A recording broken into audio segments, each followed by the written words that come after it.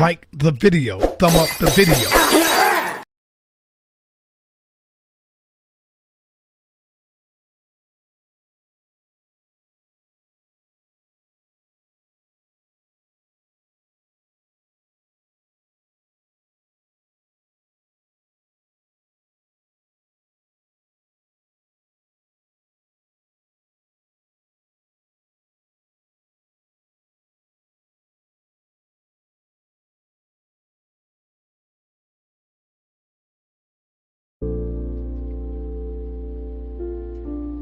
It's me like it's at the mic.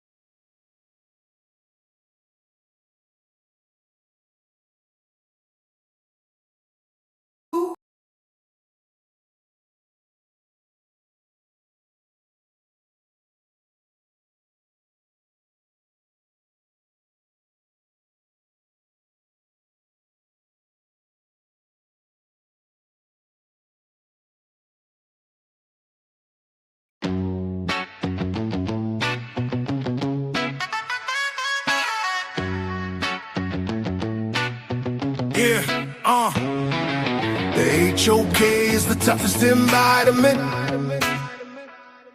and or at your own risk is the toughest environment. The HOK is the toughest environment. Yeah, stay strong, don't cry. It's the toughest environment. Yeah. No handouts here. You have to earn your respect. And when you do, you make they ass regret. They call it the toughest, and the title is earned from the bridges we crossed and the lessons we learned. In a cold-blooded kingdom, a concrete cage. Muslim, Christian, Israelites step on the stage. Yeah, you bump a shaking on my quote.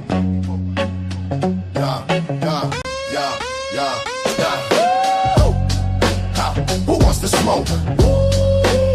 Who wants to smoke? Who wants to smoke? Who wants to smoke? Temperatures going up, the heat is rising. Scholars are showing up, audience vibing. We on a mission, competition is the only desire. Whose information will be facing the unmerciful fire? So what's up, stand up, can you walk through hell? So tough, too tough for the weak, soft shell. Set the fire, fan the flame, smoke is rising in plumes. While the inexperienced debater starts to choke on the fumes. Bring your science, bring your wisdom, even bring us your religion. If you cannot stand the heat, then please don't come in the Paul's kitchen. This is session, learn a lesson, fight and overcome your fear. Who will be the best debates by the time all the smoke clears? Who wants to smoke? Who wants to smoke? Who wants to smoke? Who wants to smoke? Smoke session, smoke session, smoke session, smoke session, smoke session, smoke session. Smoke session.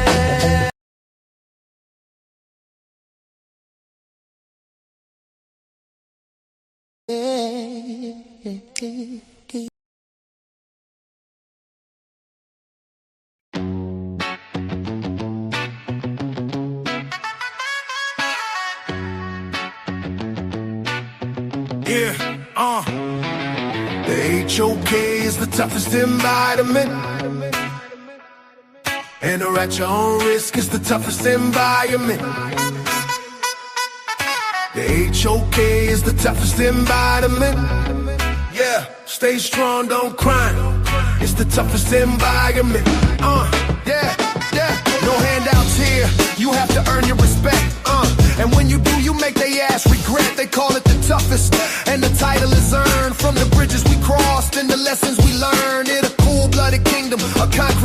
rage. Muslim, Christian, Israelites, step on the stage. I dare you, I dare you, I dare you, I dare you. In a cool-blooded kingdom, sa.neter created. HOK, where you can't fake it. The HOK is where you fight back. No room for error, no window attack. It's a masterclass, how you handle the heat. Where the pedigree is written on the concrete streets. Toughest environment, yeah, we know the score. Locked in on debate and asking for more. The HOK is the toughest environment. Enter at your own risk, it's the toughest environment.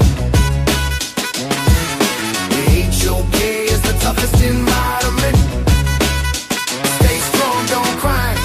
It's the toughest environment. Yeah.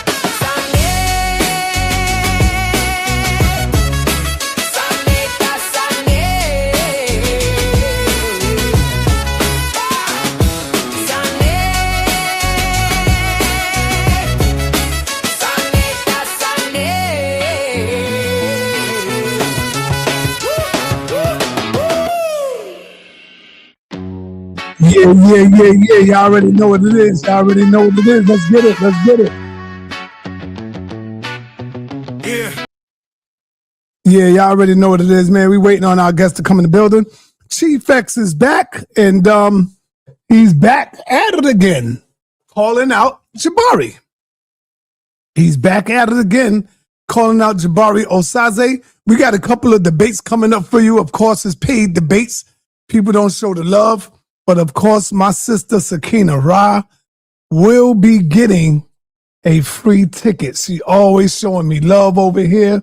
She will be getting a free ticket to both debates. So Sakina ain't got to worry about it. We finally got Sister Nepal, Queen Nepal up in the ring. We got Nepal Shada going up against Neftali. This is what everybody been waiting for.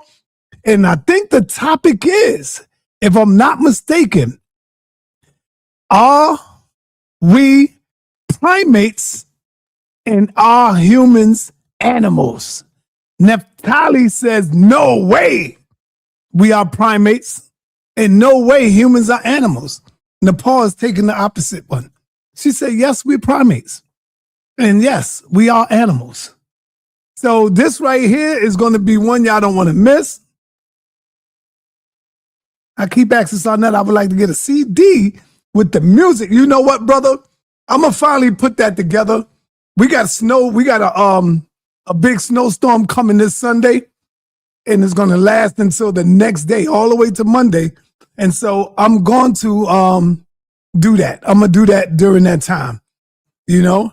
And that way, I could get a couple of dollars. I ain't got to ask people. I just let them know, yo, here's part 1, 2, and 3, because I got so many songs. So I would just make up some music on the flash drive. How about that? I'll make it up on the flash drive. You know?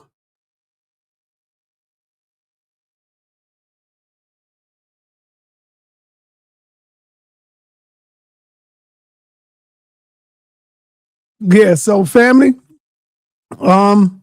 that's what it is. We got Nepal Shada going up against Neftali. And then we got, y'all ready for this? Then we got Sanchez and Brother Unk back at it again. I forgot what their topic is going to be, but that's going to be fire. And now we got my man, Chief X, calling out Jabari. Once again, man, Chief X get in the ring with the best of them. He's not afraid. He go glove to glove, box to box. And that's how he gets it in. So family, I forgot to mention, and also on the HOK Coliseum, we got coming up Cosmon. So Cosmon is putting it all on the line, and whoever want to come in to challenge his information to come on in. Now I know the house gonna be jam-packed this coming Monday, because let me look at you. I want to see you, man. I want to see you. I want to see who I'm talking to. This coming Monday, we got Captain Tazariak. He's finally getting in the hot seat. Yeah, the hot seat. And he's going to be standing on his truth on the HOK Coliseum. When he finished dropping what he want to teach, we're going to open up the floodgates. And y'all going to have to, y'all finally got a chance to get at Tazariak. So we got a whole big schedule coming up. And I'm going to let you know as we get it, as we keep on booking it. Okay? So without any further ado, I bring on the man who is the most hated over here when he get into that kinetic knowledge, but he's not afraid. He's not afraid. He's ready to step in the toughest environment to be in. And I speak of none other than my brother, Chief X. What's up, Chief? What's happening with you, sir? Man, you got a lot of heart, man, stepping up in here, man. You coming up in Jabari house challenging Jabari. Right. And look here. So it's good to be back on. I'm just trying to pull this up on my tablet. And yeah, you know what? I want to go back and forth and have a dialogue and or discussion and or debate with the best. Oh, so you know where you need to be. After this show, you got to come across the street to the HOK Debate Coliseum. I don't think I got nothing scheduled for today, but that could be your first challenge because I'm telling you, we got some heavy hitters over there.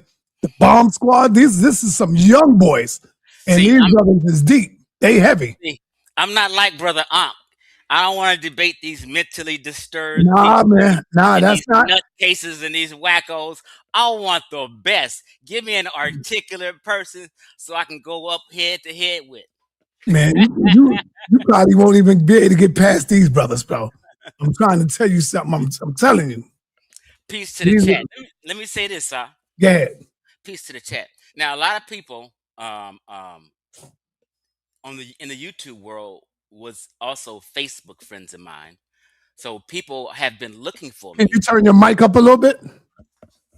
I can hear you, but just turn it up a little bit. Okay, let's see how that does. I think I'm good, right? Yeah, you good. I can hear you. Okay. So a lot of people have been looking for me and can't find me on Facebook, right? So my two Facebook pages that I had for over 10 years, both of them got shut down and terminated by Facebook, right? So I have a new page. I've been having this new page for 7 months now. Xavier Shelton, nickname Chief X. Xavier Shelton, nickname Chief X. Just put me in the search bar, bam, and Chief X will pop back up. Peace to the chat. Somebody said peace to me. What's happening to the chat? Hey, Cedric, you could come in later, man, and challenge the brother on information if you want. But anyway, let's get with your point, brother. You're challenging Jabari again, and you're coming out saying, challenge to Jabari, why did Arab enslave Nubians, Kushites, and not the Egyptians or North Africans? What's that about, brother? Talk to us. So what we're going to have to do today is use some logic and some common sense. Why do I say that? Because we've had two different DNA reportings of the ancient Egyptians in the New Kingdom, and in the Old Kingdom just recently in 2025. A lot of people are ignoring that information and acting like it's not there, right? But we have new DNA evidence for all dynasties in all geographical areas of ancient Egypt now. And the DNA has spoken. When you're in court, DNA is king. When you're in court and DNA evidence presents itself, it doesn't matter what the defense team is saying, what the prosecution team is saying. It don't matter what the judge is saying. DNA hit the scene, get him out of jail, not guilty. Period. DNA is king. So we had DNA in 2017 report come out. People made excuses. Oh, oh, they just talking about New Kingdom and then the Romans. No, they were talking about the Armana period, right? And what the results they had did not benefit sub-Saharan African descendants, aka me and sa.neter and everybody else that be on it. It did not benefit them. It did not show them at all in 2017. So they cried about it and made all kind of excuses. But now the Urich Research Institute has found DNA technology has advanced. So now they have the DNA evidence and results from way back Old Kingdom, prehistory, all the way up to the end of all the dynasties. And it says that it's not of any sub-Saharan African descent. And let me just read real quick what it does say. DNA has spoken. The gig is up. The ancient Egyptians were not black folk or Negroid. They were North Africans, aka West Asians, and of that stock. So the new DNA says, and anyone can look this up. This is not me making nothing up. I'm not giving my opinion. I'm not being wishful. I'm not being none of that. And just in a brief synopsis, it says new DNA from what the Old Kingdom mummies shows ancient Egyptians were genetically closest to people of the ancient Near East, Levant, modern Israel, Jordan, Syria, Neolithic Europeans, and Anatolians, which is modern day Turkey right now, with some North African roots, while modern day Egyptians have more significant recent sub-Saharan admixture, making ancient mummies genetically more similar to Middle Easterners than contemporary Egyptians. An early Old Kingdom mummy revealed 80% North African, Nile Valley ancestry, and 20% Fertile Crescent West Asian Mesopotamia DNA. This is what it is. You got to get over it. Different geneticists around the world came together in this project to work on this new DNA evidence. I'm sorry, folk. We have to go back to what? Look at my hat, sir.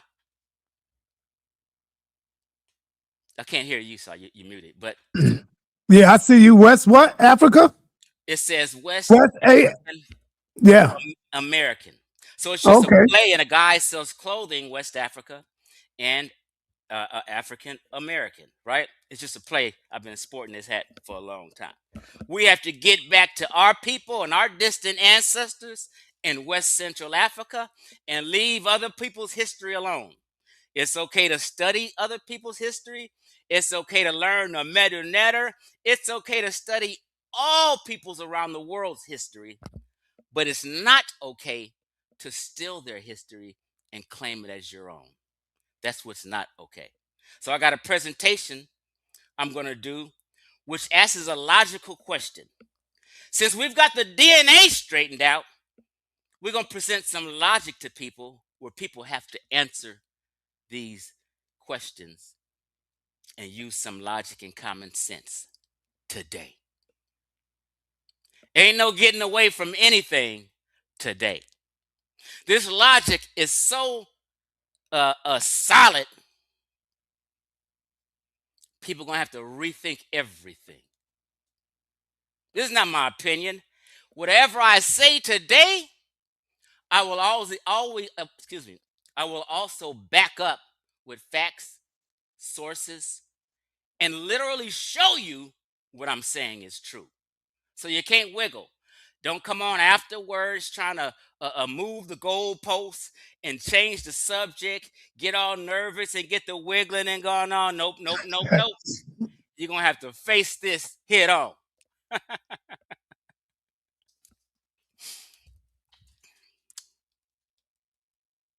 Go ahead, finish talking your talk, brother. So, do you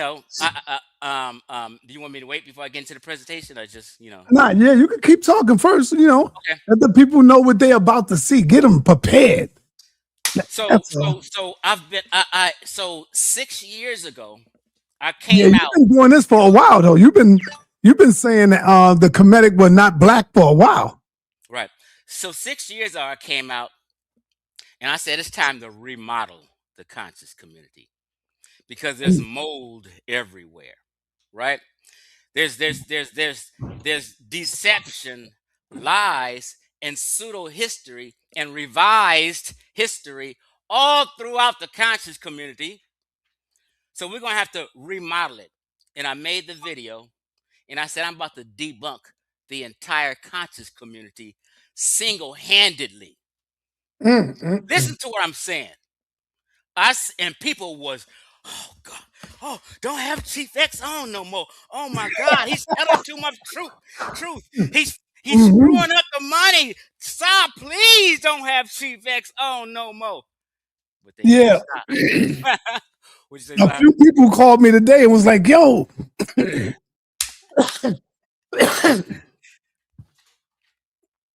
why you bringing Chief X back on? I said, Chief X got a show he got to do. He wanna, Get ready for your poll Alexa, today. he wanna turn up some feathers. Excuse me. Go ahead. I can't play Yeah. that with the explicit filter. Alexa. Yeah, so that's what he wanna do.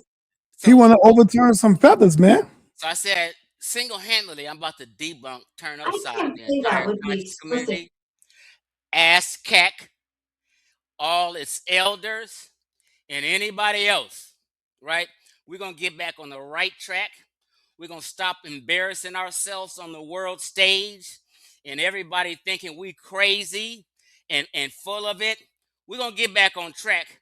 And I hate to be looked at as a people who are culture vultures, who are ashamed of where they come from, who are ashamed to represent their bloodline,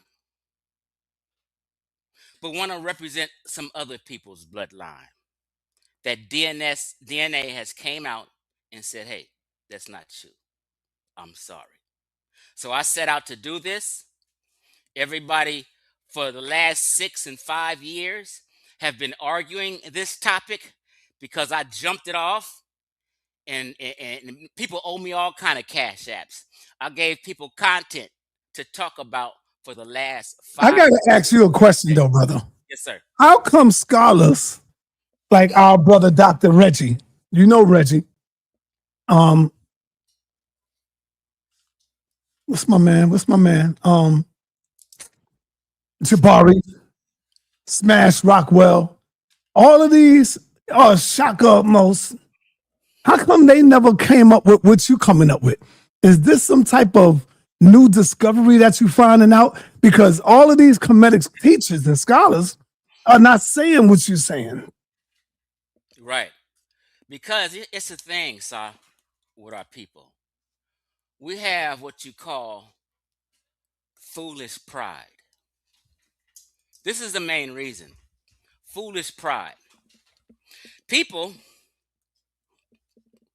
find it hard to correct themselves and change. I have no problem saying 10 years ago, I was on some bull crap.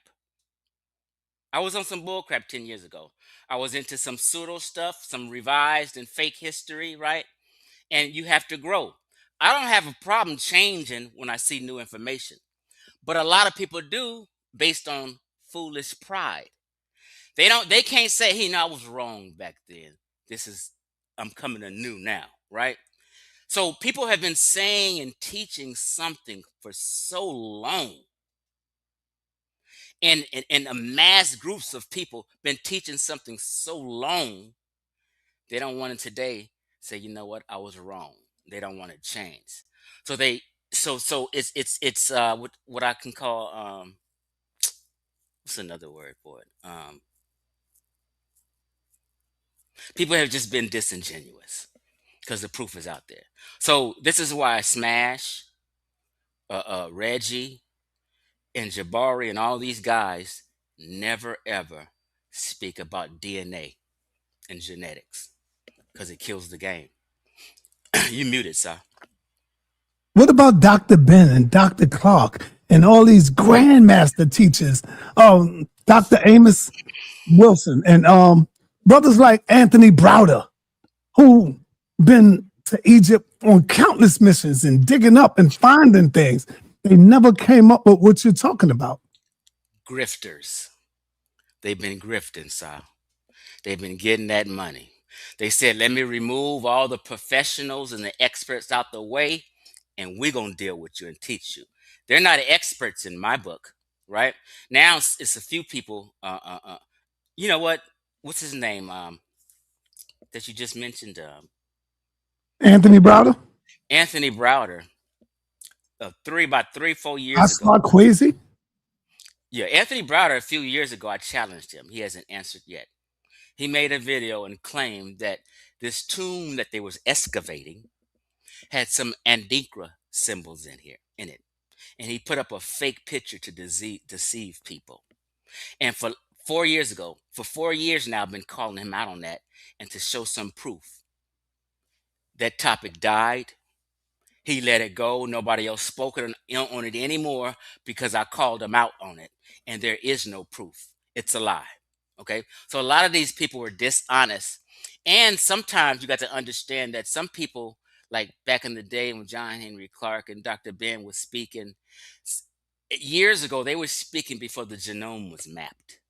So they didn't have a lot of DNA and genetic information. They was just dealing with, our community has for a long time, for decades, strictly dealt with history and not science. So when you blend history and science together, hey, you got to revamp some of this shit you've been talking about. No know what I'm saying? profanity. Try to limit the profanity. Limit it as much as you can. So DNA science is prevalent today when it wasn't prevalent in their era. So people have to adjust and change now. It's just what it is. You know what I mean? We have access to more information now. We have access to more sources, and there's been kids going to college and getting degrees for the last 20 years, and what they call advancing the information. So we got to advance ourselves. We got to embrace the new information that's been put out. Okay. So a lot of times people look at these pictures and things and see pictures. Oh, I thought that was an afro, and oh, they pitch black. But it's nuances to that people have to iron out and getting into, right? So you don't think that the ancient Egyptian people are your ancestors, our ancestors? Some of them migrated into West Africa during the time of the enslaving stuff. You don't agree with none of that?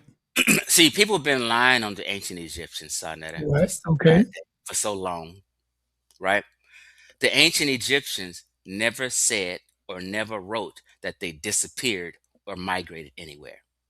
So for any black man to say that ancient Egyptians disappeared or migrated to West Africa, that means they're lying on the ancient Egyptians. They're being disrespectful to the ancient Egyptians. Shaka Elmos came out and said, I forgot that video. I wish I could pinpoint the video because I would make a clip of it. And he said that the ancient Egyptian people, some of them migrated into West Africa.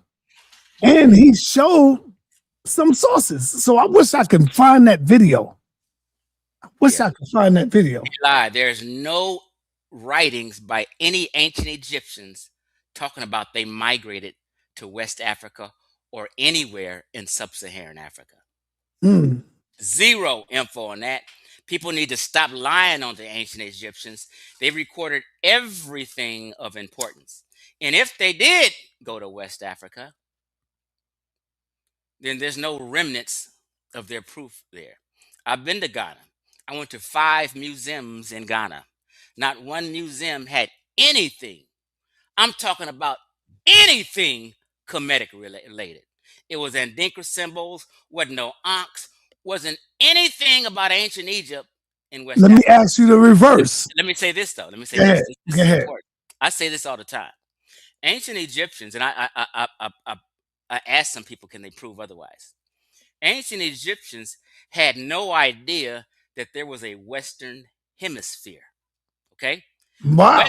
Western Central Africans didn't even know prior to Islam, Western Central Africans had no clue that an ancient Egypt even existed. Man, you better hope the bomb squad is not watching, brother. I'm telling you, them young brothers is beasts. You better It's hope like, they're not watching you, brother. let me tell you why, Si. It's because I'm in California, right? Go ahead. If a hurricane hit the South and hit Florida and flooded it and killed 1 million people, me in ancient times wouldn't have no clue that ever happened. There's no media, there's no reports, there's no phone, there's none of that. I see what you're going. You get what I'm saying? So we have no clue what's going on outside of our world sometimes in ancient times. So I always say that. I said ancient Egyptians had no idea that there was even a Western hemisphere. So let me ask you this. Oh, shit. Let me ask you this. Is there a possibility that West Africans migrated into Egypt? Not at all. Okay. There's no evidence of that at all. Okay. You know I smoke a tobacco pipes, so. Yeah, I know. I'm old school. What? So people all be asking me, what's the chief for? It's not related to any Native American crap. I used to be called X-Man, but now I grew up and I called myself Chief X, right? And in West Africa, you have a village chief. Okay? I was in the Navy, and in the Navy you have chiefs. You have chiefs, you have master chiefs, and you have senior chiefs. So this is why I use chiefs, and that's why it's related to me. I'm the village chief. Spanking my subjects. So why call out the best of the best like Jabari, knowing what happened between you two before? See, everybody looks up to Jabari as the baddest in the House of Conscience. And you know what, Si? He is. Oh, okay. Until I step on the scene, then he has to bend the knee and or run. So I've made videos of Black Egypt debunked. I'm gonna tell you this, people can talk that crap if they want to, but not one person has went through my video and debunked the content in my Black Egypt debunked video.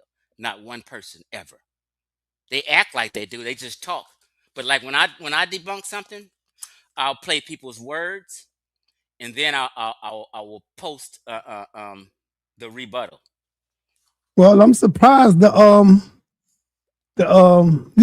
squad pseudo killers ain't see your presentation. I'm surprised.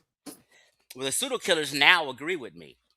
Oh, on what? I turned on this subject we just now talking about. They all know the ancient Egyptians is not black. The entire pseudo crew group, I flipped them. Wow. And they all now agree with me. Yeah, you did. You came up with it. Ask Cedric on here. Cedric used to argue me about that shit. Now he knows the ancient Egyptians ain't black. I flipped his ass. Hey, Chief, anybody try to say you didn't, I know you did. Because you're the first one that was doing that, and everybody was going against you, brother. So let's get into what you got right now, man. Let's get it in. Okay. So I'm ready to share my screen and put in this presentation. This presentation is about 50 minutes of stone cold, hardcore Facts. logic and common sense and facts. I'm not here to deceive no one, mislead no one, miseducate no one. I want my people to have proper information. All right. Now, I know you do a lot of cussing in your presentation, man. I hope, man. That's what you got to limit it sometime. If you want the young people to watch it with their children, you got to limit that. And we got Cedric in the building. Cedric is saying, let's watch the presentation. That's what he's saying. So, Cedric, I want to ask you, are you now saying, Cedric, that Chief X accused you of now saying that you no longer believe the ancient Kemetic people are what, Chief? They're not black or Negroid. They're not black or Negroid. Are you now saying that, Cedric? And mind you, let me say why I got to say black and Negroid. Because when I made Black Egypt Debunked, all of a sudden people got to moving the goalposts and getting nervous and acting like they don't know what a black man is no more. Oh, black is a social construct and trying to eliminate the word black so we can all blend in there. This is why. So now I use the term Negroid because everybody knows what a Negroid is. Even though it's an outdated term, I don't care. I like the term Negroid. I don't have a problem with it, right? Because it's specific about who I'm talking about, right? Hey, yo, my brother in the back, I see you. I ain't gonna be able to let you up until he finishes his presentation. And his presentation lasts about, how long, Chief? 50? 49. No, actually it's 40 minutes. 40 minutes. All right, so let's get into it, man. Let's go. Okay. So let's get into it. Take that thing off the screen, Sa. Okay. So we can see everything. And Chief X, the God Best reincarnated with this common sense science. I'm still the God Best. Don't trip. Okay, so where I'm at. Share my screen. Bam. The entire screen. Yep. Also the system audio. Bam. Yep. Bam. Share. Got it. And there we go. You ready, Sa? Yes. Okay, here we go. Now, let me ask you a question, Sa, before I push play. When I push play, are you able to make this entire presentation fill the screen and without us on there or no? Yes, I could do that. But And make sure you hit sound with it. And do you got it at the timestamp? Yeah, I do. I got to set the timestamp. Okay. So when I'm showing some sources and things like that, I expand the picture so people can see the wording. That's why I want to do that. Okay, So let's go ahead. Where we at?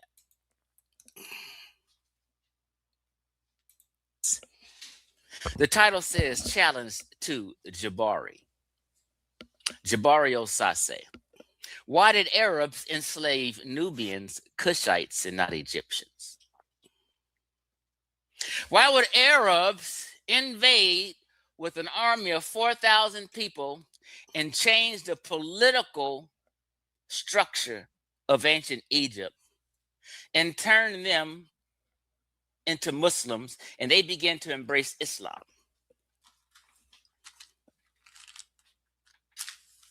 Then later,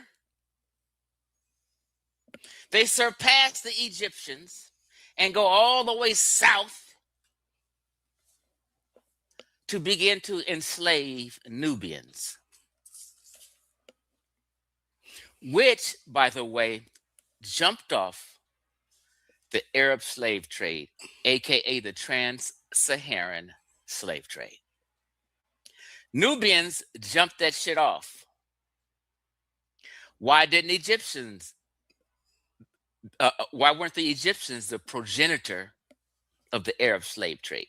Ask yourself this. Why weren't the Egyptians the progenitor of the trans-Saharan slave trade?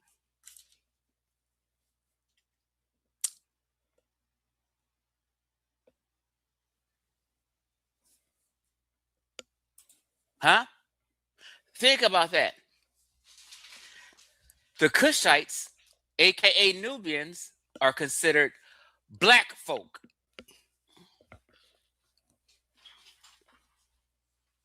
Arab slave trade, the trans-Saharan slave trade, was grabbing slaves from down south, sub-Saharan Africa.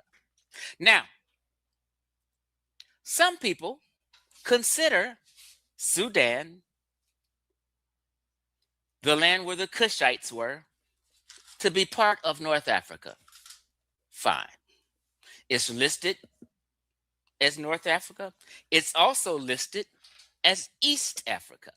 But when you see it on a map, it'll always be highlighted a different color than the rest of sub-Saharan Africa. Why?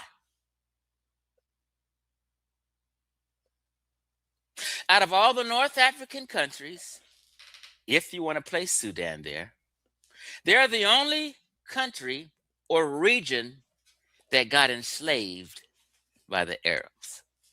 Everybody else got converted to Islam, and they did business throughout the Mediterranean or Mediterranean Africa, aka North Africa, and the Mediterranean Sea.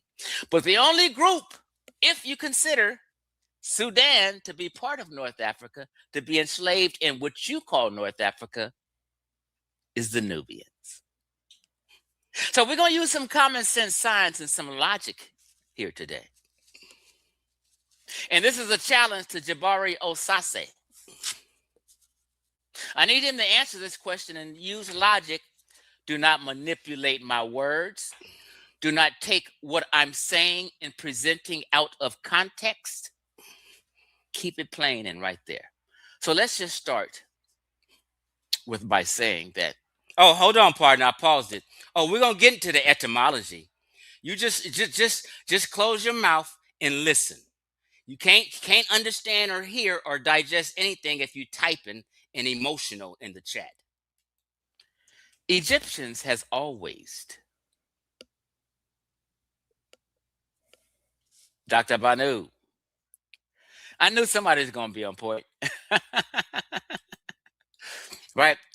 So Egyptians have always had issue or considered Nubians or Kushites their enemies.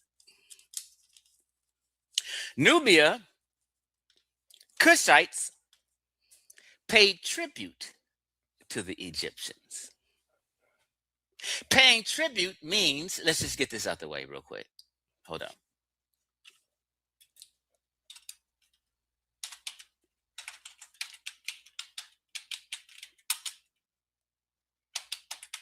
Let's just define this real quick.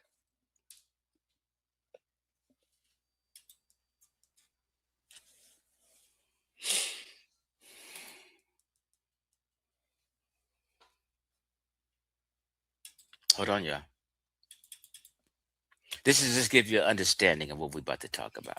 So, let me share my screen. Bam. Share my screen.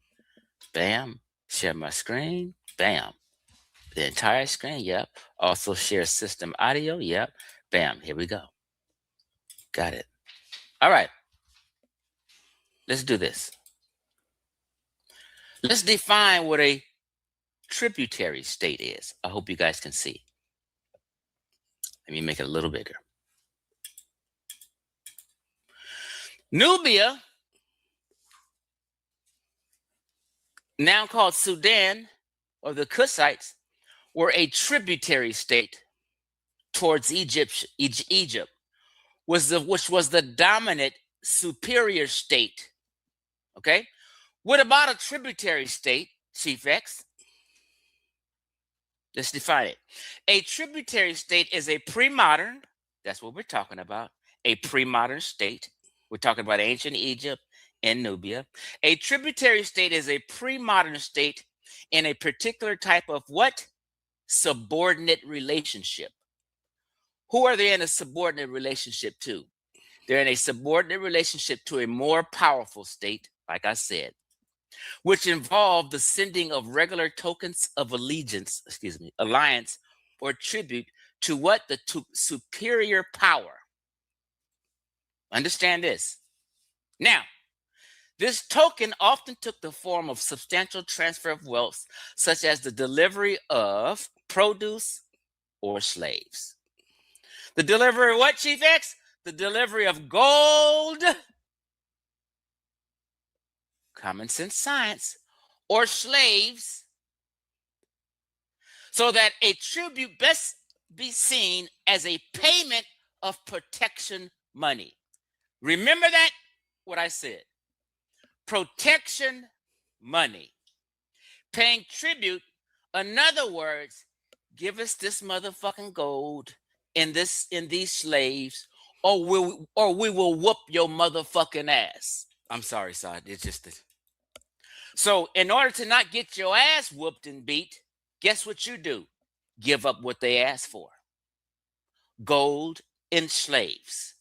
This is what a tributary state is. Listen and remember the wording of what I'm talking about. Now,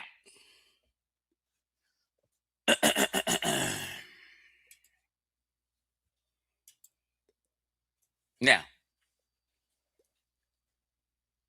how do I want to lay this so I won't be long and get out of here?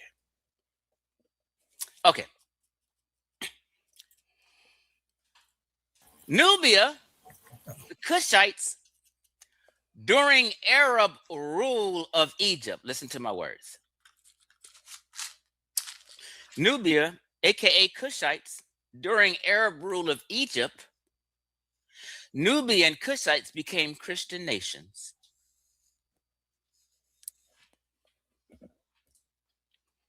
They got it from the Christian Copts in Egypt.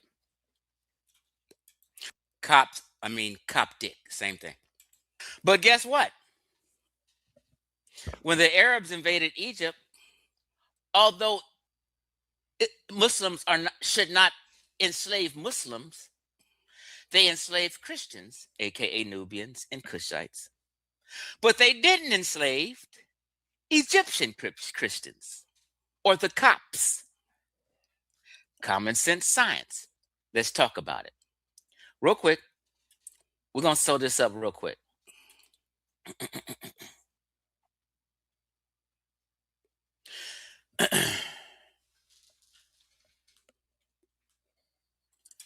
I just spoke on tributary states. I didn't know this was saying this, but since it is, it's just backing what I said.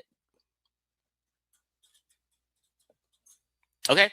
The Islamic conquest, the 7th century Arab conquest of North Africa, integrated these existing routes into what?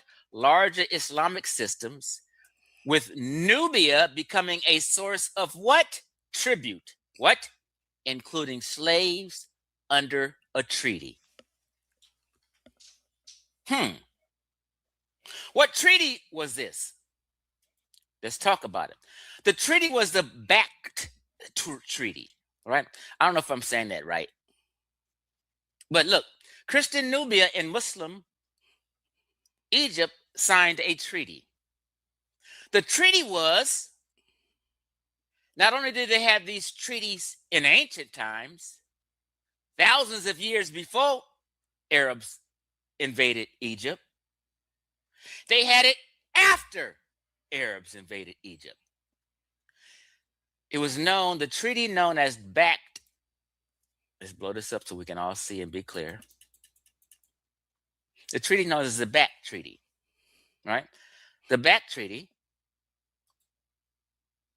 I want to get all this in here, marked a significant diplomatic agreement between Christian Nubia and Muslim Egypt during the early medieval period. Nubia stretching along the Nile from modern-day Aswan, remember that, in Egypt to Khartoum in Sudan, was home to flourishing Christian cultures across 3 kingdoms, Nabatea, Makuria, and Alodia, following the Arab conquest of Egypt in the 7th century.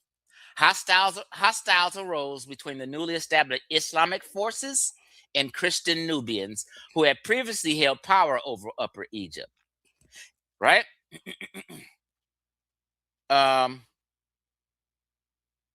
This treaty established territorial rights and stipulated annual exchanges of goods, including what? Slaves. Pause. I paused it. Did I make that up, or is this what the source says? Let's go. Nubia had to bring Arabs 400 slaves a year in order for the Arabs not to whoop their ass. They didn't require the Copts to bring them slaves. They didn't enslave the Copts. They enslaved Nubians. Why did they enslave black folk and not people of Caucasoid stock? I'll pause it. So when I say Caucasoid stock, I don't know if people know, but Berbers in North Africa, Arabs, West Asians are considered, categorized as Caucasian. Let's just be clear. I'll continue. The treaty fostered a period of relative peace and stability, allowing Nubia to thrive and maintain its distinctive culture. Distinctive! The back treaty also included provisions for the protection of travelers and the return of runaway slaves, right?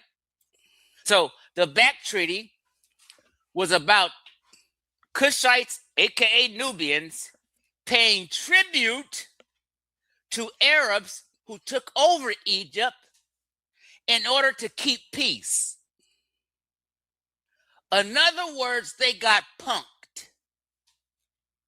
Arabs and Egyptians, aka North Africans, punked black Nubians.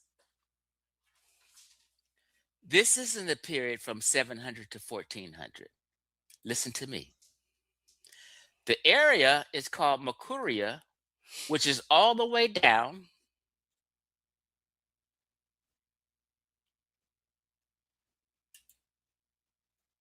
Makuria, all the way down past the third cataract by the fourth and fifth cataract, way down there past Aswan, Kushite land. They went all the way down here to get these black folk and passed up all them white folk in Egypt. Okay? Follow me. Now,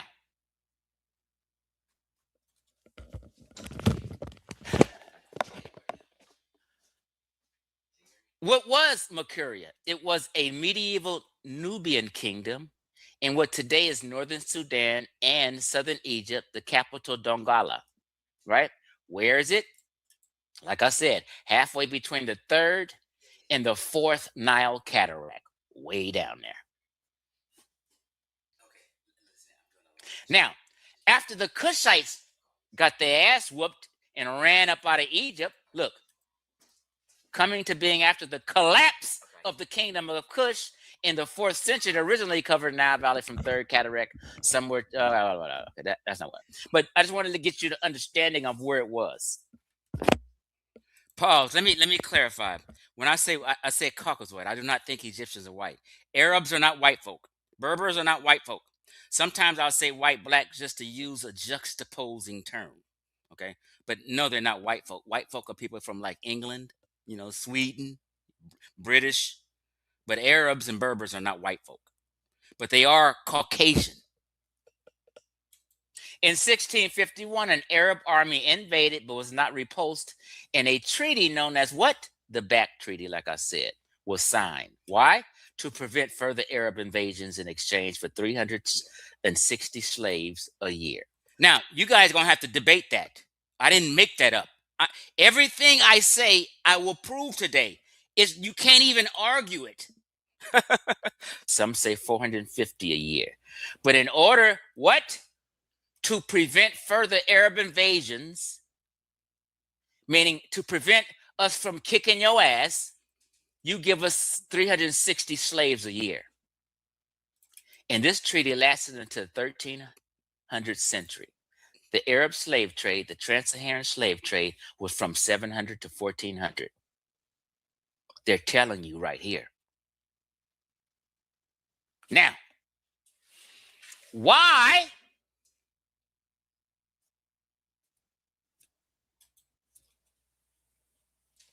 this is way 1,000 years before that?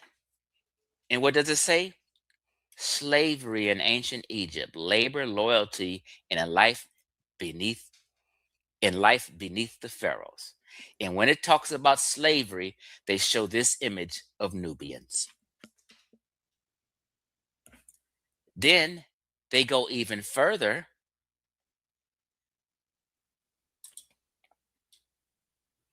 to show this image of Nubians being enslaved by North Africans, aka Egyptians, who are not black folk.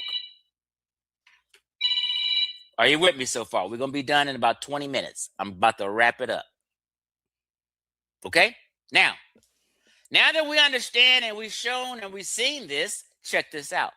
Now, not only in these times, prove that they were slaves in ancient Egypt, Chief X. Okay. Let's go to the what? Nubian tribute scene. where Nubians are paying tribute.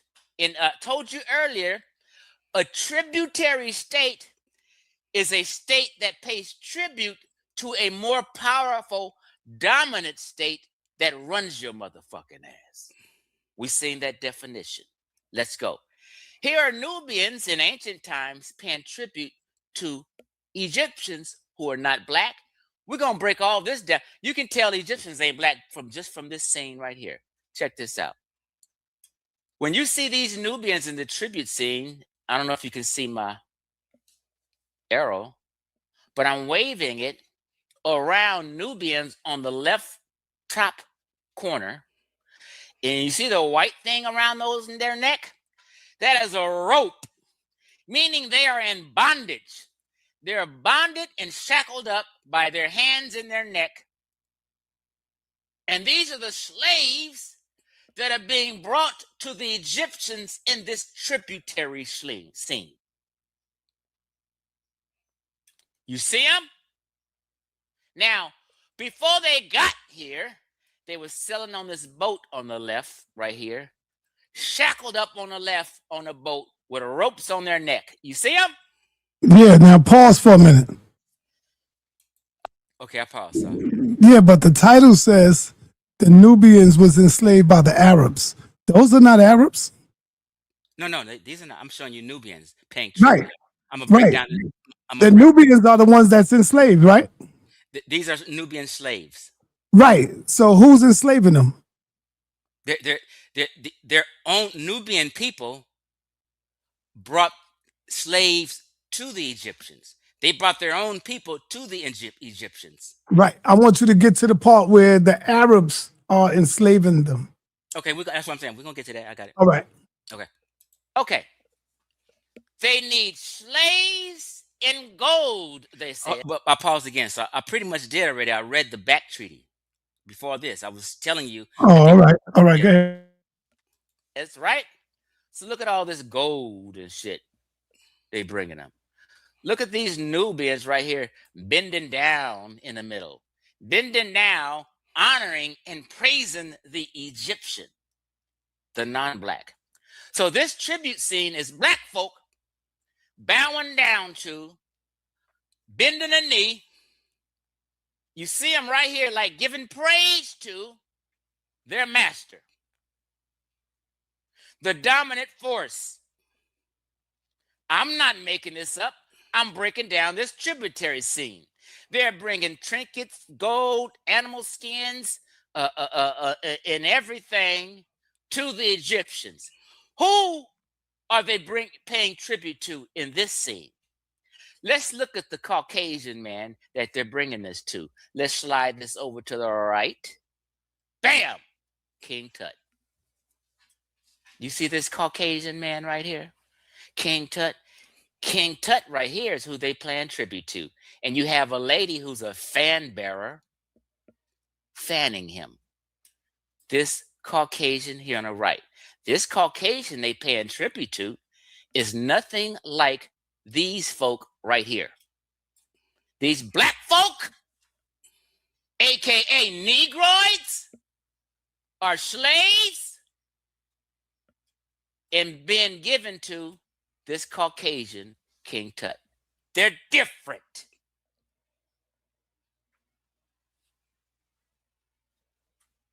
It's a difference. I need Jabari to answer to this specific thing. Why are these dark black folk on the right here riding, bringing animal skins and golds and paying tribute to this Caucasian King Tut? Now, King Tut is part of the Armana family. The Armana family have been found. Can you stop one more time, man? Okay, I paused it. Because you hitting me with some stuff here, man. You said King Tut was a Caucasian man? King Tut, Queen T, and all these people. All these people. Oh, come on, Chief X, man. Listen to what I'm saying. Anybody can research every single word I say and find it to be. King Tut ruled. He was ruling in the 18th dynasty, at the same time Akhenaten was. Right. They, like I said before, you got to understand this, sa.neter. Go ahead. North Africans, Algerians, Moroccans, Tunisians, Libyans, Egyptians, West Asians, people in the Levant, these people are considered Caucasian people. King Tut, Queen T, DNA, their ancient DNA is mtDNA K. And mtDNA K. Man, hey, I'm Hold gonna on, tell you, let me the say this. bomb squad is gonna have fun with you, bro. I love it. I love it. telling you right now. Let me just say, I'm not, anybody can look this up. It's mtDNA K. If you look up what area mtDNA K is, it's going to tell you West Asia. I'm not making nothing up. I'm strictly Okay, all right. facts. Yeah. So people can look this up right now and say, damn, Chief X is right. Come from West Asia. So, all right, go ahead. So why? mtDNA. So why are Go ahead, sir. images in Egypt is black? No, Why would they do that? Who did that? Who made them black? No. There are 10 times more images of them non-black. But what you in the conscious community got flooded by images of the Afrocentric community, cherry picking images and only showing them. So you mean to tell me that these Caucasians was living up in ancient image where the degrees is sometime 120 degrees and they was able to live in that, bro? Absolutely. Come on, man. Come on, Chief X. The proof is right now in 2026, these people are living there and being fine. Right now in 2020, this heat thing is a false argument that Afrocentrics have claimed for a long time. There are white folk right now in droves moving to Arizona and Las Vegas, Nevada, which is hotter than Egypt. Yeah. They live in the desert right now, and it's okay. So that argument about the heat and white folk, that's a bunch of crap argument. Okay. All right. Go carry on. Okay. DNA is part of the Armana family. The Armana family have been found to have their DNA come from West Asia. mtDNA K. Look it up. West Asia. These people DNA is not West Asian. Are we clear on this common sense science right now? I'm showing you primary evidence. Now,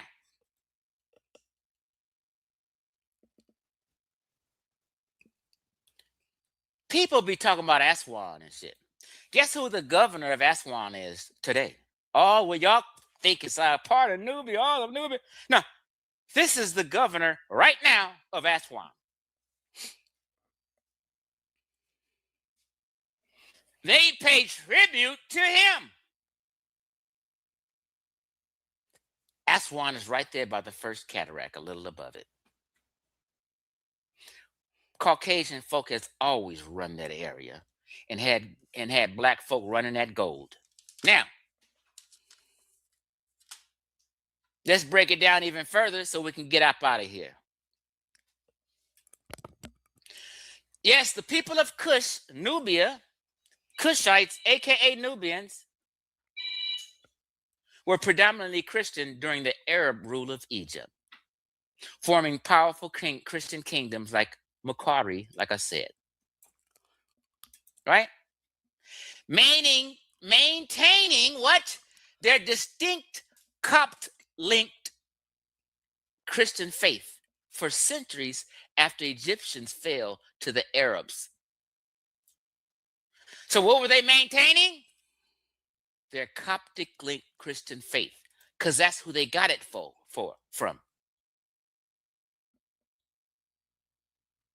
Everything the Kushites, aka Nubians, did was from North African Egyptian influence.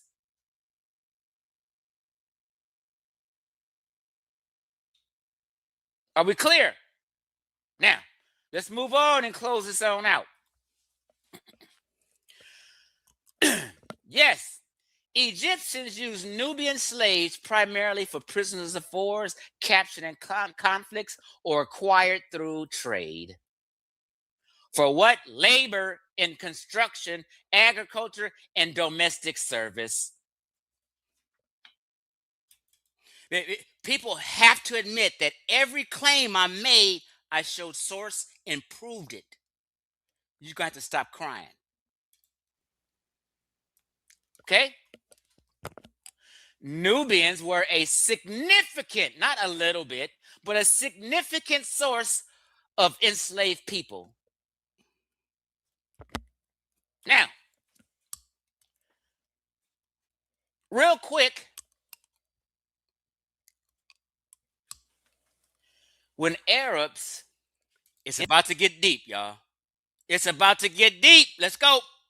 Invaded. This is some common sense science I'm going to need Jabari to deal with. I need Jabari to deal with the common sense science and the fact that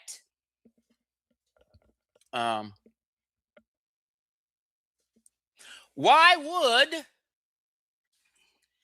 Arab people come into Egypt and 360 degrees around Arab people, they didn't call anybody else black. They didn't call Egyptians black. They didn't call no North Africans black. Why? Because they weren't black people. They weren't of Negroid stock. The only people Arabs came in and conquered Egypt didn't say shit about black people or black land, but when they went down south, they called them people in Nubia and Kushites and Sudan black people in the black land. Because sub-Saharan Africa is the black land, Jabari Osaze. You have to explain why he went past all them Egyptians with their traditional beliefs, past the Copts with their Christian beliefs, and went all the way down south, past Aswan, and called that the black land and nothing else. They didn't call Nigeria, they didn't call Algeria, Morocco, Tunisia, Libya. They didn't call none of that the black land. Show and prove, Chief X.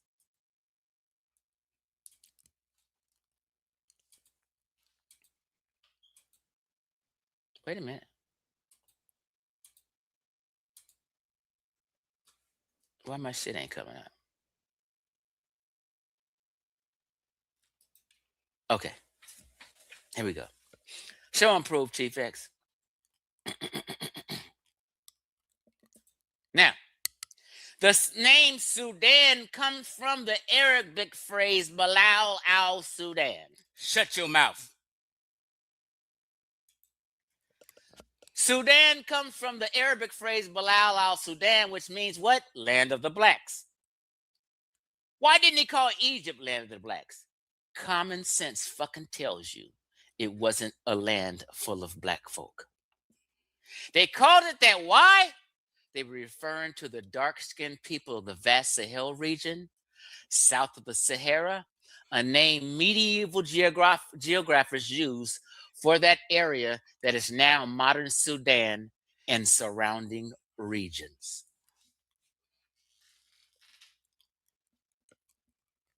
Okay, well, there were no black dark people. They were dark, but not what we would consider black. Because black folk weren't in Egypt. I mean, they were in there, but let me just say this right, because people would take your words and take them out of context. They didn't consider Libyans, Moroccans, Tunisians, Algerians, West Asians, anybody surrounding them, Egyptians. None of these people were considered black. They all spoke Afro-Asiatic language together. People in sub-Saharan Africa did not. I'm sorry. Jabari, I need you to break the logic of this down. Who were they referring to, Jabari? They were referring to dark-skinned people of the vast Sahel region and south of the Sahara, a name Arab geographers use for the area that is now modern Sudan. Why? Key points about the name and origin. Arabic root Balal means land or country. Sudan is the plural word Aswan, meaning black or dark-skinned. They're talking about black folk. But you guys today got a problem with this word black. They've been calling niggas in sub-Saharan Africa black for thousands of years. Even the European called them Negroes. Negro means black. What's it? They're describing a people. They know they have a tribal name.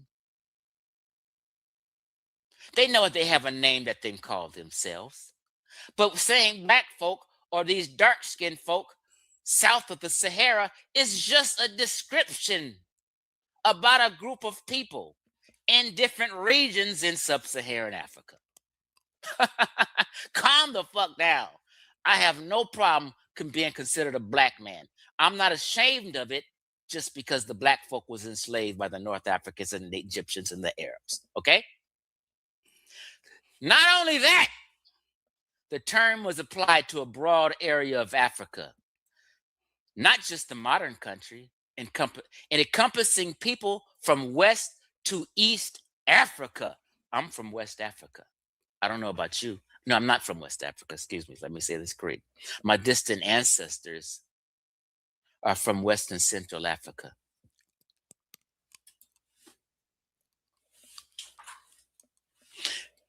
Ancient connections. Before the Arabic name, ancient Egyptians called the region Nubia, and the term Ta-Nehisi, it also meant land of the blacks.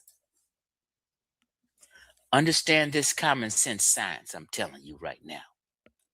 Not only did the Arabs call it land of the blacks, the Egyptians prior to the Arabs also called it Nahisi, which also meant land of the blacks. Uh-oh! We cooking. We cooking with Cape Buffalo tallow. Fuck cooking with fish grease. We cooking with beef tallow today. So the ancient Egyptians called these people south of them black folk. They didn't call themselves black folk because they knew they weren't black. Common sense science.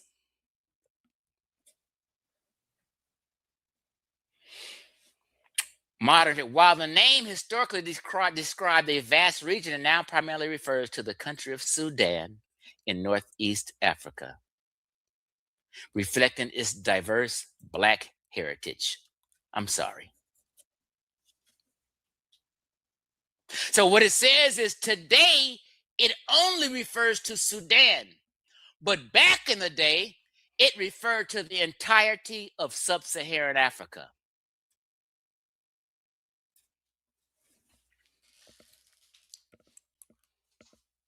You niggas have always been black folk, and it's okay. The trans-Saharan slave trade jumped off fucking with them black folk and Nubians. That's when it jumped off. Prove that shit. We're going to play this brief 5-6 minute video, and we're out of fucking here. I just want to triple. I'm sorry, sir, but it's okay. They don't trip on you for cussing. But it's almost over right now. Down on what I've been saying. What does this video say that we're about to look at real quick before we get out of here? The trans-Saharan slave trade. The silent treaty that started it. What treaty, Chief? What treaty? This treaty. The back treaty. Right here. The back treaty.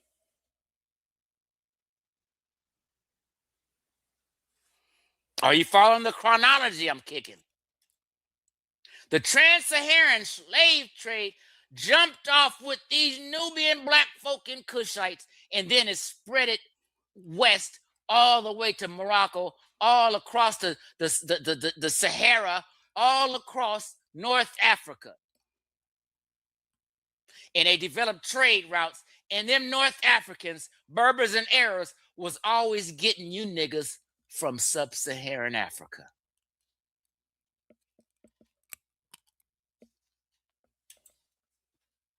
Jabari, I need you to respond to this video I know you won't, but I just put your name in there because I know you won't respond. You've never responded to it. You're going to act like you didn't even see this, although you watch all my shit. You get a notification every time Chief X pop up. So let's go. In 639 AD, 4 minutes, and I'm gonna cap it up in 2 minutes, and we're out of here. the Arabs. In 639 AD, the Arabs, following Muhammad's death, invaded Africa starting with Egypt and the Near East. They tried to take over Nubia, now Sudan, which had 3 black Orthodox Christian kingdoms. The Nubians, known for being great. Before I seen this video, I put this presentation together, then I clicked on it. I said, oh shit. This video basically collaborates everything I fucking said in this few minutes we've been on here. Let's go. Warriors fought back Orthodox Christian kingdoms. The Nubians, known for being great warriors, fought back hard. In one battle, the Nubian kingdom of Makuria defeated 2,000 Arabs. But the Arabs were getting stronger around the Mediterranean and were a big threat. Makuria realized they might be overpowered eventually. So in 642, they agreed to a peace deal called the Bact. They gave 360 slaves a year to the Arabs. The Bact.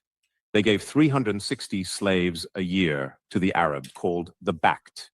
They gave 360 slaves a year to the Arabs. They were paying tribute. To stop the attacks. This deal is like... To do what? To stop fucking us up, like I said.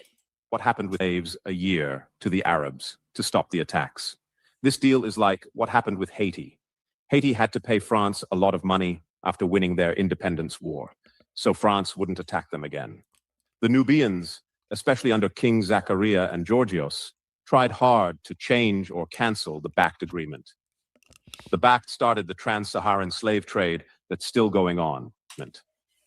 The Bact started the trans-Saharan slave trade that's still going on. What'd I tell you? Trans-Saharan slave trades was North Africans, Arabs, and Berbers fucking with sub-Saharan Africans and enslaving them. They weren't enslaving themselves because they weren't black. Common sense science.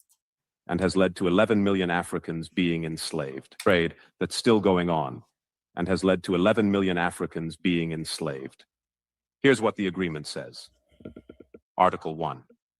The Emir Abd Allah ben Saad gives a treaty to the king of Nubia and all his people, including those from the Alwa borders. They must follow it. Article 2. Abdullah bin Saad promises them safety and a break from fighting. In other words, we won't whoop your ass. Bring us this motherfucker. Safety and a break from fighting. This makes them allies with all Muslims, including those from Sa'id and other areas that pay tribute. That do what? All Muslims, including those from Sa'id and other areas that pay tribute. They pay Article tribute. 3. The treaty says that Nubians will be protected by God and the Prophet Muhammad. The Muslims won't attack or start a war with them and won't raid their land as long as the Nubians keep their part of the deal. Nubians will be protected by God and the Prophet Muhammad. The Muslims won't attack or start a war with them and won't raid their land as long as the Nubians keep their part of the deal. Uh-oh. The details are, when Nubians enter Muslim land, they can pass through but not stay. Muslims will also not stay in Nubian land. Nubians must protect and keep safe any Muslims or their allies in their land.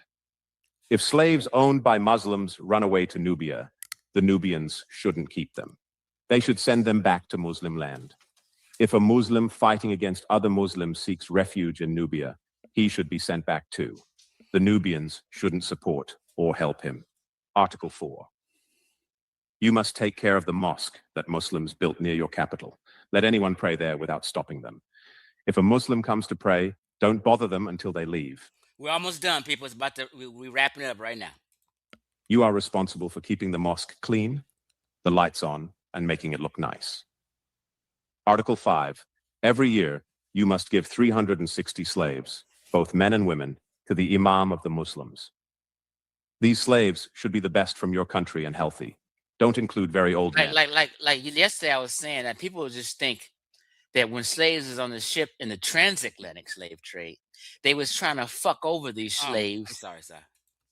they didn't want to kill them, but sometimes you just get sick. And a long time ago, right? Them ships is not just equipped to keep people safe and shit. These slaves to look good and be healthy. They didn't want to buy no beat up slave, no slave that was all malnutritioned and shit like that. Whoever was transporting slave had a fiduciary duty to keep the slaves healthy and fed. So when it comes to market time, those who financed it won't be pissed off at the ones who brought them. They used to beat fucked up, and if it was even true in ancient times, as you see here. These slaves should be the best from your country and healthy. Don't include very old men, old women, or kids. Just for people who are listening right now, he's reading the back treaty information. I showed you sources before I played this video. This is just making it plain for you. Their puberty. I like to make things plain. Them to the governor of Aswan. Oh, give them to the governor of Aswan. I showed you today's governor of Aswan. It hasn't changed. So the governor of Aswan was a pale Caucasian. Always. If an enemy attacks you from Alwa to Aswan, Muslims don't have to fight against them or defend you. If you hide a runaway slave, hurt or kill a Muslim or an ally, damage the mosque near your capital, or keep any of the 360 slaves, the treaty ends. We won't protect you anymore, and we'll let God decide what happens. Article 6. In other words, he said, if you don't continue bringing the slaves and go, we promise to stick to. They wasn't going to fuck up. No. They was just going to convert them. But black folk, North Africa, no. They was just going to convert them. But black folk, oh, they beating your ass. For this agreement. You have also promised in front of a witness to keep your part of the deal. Yo, Chief, you gotta try to curve the cursing sometime, brother, the profanity. You're right. You're doing scholarship, but you mess it up when you do that, brother. Right, you're right. I didn't think I was gonna be on your channel doing this, but I was just on my own channel. But I get you. It's about to be over in 1.5 minutes, I believe. Like the Messiah, apostles, and saints you respect. The back treaty stands as a monumental testament to the complexities of history, where power, diplomacy, and survival intertwined in the sands of Nubia and Egypt. It was not merely a document, but a living testament to the struggles and resilience of a people caught in the tides of change. This treaty, a blend of compromise and coercion, marked a... So now, when you see these images, you'll see these black folk right here on the left. Then you see everybody else who is non-black. Everybody else, what you're seeing basically right here with this old drawing, or I'm not sure if it's an ancient drawing or not. I think it more than likely probably is an ancient drawing. I don't know. But what you see is black folk on the left being enslaved, and everybody else you see is either Arabs or an Egyptian converted to Islam. So you see Egyptians and Arabs enslaving black folk. The Egyptians and Arabs aren't black folk. In the artwork, you can just Google backed. You know what? Never mind. Let's just continue. Pivotal moment that shaped the course of Nubian history and echoed through the centuries in the annals of slave trade and international relations. As we reflect on the back treaty, its implications and its lasting impact, it beckons us to ponder a crucial question. How do the decisions and agreements of our past continue to influence the fabric of our present society? Share your thoughts in the comments section.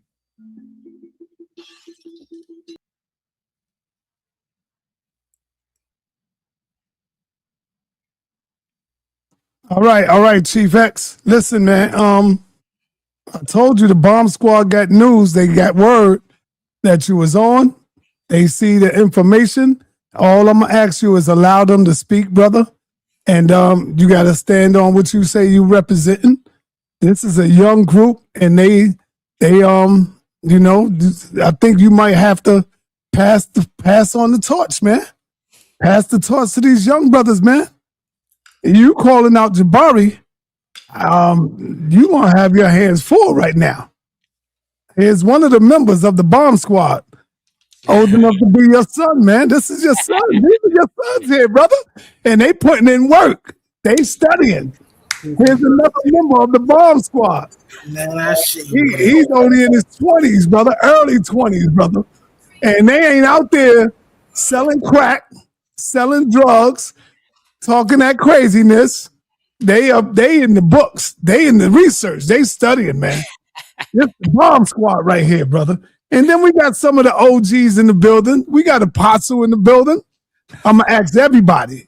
We got Kim Nutter in the building, another researcher who gets it in. You know?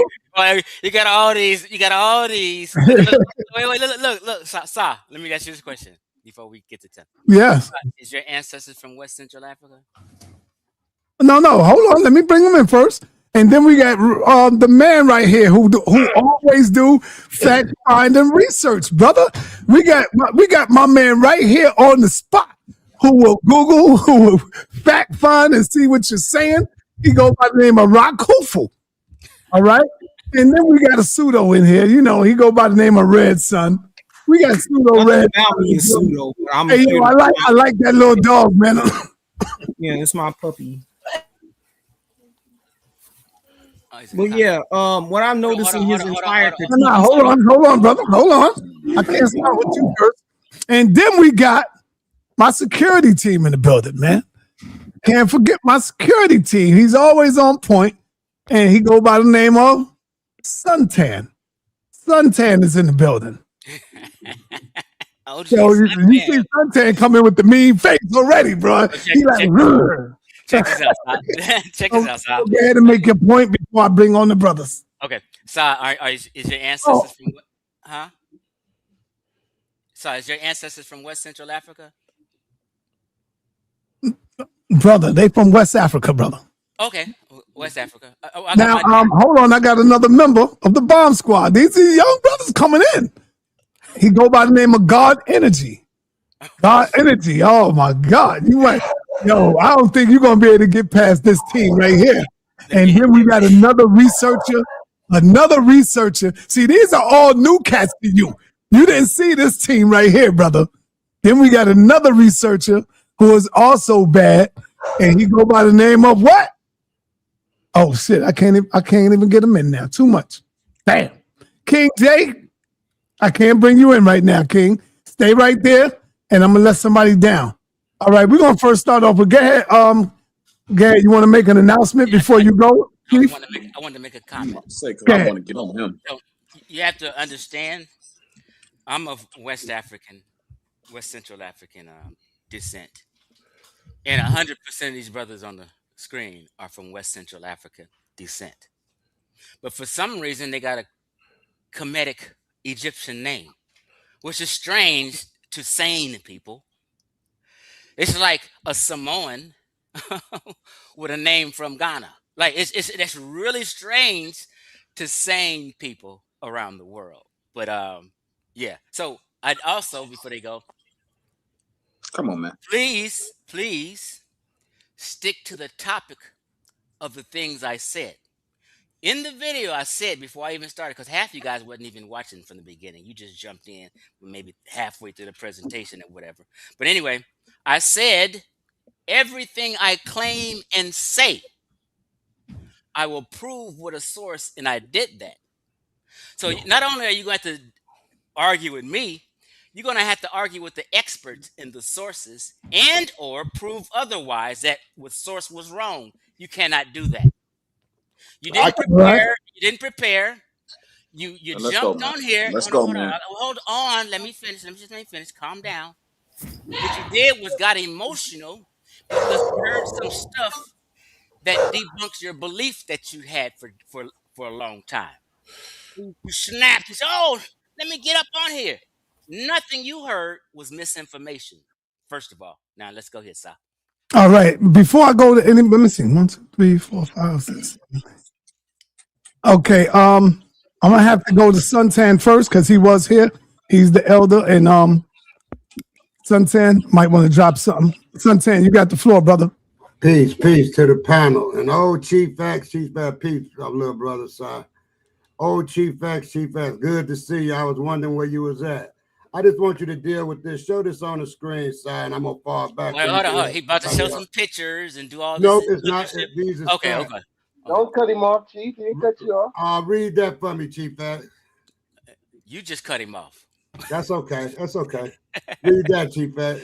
Egypt is geographically African, but culturally and politically considered part of the Arab world. You want me to read that or continue? Yes, all of it. Okay. Now, no one disagrees with that. No. What I'm saying. No. I'm finished. I'm finished. I'm just clarifying for the audience. Okay, that's fine. You. Okay, listen. That's fine. Egypt is. I'm very thorough. Egypt is geographically African, but culturally and politically considered part of the Arab world. Yes, it is, and no one disagrees that it's in Africa, and it's part of the what you call the MENA region. MENA, MENA, stands for Middle Eastern North African. The people who I've been talking about. Middle Eastern North African is the MENA region. Let me continue. With its official name being the Arab Republic of Egypt, making it both African and Arab, a unique position due to its location bridging Africa, Asia, and the Mediterranean. What they call that is a transcontinental country that only applies to Egypt, because sub-Saharan Africa is not a transcontinental country. It doesn't bridge Africa, Asia, and the Mediterranean. Only Egypt does. Let me continue. While its ancient roots are deeply African, modern Egyptians adopted Arabic language and culture following the Arab conquest, creating a rich blend of influences. Yes, I basically said all that in my presentation. All right, go ahead, Santana. He agree with everything right there. Good. Okay, now here's my point here. If you're gonna take from this source here, and then it debunks what you're talking about, because you're changing the whole narrative around as if to say that black people, and now when I say black, I just mean people like this panel, is not a part of that Egyptian source, right? You saying that they come from different parts, when in fact they come from all parts and they just one lineage. It's all is one until another philosopher or someone like you come change it up. What you got to say to that? Wait, what's all one? There is all one lineage. They are the different tribes and everything, but they're all listen, Chief Act, they're all at the equator. They're all at this geographical location. So who are you to say that they're not who they are? Okay, listen. So I think you may be misunderstanding what I'm saying. First of all, I agree 100% with what you posted. So why are we even debating with that? It's not a debate. I just want clarity. I got you. I even clarified each point specifically as I read it. Like, this is what I mean. Like, people's listening comprehension has to be bad. I agree with what you just put up, and I elaborated on it and clarified that it was a transcontinental country, exactly what the article was saying. Like, what's the problem right now? So we agree. Next person. Yeah, go ahead, because everybody. All right, let me bring on one of the members of the bomb squad, brother Ashe, in the building. What up, Ashe? Let's get it. Ashe, bro. Man, pseudo showing, complete pseudo showing. That's Which it. part? Which part? Now, bro, don't talk while I'm talking. We not doing that. We just not gonna do that. Now, when we looking at he talked about the Kemetic people being, I guess, not African or not black. So I'm gonna go ahead flip my screen real quick. I don't know if King Hep's second way is black enough for you. Okay, I knew this. Hold on, you don't talk while I'm talking, please. You disrespectful as hell. Don't do that. Relax, bro. I don't know if the Pharaoh Huni said, bro. Apologies for you gotta mute yourself. Y'all. Hold on. Let the brothers go. Remember, I told you. I'm just saying. Apologies for interjection. Continue. All right. Okay. I don't know if Pharaoh Huni is black enough for this brother. He's either Third Dynasty. Now, that's just covering that aspect, because you started talking about they was Caucasian or not African, not black. That was all pseudo. When you talking about Egypt as a whole, that's like talking about America. You're dealing with a mixing pot. It's all kind of people on that land. And then you got to talking about the Bach Treaty. You it was so biased because you left out the part where the Magi was there was the Arabs who deemed the Magi's the eye snipers, the eye smiters, because they were shooting right through their goddamn facial armor, hitting them right in their eye. So they want to fall back on that military force that shocked them because, like you said, when they went through Egypt, it was kind of soft going through there, going through Sudan was a little soft. But once they got down there dealing with them Nubians, it got tough for them down there, and that's a fact. That's another reason for the treaty. And you failed to leave out the point where, yeah, there were slaves being shipped over there, but the Muslims who were in that landmass, they were sending back grain, they were sending back other natural material as well. And when they failed to do that, they weren't getting that annual payment. They weren't getting a bacht. Bacht was imposable. It wasn't just something like it was like a religion that's just floating around. It was imposable. They imposed bacht. So what happens is there were plenty times where bacht was not met. They didn't get their slaves. Plenty years.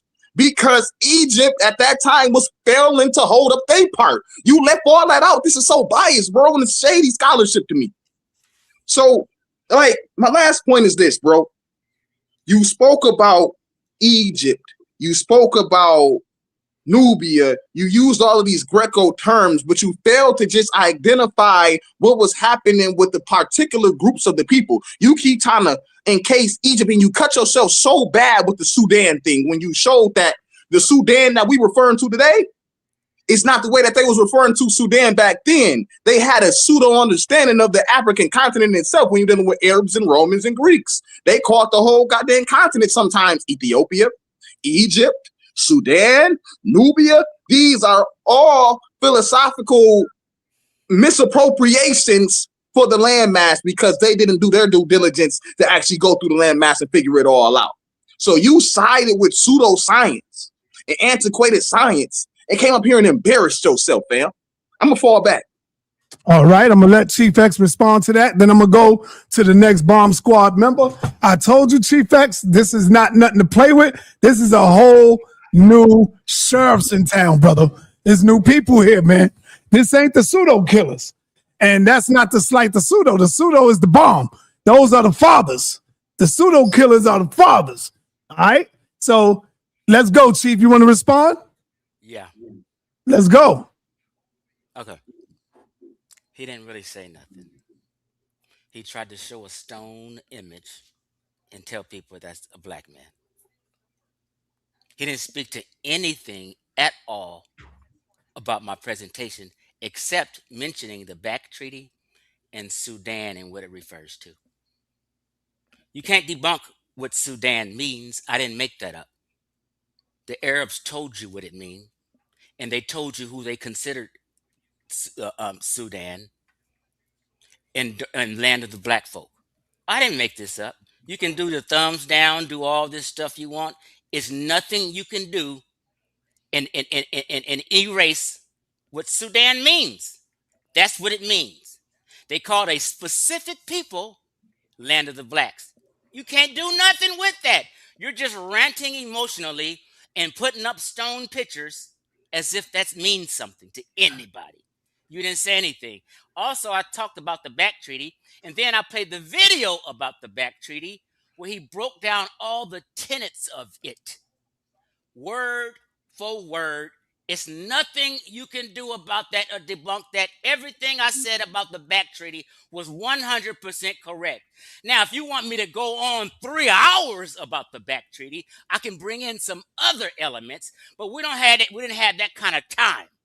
I'm just letting people know that the back treaty was a treaty that the Arabs made with the black Nubians for them to bring them 400 slaves a year so they can stop invading them and causing war with them. That's what the back treaty was about. I didn't make it up. You don't know what you're talking about.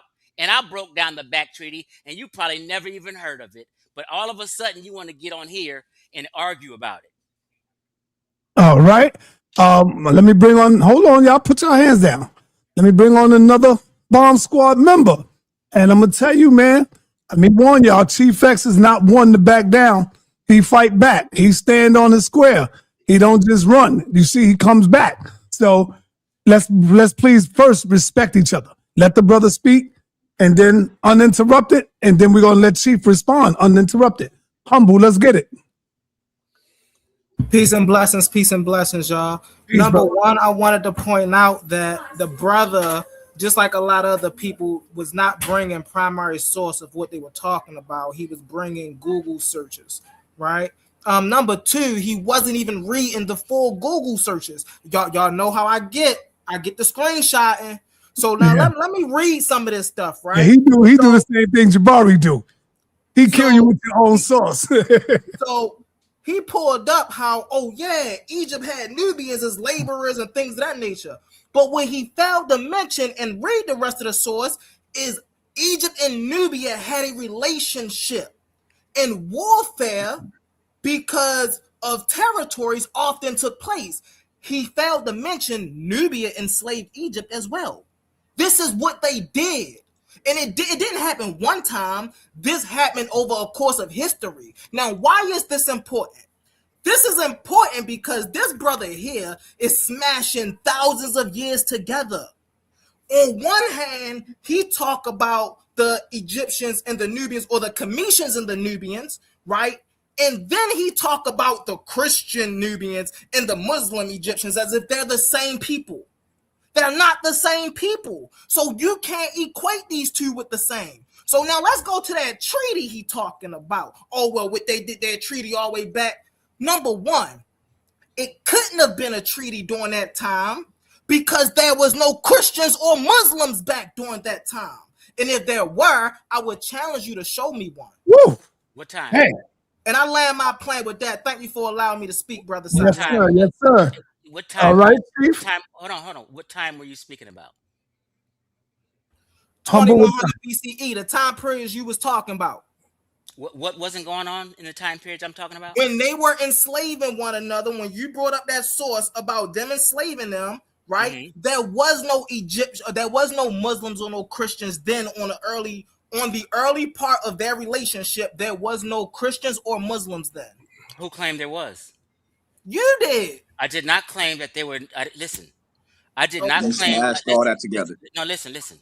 I did not claim that there was Muslims prior to Arab invasion. I clearly said that they converted them to Islam. See, this is the thing. This is why I know people were not watching from the beginning. He's saying I did not show a source on the back treaty when I did. It was in the beginning. That means you did not watch the whole presentation. This is why when you guys get up on here, all emotional and stuff, I know you did. I can tell by what you're saying if you watch the presentation from the beginning. This is why I tell people, if you see a live stream going on, don't just jump in the middle of a book. You don't know what was in the first half of the book.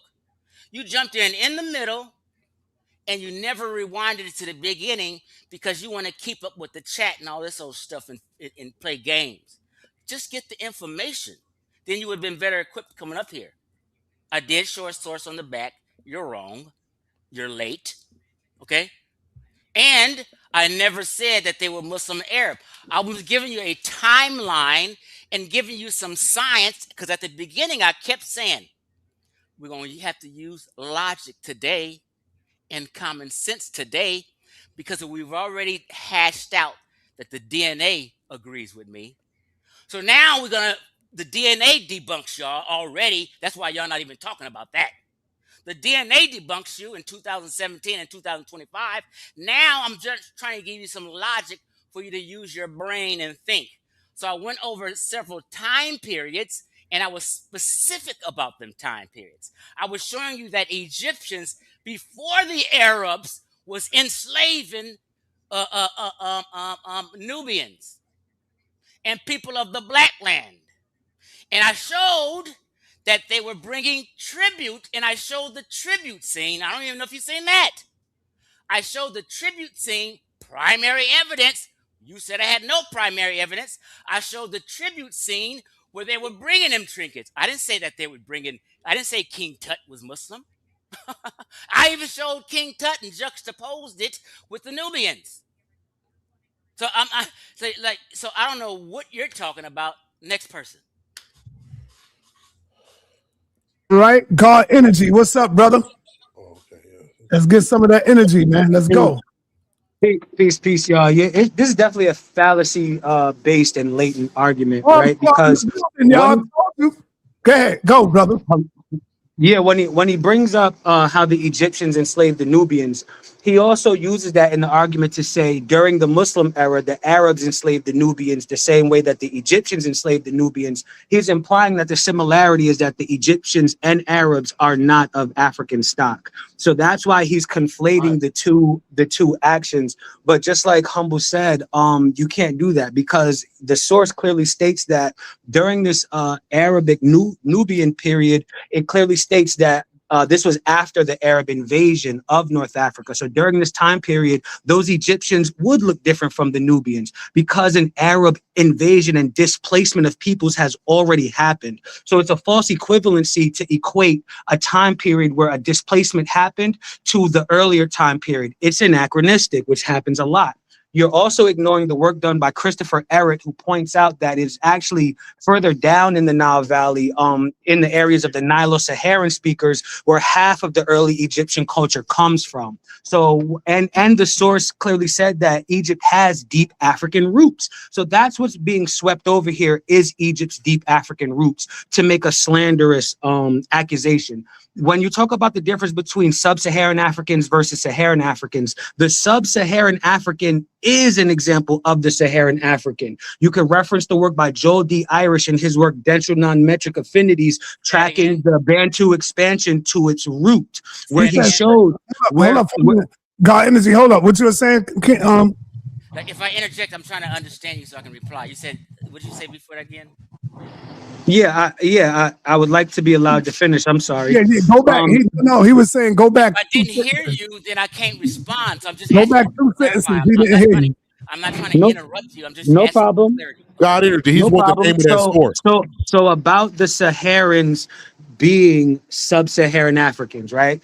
These peoples migrated from the Sahara down into the inner parts of Africa. So the sub-Saharan African is an example of the Saharan African. And the work done by this was Joel D. Irish in his work, Dental Non-Metric Affinity, tracing the Bantu expansion to its source. And what he shows is that the Bantus expanded from North Africa and spread into South Africa. So what's being done here is also the de-Africanizing of North Africa, which white supremacy has done to deny the Africanness of Egypt. So this is a continuation of a historical white supremacist view. When you're ignoring the work done by Christopher Ehret, you're ignoring the work by Christopher Ehret. Also, I didn't interrupt anyone. You're ignoring the work by Christopher Ehret and Joel D. Irish, and you're conflating two different time periods to make a population group one peoples, and that is very fallacious. I yield. All right, Chief X, you want to respond? Sure. He just conflated time periods, not me. He talking about the Bantu expansion. Like, oh God. You know how long ago that was? But anyway, let me address what he says. He said, I said that they're not of African stock, or I was saying that the Egyptians and these North Africans are not Africans. I never said that in my life. I didn't say that in my presentation. That's something you took and misheard. Egyptians are Africans. They've been in Africa. They're just not black Africans. North Africans, Algerians, Libyans, Tunisians, Moroccans are Africans.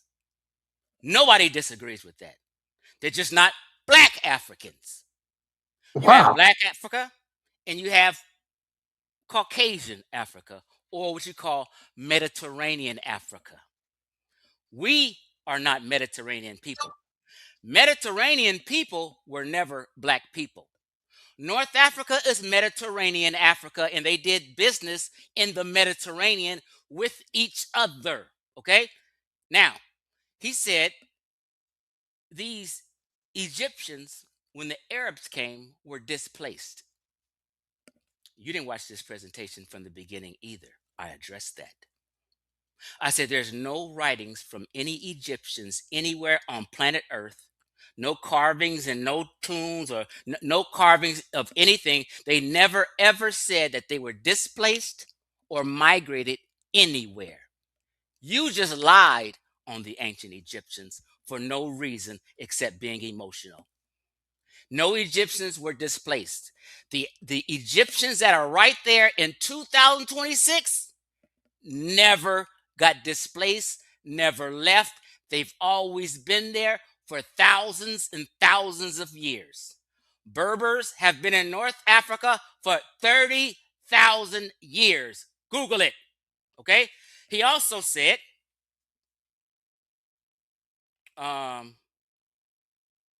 something about Saharans migrated into a southern or sub-Saharan Africa, but want to accuse me of bunching in different time frames when he just did that. Talking about the Bantu expansion and people migrating into sub-Saharan Africa was thousands of years before they was even an Egyptian state. These are the mind games people play. He didn't address anything in my presentation. He went on an emotional rant. So I wrote down things he said, and none of it made sense. Displacement. Not African stock. I wrote everything you said was something I did not say or claim. I mean, I don't know what to do with what you said, but it was just a bunch of pontificating. Next victim. All right. Let me go to the elder brother Apostle. You want to say something right quick? He was here before you, Rakufu. Actually, I was here before everybody except for Suntan. Right. But that's no, thing. You call on who you want to call on when you want to call on. This dude is just plain disrespectful. He can't manage his own tongue. You asked him several times. What are you talking about, Apostle? His profanity. But real quick, Apostle, you have to understand, this was a video that I made a week ago that he just played. Okay, no. So what I'm saying is, you're accusing me of intentionally cussing while I'm live right now. Yeah, he didn't know he was going to be over here with this. I didn't know I was going to be over here. So okay. You can apologize. It's okay. Yeah. Even then still, I mean, but Apostle, don't even talk about that. That's gone. Yeah, I understand it. It's gone. Don't stay focused on the topic of what I spoke on today. Yeah, come on, Apostle. Deal with it. Yeah, okay, so fine. It just disgusted me, man. I feel you. I agree with you on that, Apostle. Let's get to the topic right now. He's trying to act like, even I know Egypt was black before Alexander came. I mean, even I know that. Before Ptolemy and the Cleopatras. I mean, I know that. King Tut wasn't doing no Muslim era or no Christian era. King Tut lived way before that time. He's been dead longer than that time. Go ahead, Apostle. I mean, I'm not Egypt. I don't even study it, but I know better than that. I know the first 12 dynasties were black people. And even in modern times, I know Anwar Sadat said he was a black man. His wife, and she insisted that Louis Gossett Jr. played the part of her husband because she refused to let a European play his part in the movie. Even Gaddafi would tell you he was a black man, regardless of what he looked like. They all claim to be black people. And in the 70s, a diplomat from Egypt could not come into America because on his passport, they listed him as Caucasian and he refused because he had an afro, he had a broad nose, he had thick lips, and he was dark complected. But he was an Egyptian. And this is documented in history. They denied him access to America because he would not claim Caucasian as his race. So I really don't know what are you doing, man. Your purpose. Now we know when these European people, and especially you comparing, look, right now today in Israel is the second highest cases of sun cancer. The second highest. And they got air conditioning. But 2,000 years ago, it wasn't no air conditioning.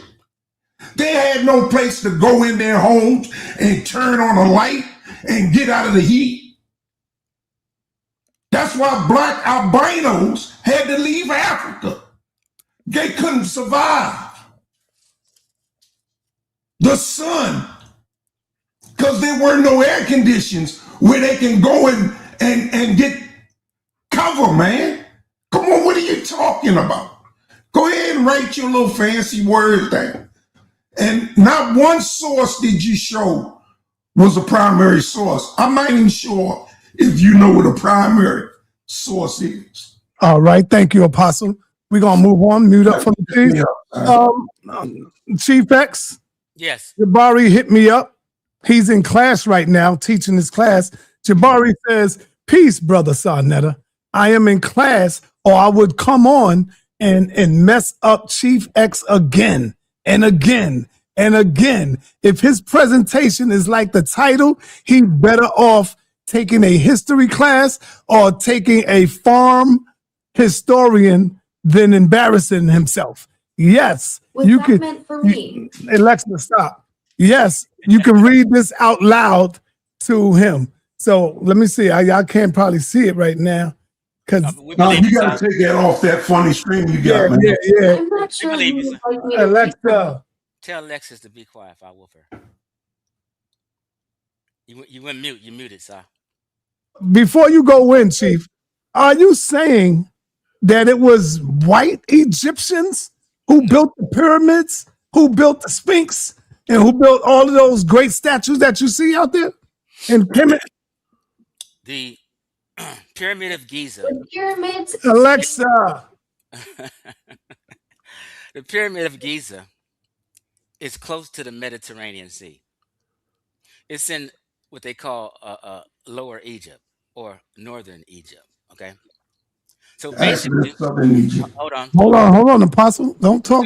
So basically, Mediterranean Africans built that because that's in Mediterranean Africa. Okay, we're not Mediterranean people.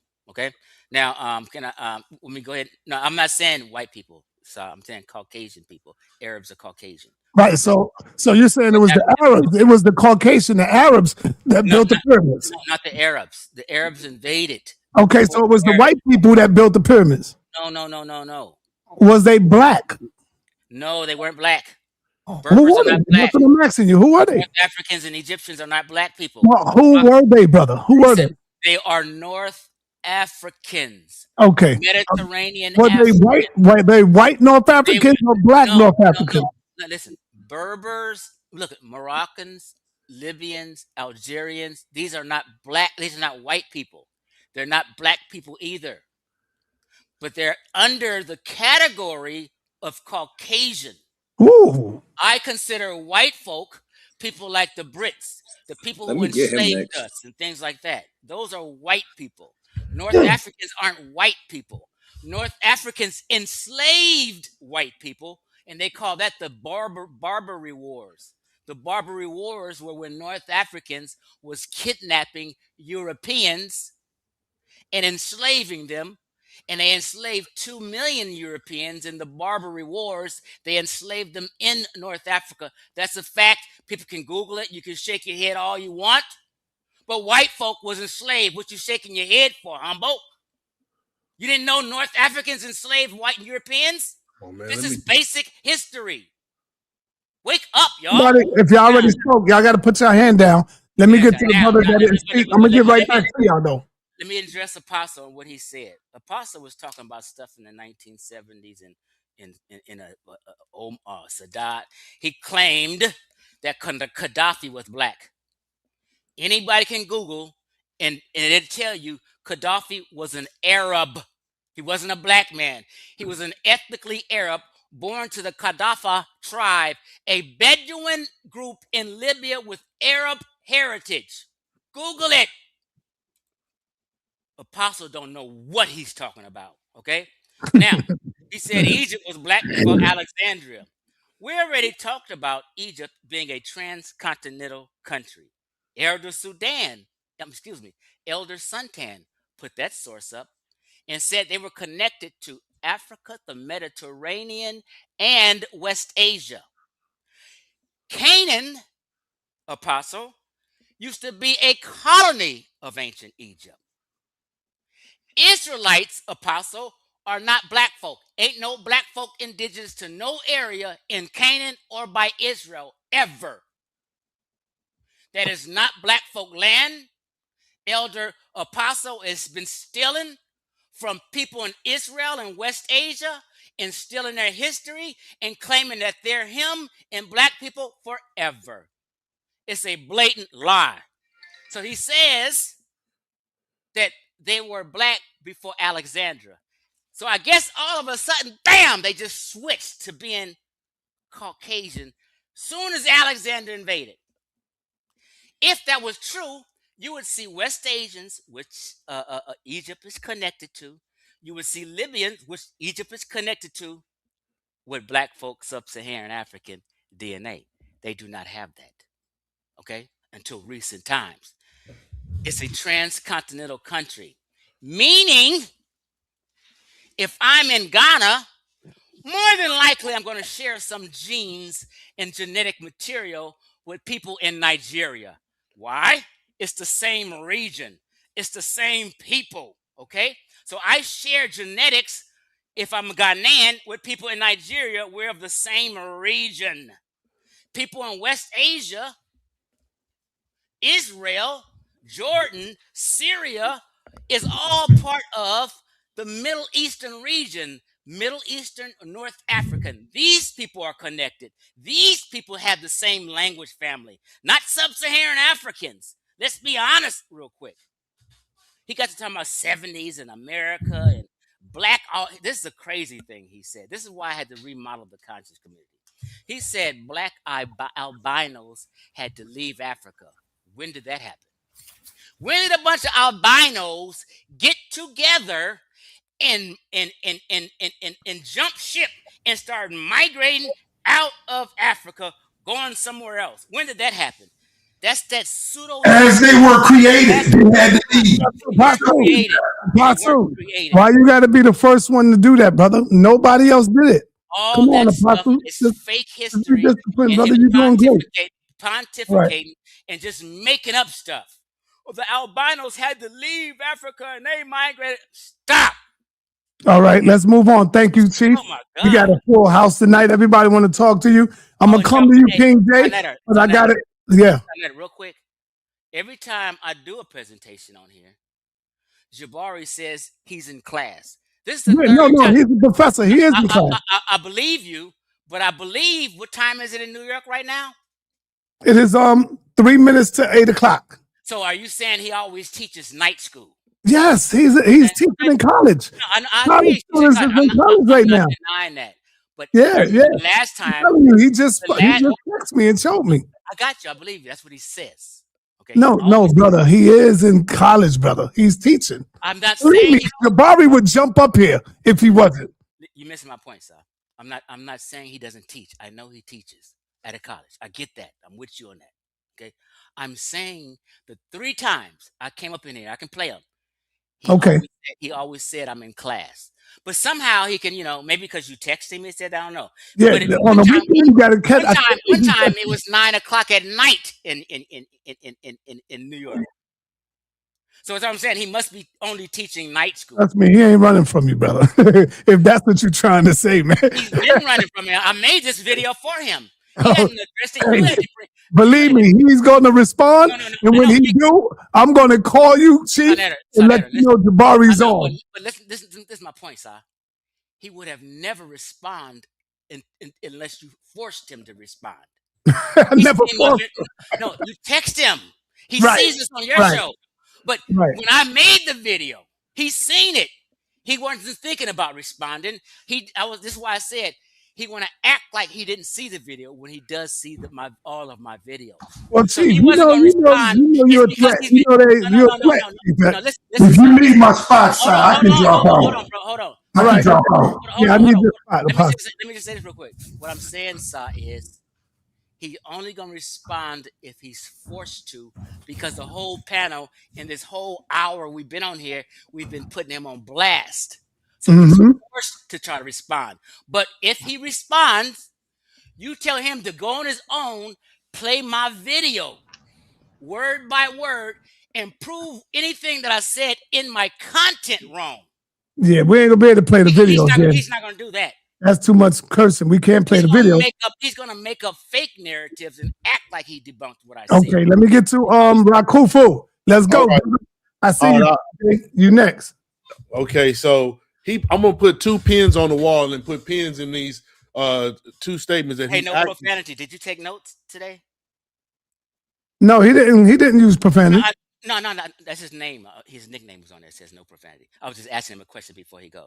I was like, did you take notes? Like, when people are talking, I'm taking notes on everything they saying, so I'm rebutting. So when somebody does, that's the room disclaimer. That's not his name. Hold on. Okay, let him go. You should take notes. That's why I'm trying to get people to stay on point of my content of what I had in my presentation on. That's all I'm saying. Right. I agree with you. Go ahead. Rakufu, let's go. So Chief X, this, you got my number and everything. Well, you ain't called me yet, but anyway. I do? Yeah, I'm out here by MacArthur, but a little problem that happened yesterday. I thought you would call me because what had happened out there for the King Parade. I have your number? Yeah, this is Neil Spike. My memory bad. I don't know. I don't even recall having no Neil. I remember your name, but I don't remember all that. Well, I would have addressed you. I'm a friendly person. I would have said, hey, Rakufu, I met Chief X in person, brother. Okay. Right at the, what's the name of that spot, Chief X?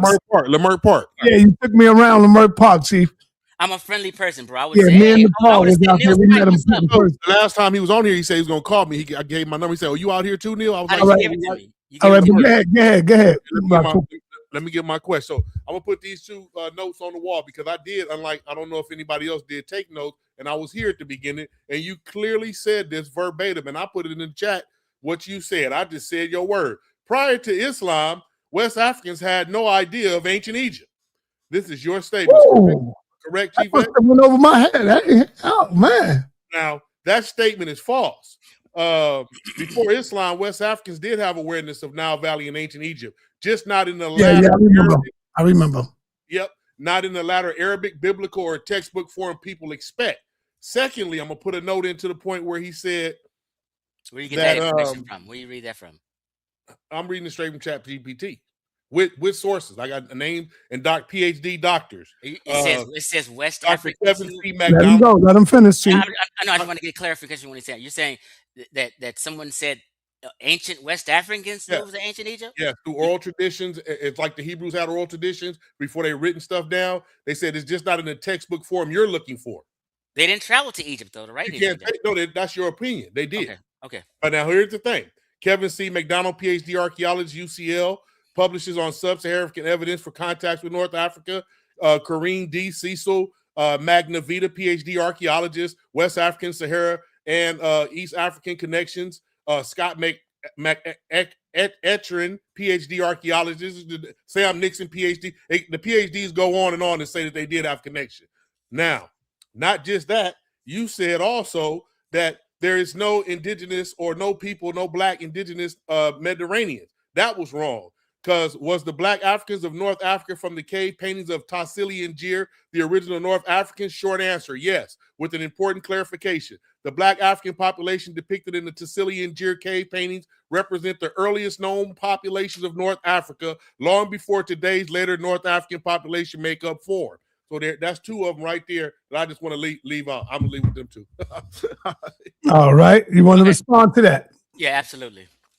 So my presentation wasn't about if West Africans knew ancient Egypt existed.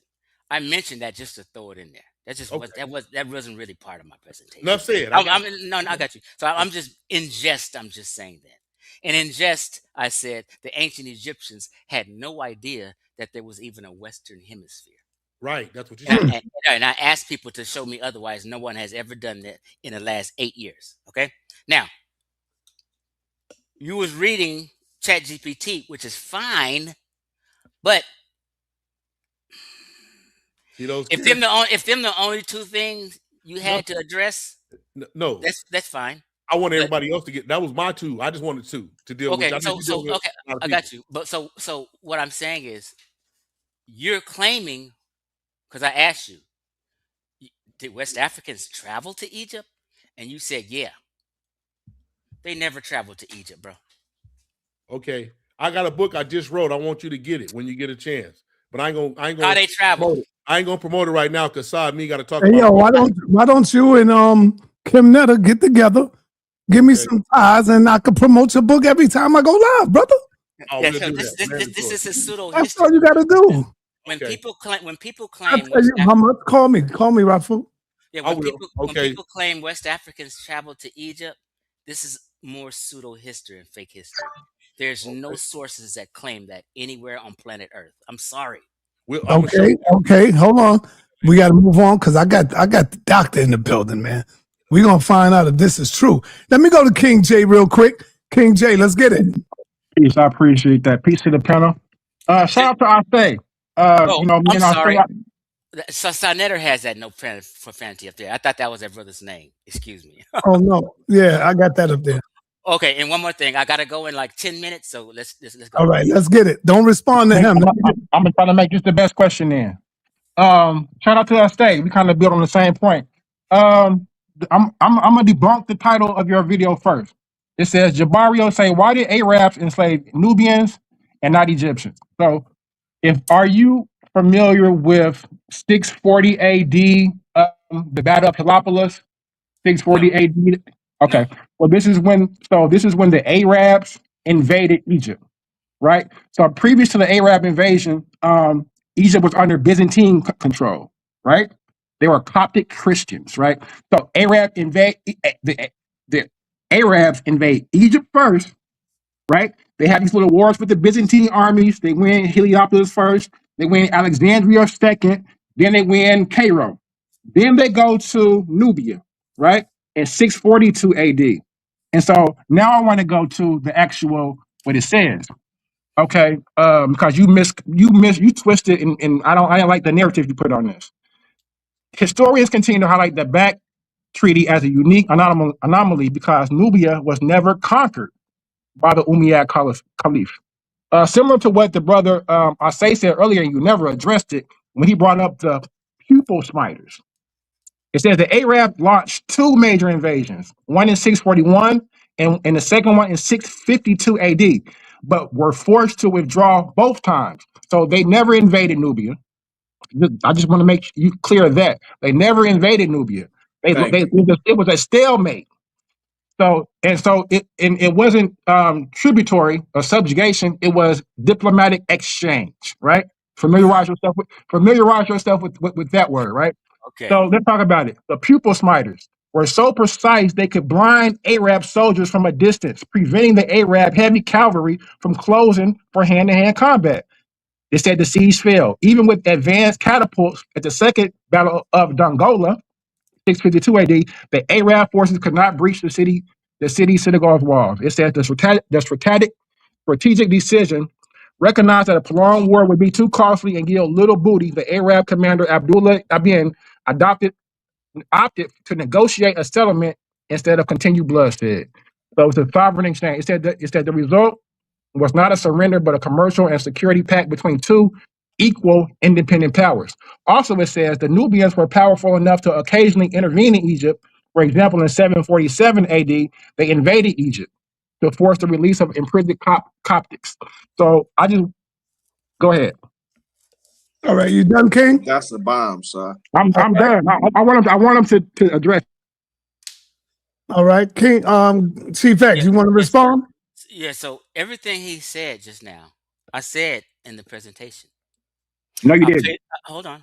I'm gonna remind you. Maybe you stepped away and went to the bathroom. I don't know. Okay. I played the video where it said Arabs was invading and got their butts toe up initially.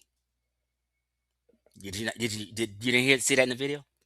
But if it's a stalemate, why do you continue to say they were invaded? When is the invasion? If it's a diplomatic exchange and the slaves that are being sent to Bro, Egypt, I got you. hold on, because I got you. they're receiving stuff back in exchange.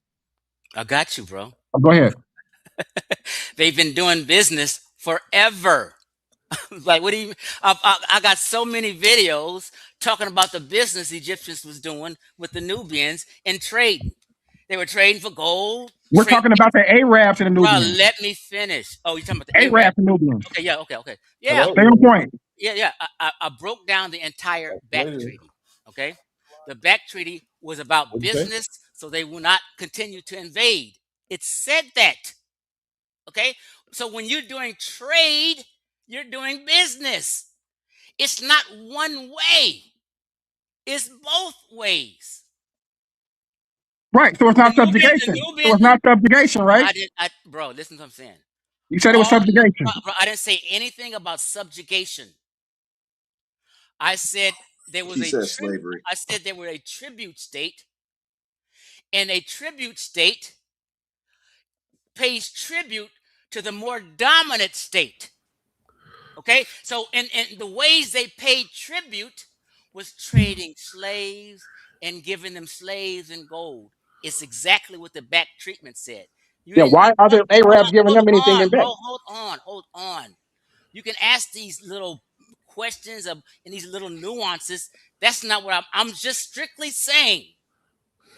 Arabs had a back treaty, and Arabs had a treaty. We will no longer invade or attack or do any of this stuff as long as you bring us slaves. And All right. We got to go on because Chief, you ain't gonna be here long. I got to bring on Dr. Ben, Dr. John Henry Clark, Dr. Leonard Jeffries. I got to bring on the man who's standing on the shoulders of these great, mighty warriors. Who am I speaking about, brothers? Come on, y'all should know that. Who am I speaking about? Building. What up, Dr. Reg? Okay, so this one is really easy. And there's just typical bad scholarship. So show my screen. I just got two quick things to show. Okay, great. Let me just blow this up for you. Okay, so Chief X is trying to create a racial narrative as to why, they only enslaved Black Africa. So let's just bring this up real quick. Sorry. There it goes. All right. So first we got the bomb squad was doing a good job.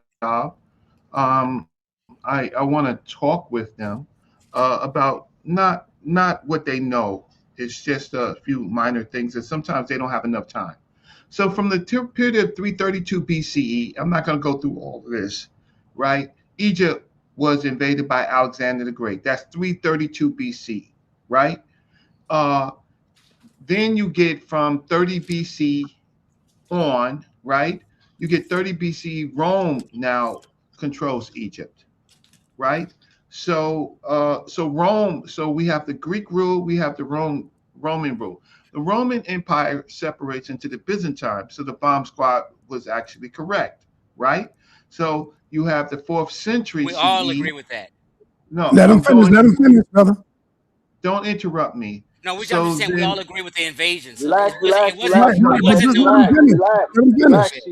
You be quiet, right? And let sa.neter run his See, that's channel. what I'm talking about. Everybody stop. Y'all I got him. I got this. Chief, I got it. let him finish. I got you. So now, so Egypt is already whitened at this particular point. Africans, of course, are still there, but they've been under the feet of the Greeks, the Romans, and then the Byzantines. The Arab invasion is around the Byzantine period, right? 640 to 642. Chief X made a fatal blow because he starts using the Bilal al-Sudan. At this time period, the Bilal al-Sudan was the term was just being formulated. It was just being formulated at the time of the Bach Treaty, right? So if I go over here, the phrase the Balad al-Sudan, right, is a medieval Arabic, and from Arabic geographies and from roughly 8th to 9th century onward, right? Now with one of the bomb squad, so your misuse of the term Balad al-Sudan, you mess that up because that wasn't even a word at that time period. So now what you do is now you bring in a primary. So here's the 8th century Arabic letter to the king of Nubia, right? So this is the actual write-up, and this is the translation. Now, what one of the bomb squad members actually said is that even though around, I guess, the period of 759 or before, the Bach Treaty was started, but the Arabs had been defeated going into Dongola. That's where you get the term people snipers. I'm not bomb squad. Right? And from that point on, they were having problems. So this is a letter from the governor of Egypt to the Africans, right? It says to continue, you sing, you know that about what an agreement was made with you and the fulfillment of it, which you took upon yourselves, preserving your blood and your property. You fulfill it. God bless and exalt it. He says in his book, fulfill the compact of God when you made a compact, right? So they're complaining that the Africans are not fulfilling the contract. So here's the original Arabic in the letter, which you did not show. You went to somebody's YouTube video, but you in the house of consciousness, bro. This is where we get it on with primaries, bro. Not your cut and paste scholarship. So the Arabs are threatening them. So fear me, we have fulfilled for you which we have took upon ourselves, right? And then in this particular point, they complain about the few enslaved Africans that they're getting, right? And I'm just trying to find the term where they say, hopefully, let me just search for it, where the Africans are not fulfilling the contract of the Bach Treaty, as one of the bomb squad members or several of the bomb squad members actually say. But you don't want to listen to these young bloods, right? Oh, so, she home and then coming in. He just came to the house and came. So like, I'm online. We definitely brought that out for sure. So well, I brought that out. Right. I brought that out that they wasn't keeping that treaty. Yep. I think I brought that out as well. Right. That's why I said several. I'm giving you credit, right? I'm just showing you the primary, right? So in this, he's complaining, no problem. They're complaining that you're sending the old, the one-eyed, you're not fulfilling the compact. And I just want to show you that part. So until I find it, let me just say this. So Chief X, the problem with your scholarship is that you're not showing any primaries, right? You're cutting and pasting things that you can Google, right? And you were misinterpreting chronology, which the bomb squad came and said. Well, so when you want to contrast, why didn't they enslave the North Africans, right? Well, at this time period, North Africa, when the Arabs come in, they do enslave the North Africans, but their primary purpose is to convert them. So let me just bring this in, right? Their primary purpose is to, in fact, to convert them, right? And yes, and they're enslaving all groups. You missed out, if you wanted to make it racial, that the Arabs enslaved about 1 million white folks, right? So it's not just about race, sir. because they slaved about 1 million Europeans. So you want to leave that out to paint a narrative that Egypt was white, right? At that time period, yes, it was the Greeks and the Romans were there, right? Which I actually showed, which I actually talked about that, right? So the problem is with the Bach Treaty goes over 500 years. The period where Bilal Sudan and all of that stuff really comes into play is really, it gets really crazy around the Mansa Musa period, where Mansa Musa delivers all this gold and all of these enslaved to the to Cairo, and then comes out to Mecca, right? That's when it really jumped off. But in the period that you're talking about, unfortunately, this is the very early period. So this enslavement wasn't at this point. So let me just say this: the statements that Arabs did not enslave Egyptians or North Africans, only Nubians, collapses when actual historians are read. In Islamic Egypt, Jews and Christians were second-class citizens, this word called dhimmis, under Islamic law in Egypt, paying special taxes and subject to forced labors, with jurists explicitly stating non-Muslims who failed to pay the jizya or broke the contract could also be enslaved. Their labor being taken through jizya, the karaj, and corvée labor, forced labor. And sources on slavery in Egypt admit that captured Egyptians were normally either non-Muslims Egyptians, such as the Coptic Christians, which you said, but you didn't put the timeline on it, or the children of Black former slaves, right? In North Africa, so in this time period, there are enslaved Africans from the Greeks and the Romans. So they are still converted into slavery during the Arabs part, all right, right? park your car, brother. Park your car. Okay, so I'm gonna park the car and just basically let me just get myself off the screen and stop sharing. All right. Chief Thank X. you, brother Reggie. All Wait, right. 1 second. Wait, Yes, 1 go second. Go ahead. Chief X, good try.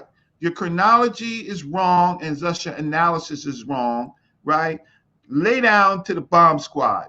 They tried to say, and shout out to my brother Asar M. Cox. All right. I Bye. say, Thank I you. say. Thanks. Okay, real quick. Let me respond. That was a bunch of psychobabble and lies, pushing fake narratives to say Effects my. fighting back, baby. Let's go. This is what Reggie do. He get up here and put fake narratives on people, and then try to con the audience as if Chief X said this and that, and he's wrong, and he left out this and that. He left out a letter written by some person in the back. First of all, he's talking about all these invasions of ancient Egypt. Everybody who invaded ancient Egypt is people of the Mediterranean world. People in specific regions look alike. So people all throughout West Africa look alike, even though there's different countries. They're of the same region, meaning people of the same region share similar genetics. When you do business in the Mediterranean for thousands of years with other Mediterranean people, you're going to have similar traits and similar looks. One day I did a live stream, and I did a live stream of Italian women in their Muslim gear. They had the little headdress on, a little Muslim thing. All these women was dressed up. And I asked everybody, what are these women? Which North African country are these women? Are they Moroccan women? Are they Egyptian women? Are they Algerian women? Are they Libyan women? And everybody started guessing. Everybody was wrong. I said, no, these are Italian women. They couldn't tell because they all look similar. So Egyptians being invaded by other people in their region, in the Mediterranean region, is never, ever, ever going to change how they look. First of all, Egyptians were very particular of who they slept with or married. They stayed to themselves. Reggie has said this before. I don't know why he's backtracking now. So stop playing Egyptians like they were just screwing everybody and their mama and didn't have some morals and standards and beliefs and traditions. It's a bunch of bullcrap. So whoever invaded Egypt, they were of the same region and had similar looks. Black folk, Egyptians never went nowhere. They're still there right now. Those people who was there before Alexander the Greek, before the Romans, they are still there. They never dispersed. You're lying on the Egyptians, Reggie, not me. That's disrespectful. It's ifset, okay? So he said I misused the term Bilal al-Sudan. See, I take notes on everything these cats come up here and say. I got a page for each of them. He said I misused the Bilal al-Sudan. Anybody and their mama can look up what the meaning of that is, and it'll tell you the black land. I didn't misuse nothing. I didn't make up my own thing. I strictly read 3 different sources that said Bilal al-Sudan means land of the blacks. They called no other land of the blacks except sub-Saharan Africa and people in Sudan. This is a fact. He also said I was cutting and pasting. I didn't cut and paste one thing. These are fake narratives that he's trying to push on the people to belittle me and lie on me and make them think I said something I didn't or did something that I didn't. I didn't cut and paste a darn thing, Reggie. Stop lying so much. The last thing. All of a sudden, I bring up the back treaty and how Nubians used to bring Egyptians 400 slaves every several months or a year. That bothers folk. Oh, black folk, it was bringing. Oh, we got to erase. Nobody I've ever heard in the conscious community spoke on that. But all of a sudden today, January 26th at 5 o'clock, everybody's a back treaty specialist, an expert. And gonna tell me now I'm wrong about it when these cats have never spoke on that in decades. I did.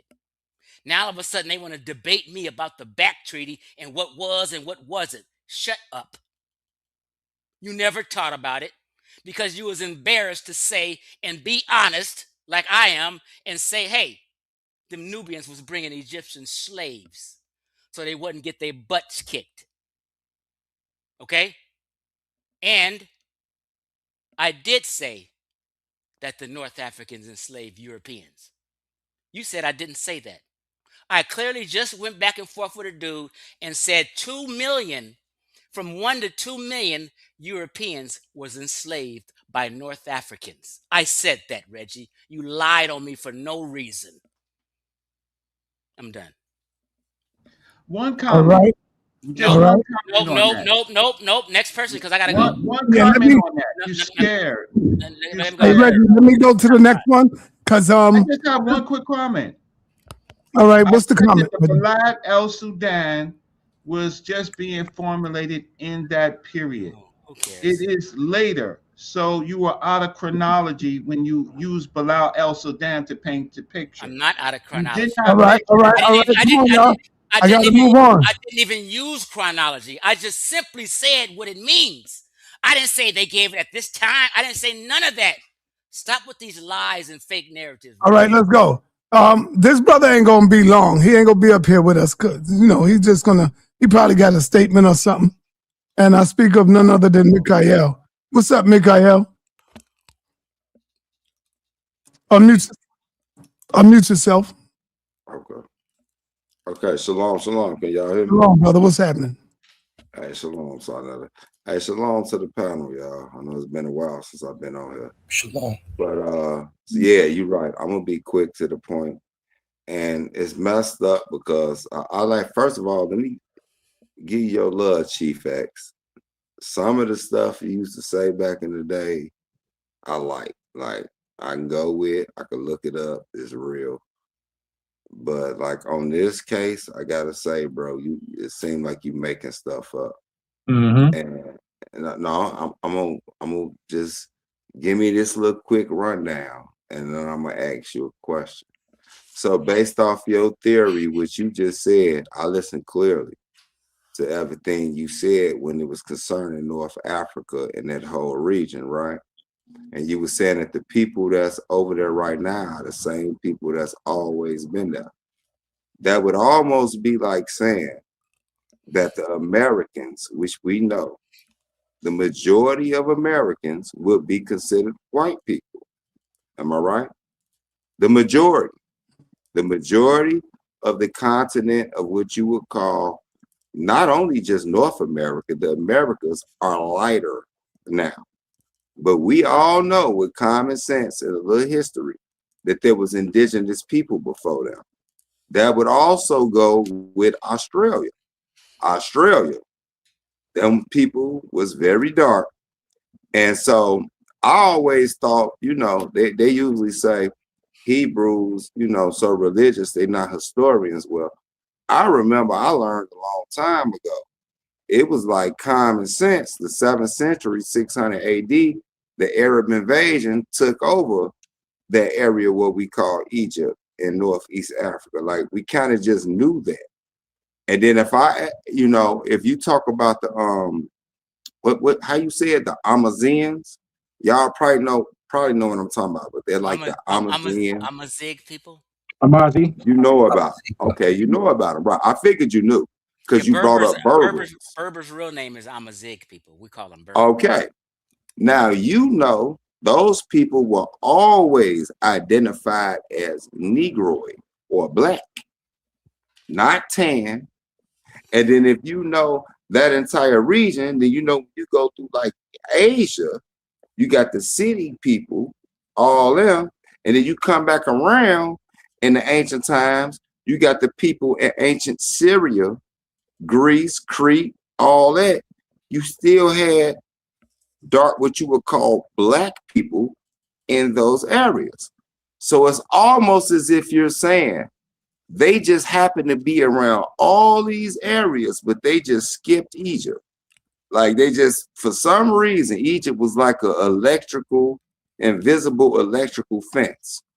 Like they just couldn't get in Egypt for some odd reason outside of Nubia, which is on the southern end.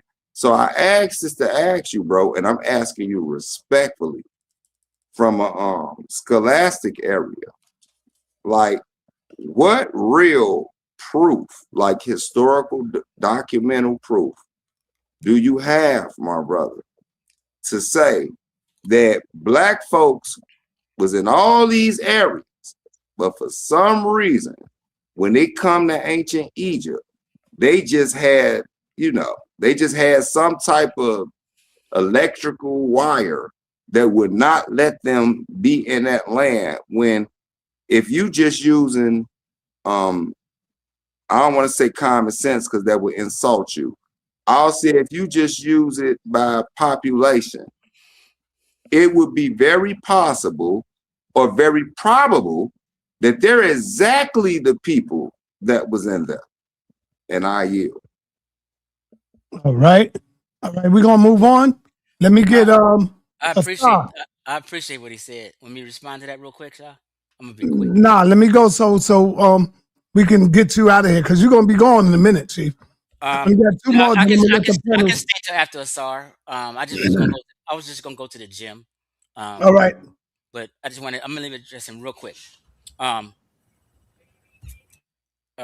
Berbers were never known to be black folk or Negroid folk. I'm not sure where you got that from. You can easily Google or look up the genetics of Berber or the Amazigh people.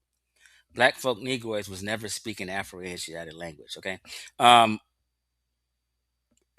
most of the black folk that eventually ended up in North Africa is through the trans-Saharan slave trade, and there's a few trade routes that they dug out to bring slaves up to North Africa. Right, that's just the way it was. Right.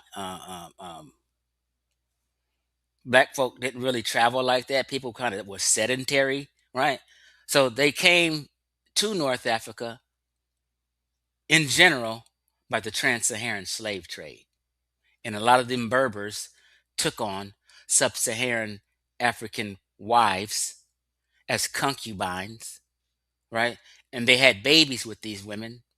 These are babies that are like what we consider the Haritan people and stuff like that. These are like servants and stuff. These babies had allegiance to their daddy, the Arab.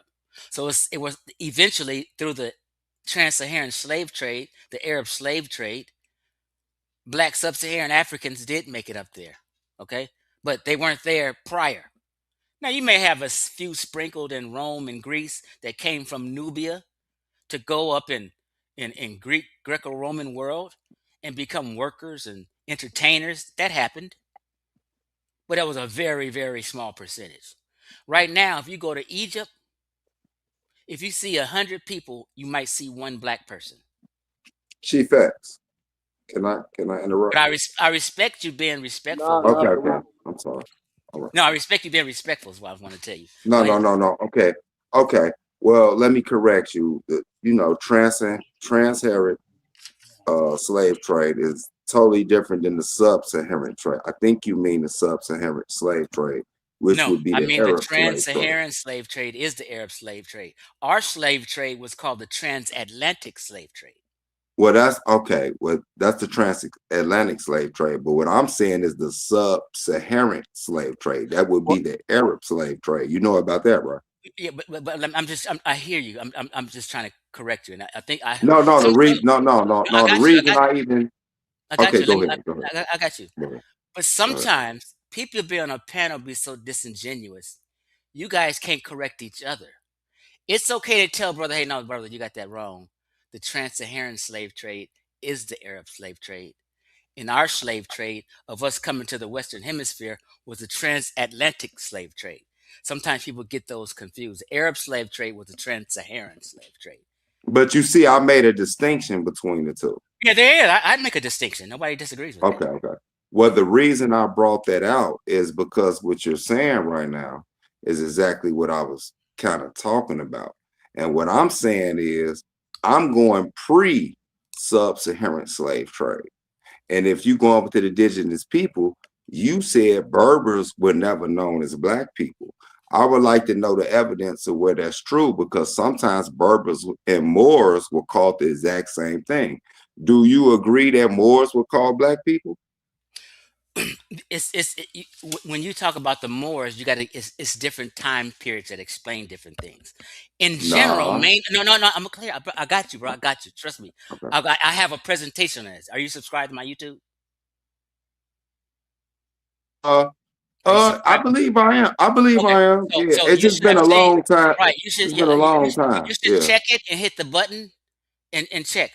Moors, when we in the conscious community, so-called conscious community, for lack of a better word, talk about Moors, they're talking about a people who conquered the Iberian Peninsula or Spain.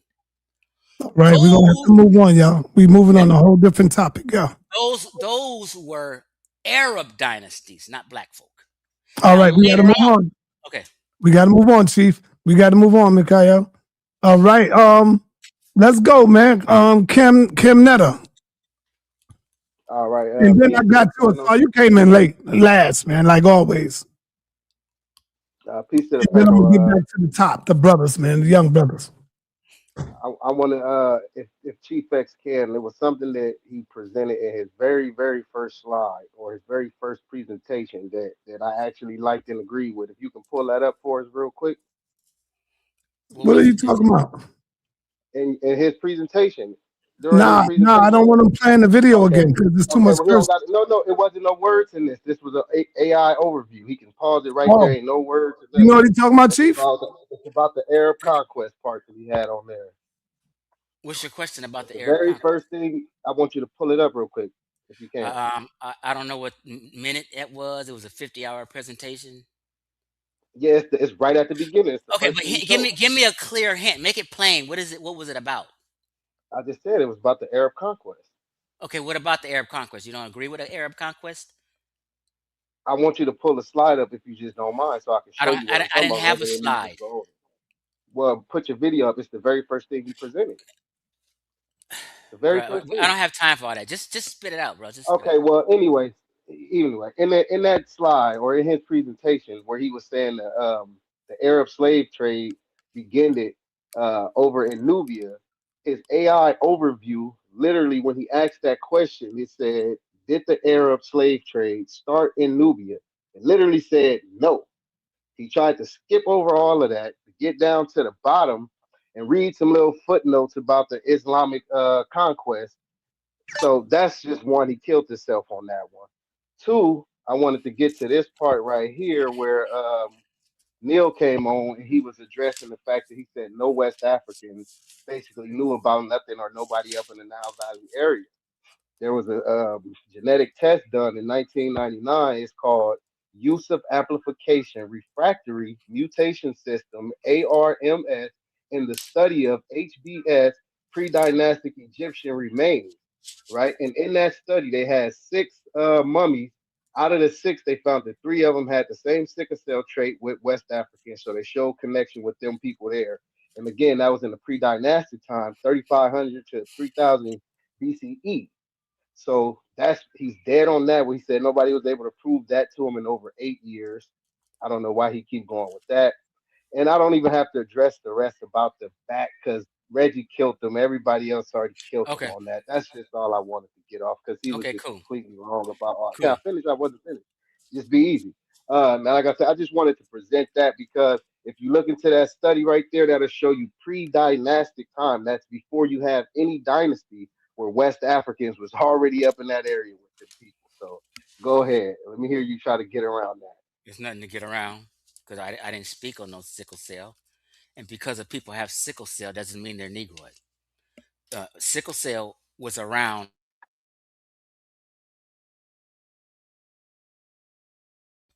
My mic was muted. I'm sorry. You guys hear me? We can't hear you. Did you guys hear me? Okay. We can hear you. We waiting So on you. sickle cell was not just only in West Africa. If you thought that, you got science all wrong. You can Google it. Sickle cell was also in the Middle East. Okay. So because someone had sickle cell in pre-dynastic Egypt doesn't equate to them being Negroid. That's just a fallacy you just said. Okay. But if you The look in the next study, they time, next said time, directly they next connected time, them to the the next thing. regions in West Hold on, Africa. bro. Stop. But you skipping over Because that someone part where has, in the I'm study making a certain it point, and it's says, a factual point. Let me finish. You're but no, talking in over the me. study it No, actually no, says no, they no, Yeah, no. connected come let them it, come let directly it. to the You gotta region. let him respond, man. Once you talk, he lets you talk. You gotta let him respond. You Come told me on, to bro. be. You told me to be easy. I didn't say nothing. And I wasn't even hard. Talking about be easy. Relax, bro. Sickle cell does not equate to being black always, although it was more prevalent in West and Central Africa. Okay, now but it was also you can. I did a whole. We did a thing on the sickle cell geographical areas in ancient times. It's many places where sickle cell was. Okay, um,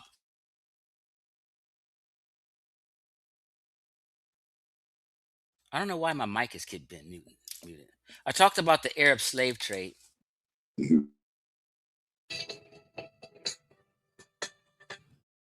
Mike, or is it what's going on? I think you accidentally muted me, sir. Nah, ain't nobody mute you, brother. Okay, because they keep going on me. Okay, Nah, so that ain't me. the Yeah, Arab that's all. slave trade, in Nubia. When Arabs invaded Nubia, they eventually started. No, not Nubia. I'm sorry. When Arabs invaded Egypt around 700 AD, give or take, 640. 640, they then went down into Nubia and started enslaving Nubians, and they had a back treaty. The Arab slave trade or the trans-Saharan slave trade was from 700 up until 1400. The timeline I'm correct on. I'm not misusing the timeline. I said it's jumped off in Nubia first, and then they went across North Africa, went across the Sahel, and enslaved sub-Saharan Africans up until 1400, even until today. This is what I said. That's not wrong. Everyone knows that's right. Hussein. Okay? So All they right, all right. started in Moving on. last brother, and then I Hold gotta on, go I back to want the to say top. this last thing. He went back and forth with the last brother. I just want to say this last one thing, if that's cool there, and I can just move on. Now he's trying to say that the sickle cell just don't equate to it. I'm not saying just because they had sickle cell. If you read the study that I just gave you, it said that they connected those 3 out of the 6 mummies to the regions in West Africa through that trait. So you can play all you want. In your AI overview, like I said, when you asked about the slave trade, if it started with the Nubians, it flat out said no. And everybody can go back into your beginning of your presentation and see that. But you're playing with All them right, right all now. right. Let me bring on the fact checker real quick. The fact checker is in the building.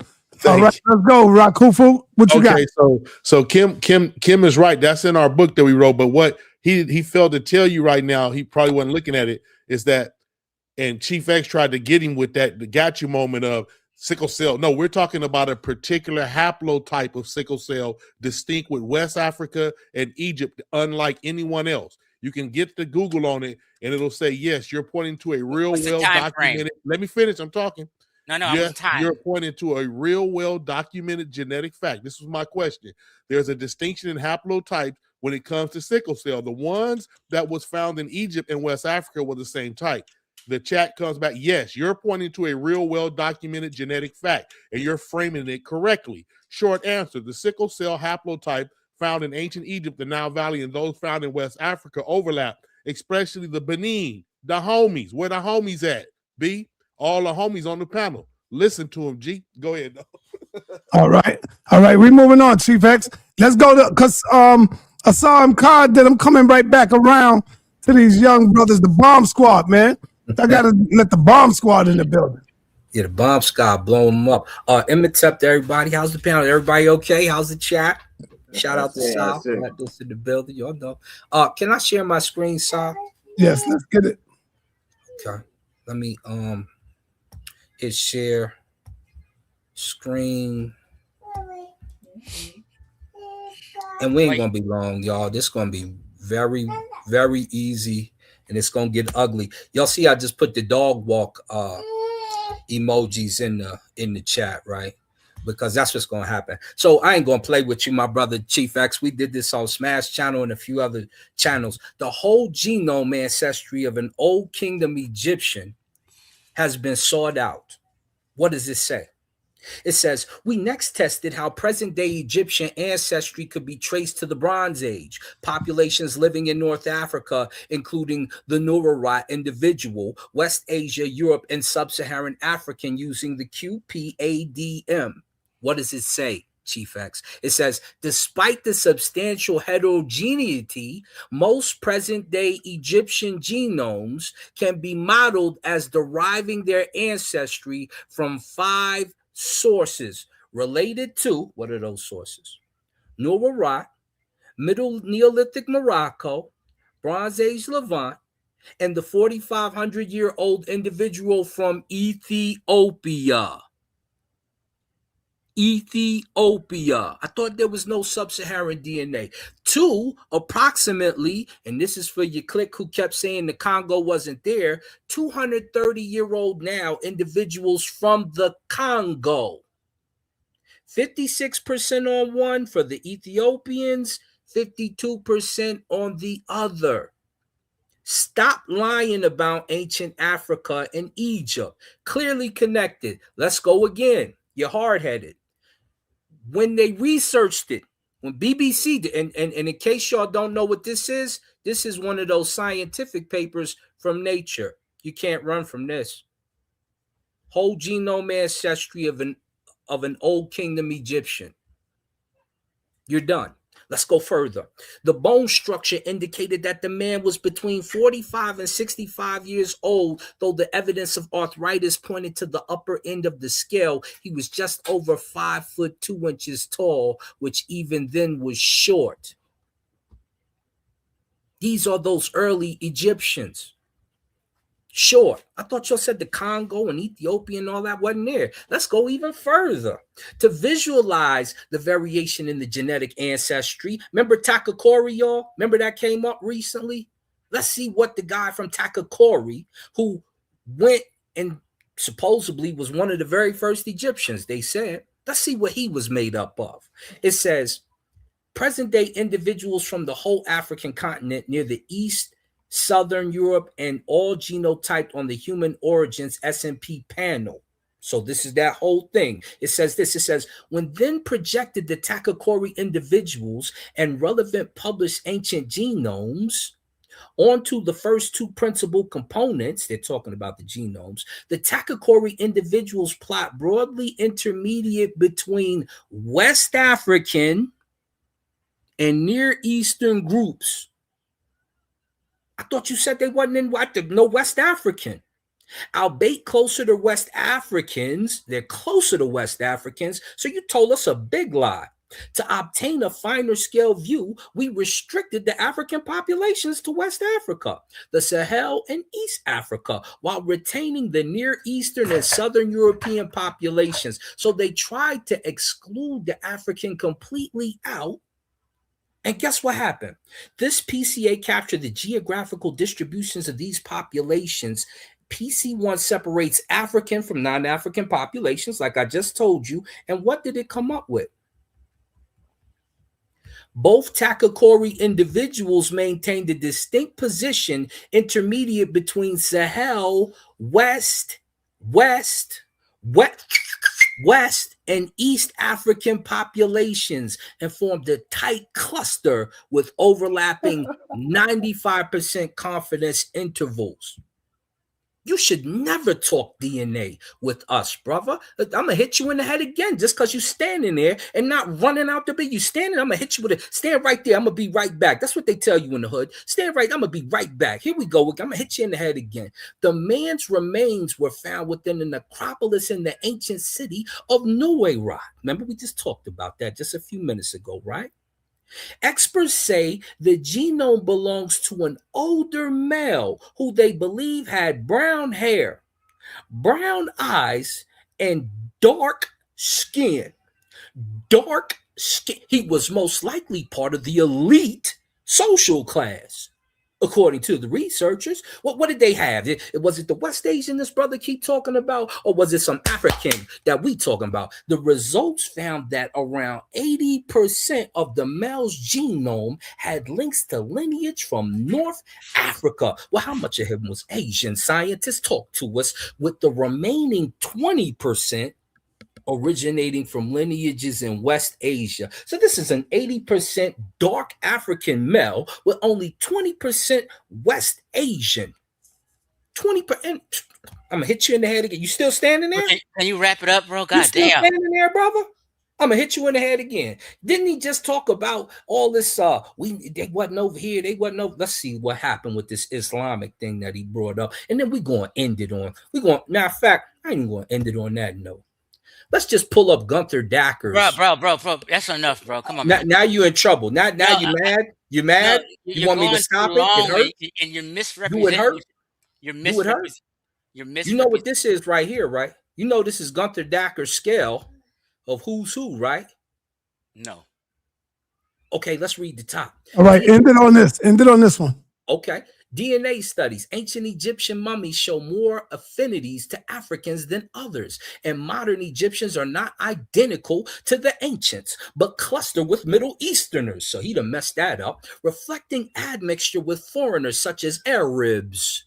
Crania of widely used late period data sets show foreign influence and are not typical Egyptian series. Let's look at the averages. South African. This is Thuya. Yuya, y'all know them parents. This is Amenhotep III. It's the body in KV35EL. This is Tutankhamun, who we talked about. He said he was white, but 326.94 average Southern African DNA. Drop a bomb, son. Come on, man. African Great Lakes. You gotta drop a bomb, sir. Drop a bomb, sir. Tropical West African. I thought the West African. Let me show you how much of the scale of what he was talking about is there. Because it's way down here. Arabian, 0.12%. Northwestern European, 0.21%. And here go his favorite, Mediterraneans. He love these folks. 0.08%. Chief X. I told you, run up out of here, B. I told you run up out of here, being you didn't listen.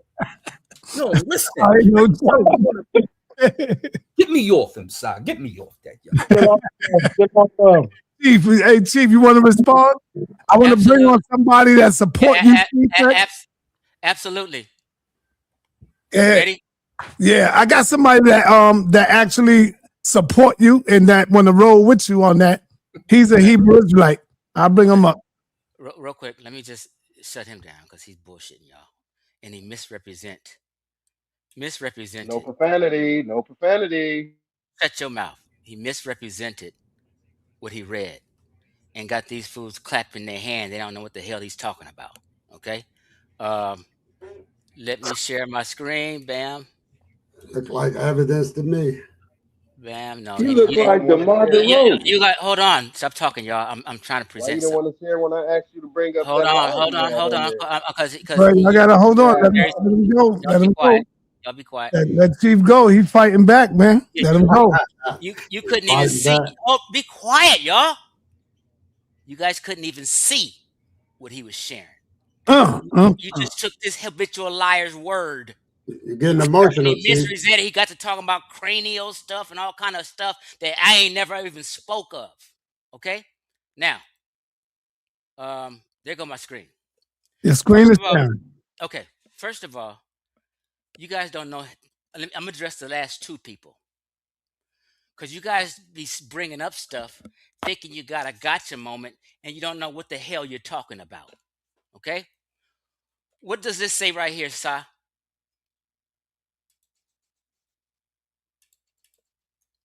Can y'all read that?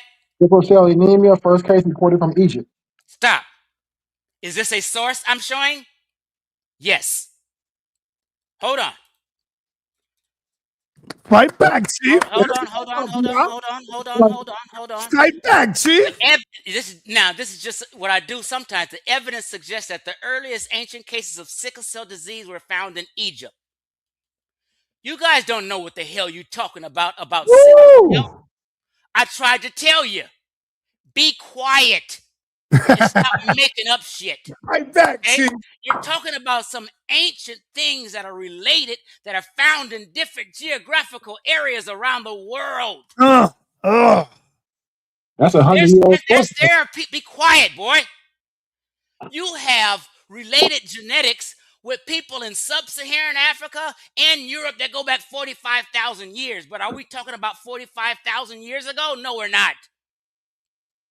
This is mind games people are doing. Now, he tried to say that King Tut was black and his King Tut DNA was from Africa. In my presentation, Lion Ass Asar, I said the Armana family, which includes King Tut, Queen T, is haplogroup mtDNA which originates in West Asia, I said, didn't I? Y'all getting Chief mad, boy. Okay. mtDNA is from what? Patrilineal ancestors of most of the people living in the Northern Hemisphere, including most Europeans, Asians, and Native Americans, not Sub-Saharan Africans. Where you get that from, Chief X? Yes! Genetic studies indicate that members of the Armana family, like Chief X said, specifically King Tut and his grandparents, Yuya, Thuya, belong to the maternal mitochondrial DNA, mtDNA. You shut your mouth, Asar. Lying to the people. Now, we couldn't see what you were showing, but you can clearly see what I'm showing. I'll underline it for you. You liar. So let's all go elementary real quick and let me spank my children. Whose name is that? King Tut. Oh, man. And who? His grandparents. Yuya Thuya. The entire family is what? mtDNA haplogroup K. Bam. And these are West Asians mainly. mtDNA K is West Asia. You shut your mouth. Uh-oh. All right. You done? I'm done. Hey, man, y'all better, man. All right. I got to bring on this brother before I bring you back, Ashe, because he supports Chief X. And this might even do you better when you hear this brother speak. He is a Hebrew Israelite.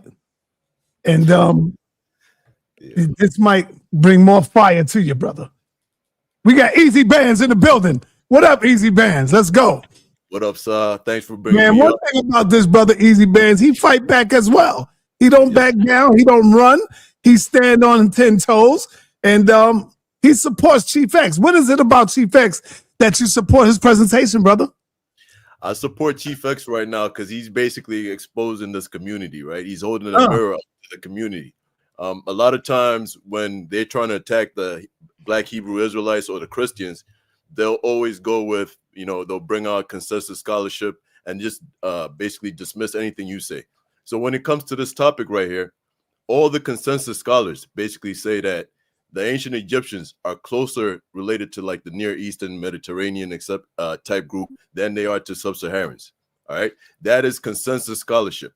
So for anybody in the chat that's calling Chief X pseudo, they're the ones that pseudo, because all the consensus scholars would look at them as pseudo for trying to claim that the ancient Egyptians were Black or sub-Saharan Africans. So there's a bunch of evidence, but he brought most of the evidence. It would just be overkill if I bring the papers that's saying that. There's about 2 studies that I can talk about right now. One, there's one from 2017 that basically states I think they covered. It shows that there's a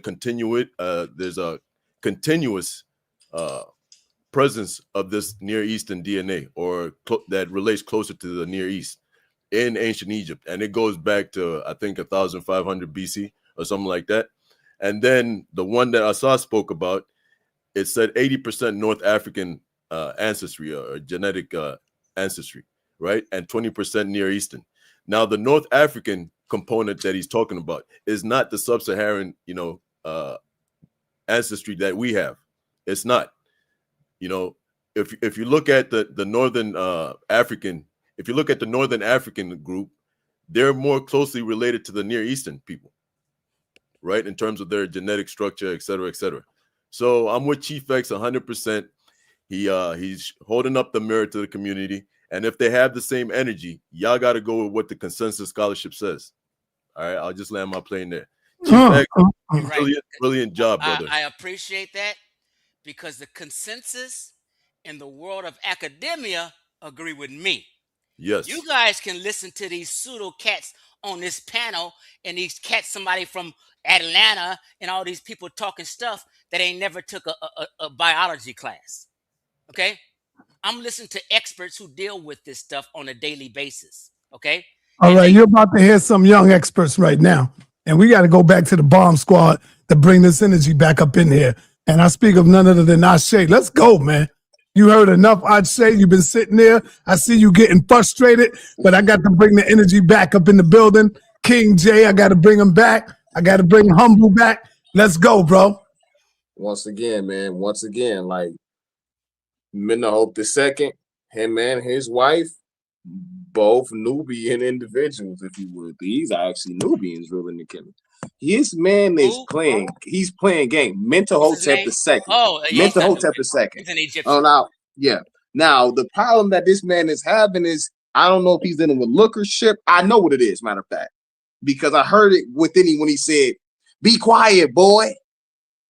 This the Uncle Ruckus type of brother. I'm not being insulting, because he's literally using a racist theory. He's using, matter of fact, before next Thursday, I'm coming up doing the presentation on the Hermetic theory, and I'm calling you all the way out, brother. And if you want to go anywhere further, we go have us a debate, bro, and I'm gonna smash you, because you using that Uncle Ruckus doctrine, Hermetic theory, sitting up here telling sa.neter that these people are Caucasians. Like, you're like, come on, bro, you embarrassing yourself so bad on so many levels. You throwing around the term Mediterranean like that, designated a specific group of people. Mediterranean has its etymology in what? The median of the terra, meaning the terrain. That's all we simply dealing with. once again, I was taking my notes as well because you were saying some wild stuff. Give me 1 second, brother. Like it was getting super wild with you. Here we go. I want to go back to the back code, back to the back treaty as well. When it came down to the Nubians, it was specific within that treaty that the Arabs could not mistreat the Nubians. So they couldn't beat them. It wasn't like the transatlantic slave trading when we went through over here in the Americas and in the Caribbean. It was a whole different feeling, a whole different vibe. If they violated that, then they wasn't getting they box. Once again, I've already brought that out, but I just want to add that part in that they couldn't mistreat them. So if the thought was that they was going over there to be mistreated by Arabs, that's you trying to push in pseudo, you need to stop it. You know what I mean? So I really want somebody other than me to actually, Rakufu, if you would, because I know you got your chat GPT on you, just look up the Hermetic theory and what that features and why this was pushed by Europeans to put this pseudo narrative. This is the reason why when we watch movies like Gaza, Egypt, we see white folks because of brothers like this. I don't know if you hate Egypt, if you some type of secret Hebrew, you got some type of vendetta, but I don't know what's going on. But to say that the Egyptians were white, not African, pseudo by all means. You have no validity of these statements that you're making, bro. And then I want you to also look up the definition of Tasseti and then the definition of Nubia. And then tell me if you want to keep on making the argument and the statements that you're making as well. I'm gonna fall back on him a little bit because Asar, he ain't leave a lot of Asar ain't leave a lot of bones on the meat. He ain't leave a lot of bones. He ain't leave a lot of meat on the bones, I mean. Hold on. Hold on. Let me address him real quick. Okay. Let me just share my screen. Let me before if that was Rakufu talking about what I actually look up. Hold on, bro. Yeah, I got it right now. I'm not talking about Rakufu has to speak because that was on my time. I'm addressing you. No, I'm addressing you. No. Hold on, Chief X. Chief X. He did ask Rakufu to look something up. Okay. That's all he's saying. Here go Rakufu. He asked him to look something up. I never talked about it. I was not talking about no Hermetic anything. Often called the Hermetic hypothesis. This is a historical racial theory, not a valid scientific framework. What the Hermetic thesis is, plain and exact. The Hermetic thesis was a 19th, early 20th century European racial theory that claimed any signs of advanced civilization in Africa were the result of influence from so-called Hermetic Caucasoid peoples, not from indigenous Black Africans. Okay, cool. All right, man. Sa.neter. That's what I was gonna say. Bro, hold on. No, I just want to say. Hold on, Chief got to respond. Chief got to respond. Let me respond. Nowhere in my presentation did I speak about anything regarding no Hermetic hypothesis. Okay, stop the lies and cap. Stop it. Hold on. I just want to finish. Hey, hold up, Chief X. No. You can't cut Chief off. Let him go. You got to let him go. Jesus Christ. I got to let him go. I'm making up stuff and playing mind games with the audience, okay? Put the camera on me, sir. Let me share my screen. Stop making up bullshit and trying to sway the audience. No profanity, brother. No profanity. My bad. I caught your racist, bro. Be quiet, man. Yeah, let him go, y'all. Come on now. Right. The quicker y'all let him go, I can move on to my man Humble. He's getting all nervous. Okay. He sat up here and told us, this brother before the guy told us that Mentuhotep was a Nubian. And you ignorant people clapped it up like he was telling the truth. Mentuhotep was an Egyptian. Let me say this again. Mentuhotep was an ancient Egyptian of the 11th dynasty. He was not a Nubian. Mentuhotep banged on Nubians. Show and prove, Chief X. Okay, now this is Mentuhotep. The picture, he likes to cherry pick and show. Let me spank him real quick. Every Afrocentrics like to cherry pick this picture on the right of Mentuhotep. But it's a picture of him pitch black. It's actually darker than that. I don't know why this is so light. But it represents death and regeneration. It does not represent his skin color. This is Mentuhotep also on the right that they never want to show. Guess why? Because like he don't look black. Okay? First of all, he was wrong. Mentuhotep was not a Nubian. And all these pharaohs banged on Nubia and raided Nubia. Show and prove, Chief X. Mentuhotep in the Old Kingdom, 2061 BC. What does it say? Mentuhotep, the founder of the Middle Kingdom, launched significant military campaigns to what? Reconquer Nubia. Another guy was running his mouth, talking about Nubia ain't never been invaded, and this ain't crying and going on. Use a lie.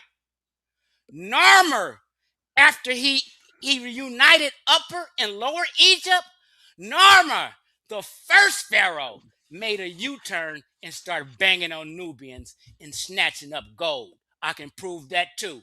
All these Egyptians ran down on Nubians, snatching gold and running military campaigns. When you run a military campaign on somebody, you're waging war, you simpletons.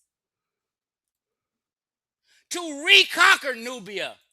When you're conquering somebody, you're not conquering yourself. You're conquering the enemy, which was Nubia.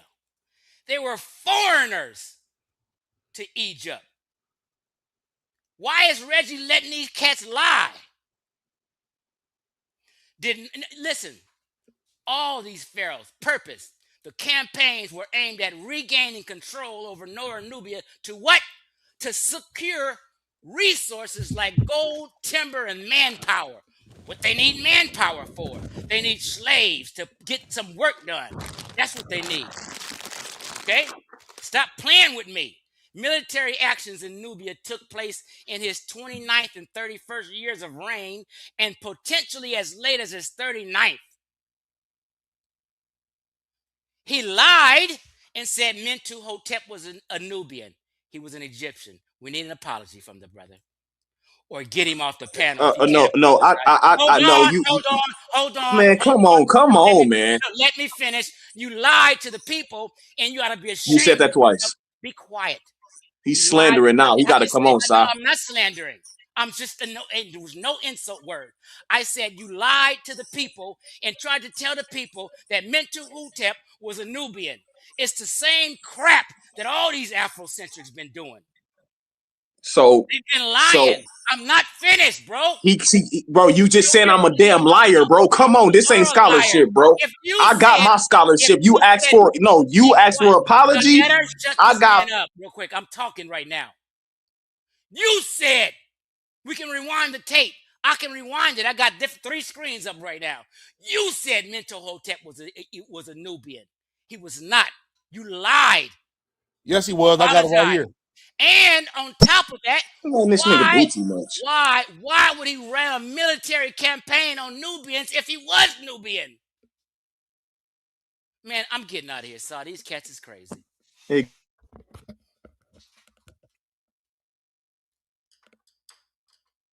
Hey, sa.neter. No, hold on, wait. I got this. No, he asked for apology. I'm going to tell him Peter Flegel. I'm going to tell him Peter Flegel of McGill University. PDF. Also, you can look into this. Mentuhotep, race in ancient Egypt. We actually got sources, bro. You Google AI in, bro. We doing real scholarship here, bro. Matter of fact, and where I was showing the original image, that was from Professor James Smalls as well, bro. Way more credentials than you in your goddamn Google AI overview, bro. You're terrible for business, bro. Hey, listen, bro. Take the debate. You do that. Yeah, that's right. Do that. I don't debate crazy people. Okay? Then shut your mouth. I don't debate crazy nutcases.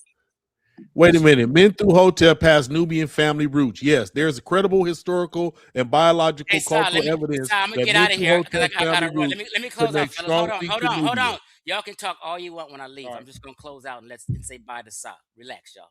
Sa, you there? No, hey, get my number, Chief. I need to talk to you. Okay, what is your number? Close out, Chief. What's your number, bro? 323-345-3664. Neil, right? 3664. And Chief, if you would allow me, I just want to say rest in peace to the ancestor Charles S. Finch. He just passed and went on with the ancestors. So I never know who I'm talking about. This is the picture of he was with. You know who you talking about? Yeah, rest in peace. I didn't know he Hey, passed away today. read your thing. What you saying? About Mentuhotep? Okay. Yeah. So it says Mentuhotep has Nubian family roots. That's what I asked. It says, yes, there's credible historical and biocultural evidence that Mentuhotep's family roots connect strongly to Nubia, Upper Nile population. The most accurate way to state it is Nubia, Upper Egyptian kindred, not a foreign lineage. So don't let the name, because he's an Egyptian, fool you. That was all a part of Nubia as well, Chief X. You know that. Okay. So now let me go and close Thank out. you. Close out. Close out. So, he Chief read- X, you called the he brother read- a liar, brother. You called him a liar. Just he apologize was. for that. No. He was a liar, sa.neter. Facts. Mentuhotep is an Egyptian, and anybody say otherwise Man. need to apologize. Okay. All right, close it out, He was Chief. an Egyptian pharaoh. Okay. So I appreciate you having me on, Sa.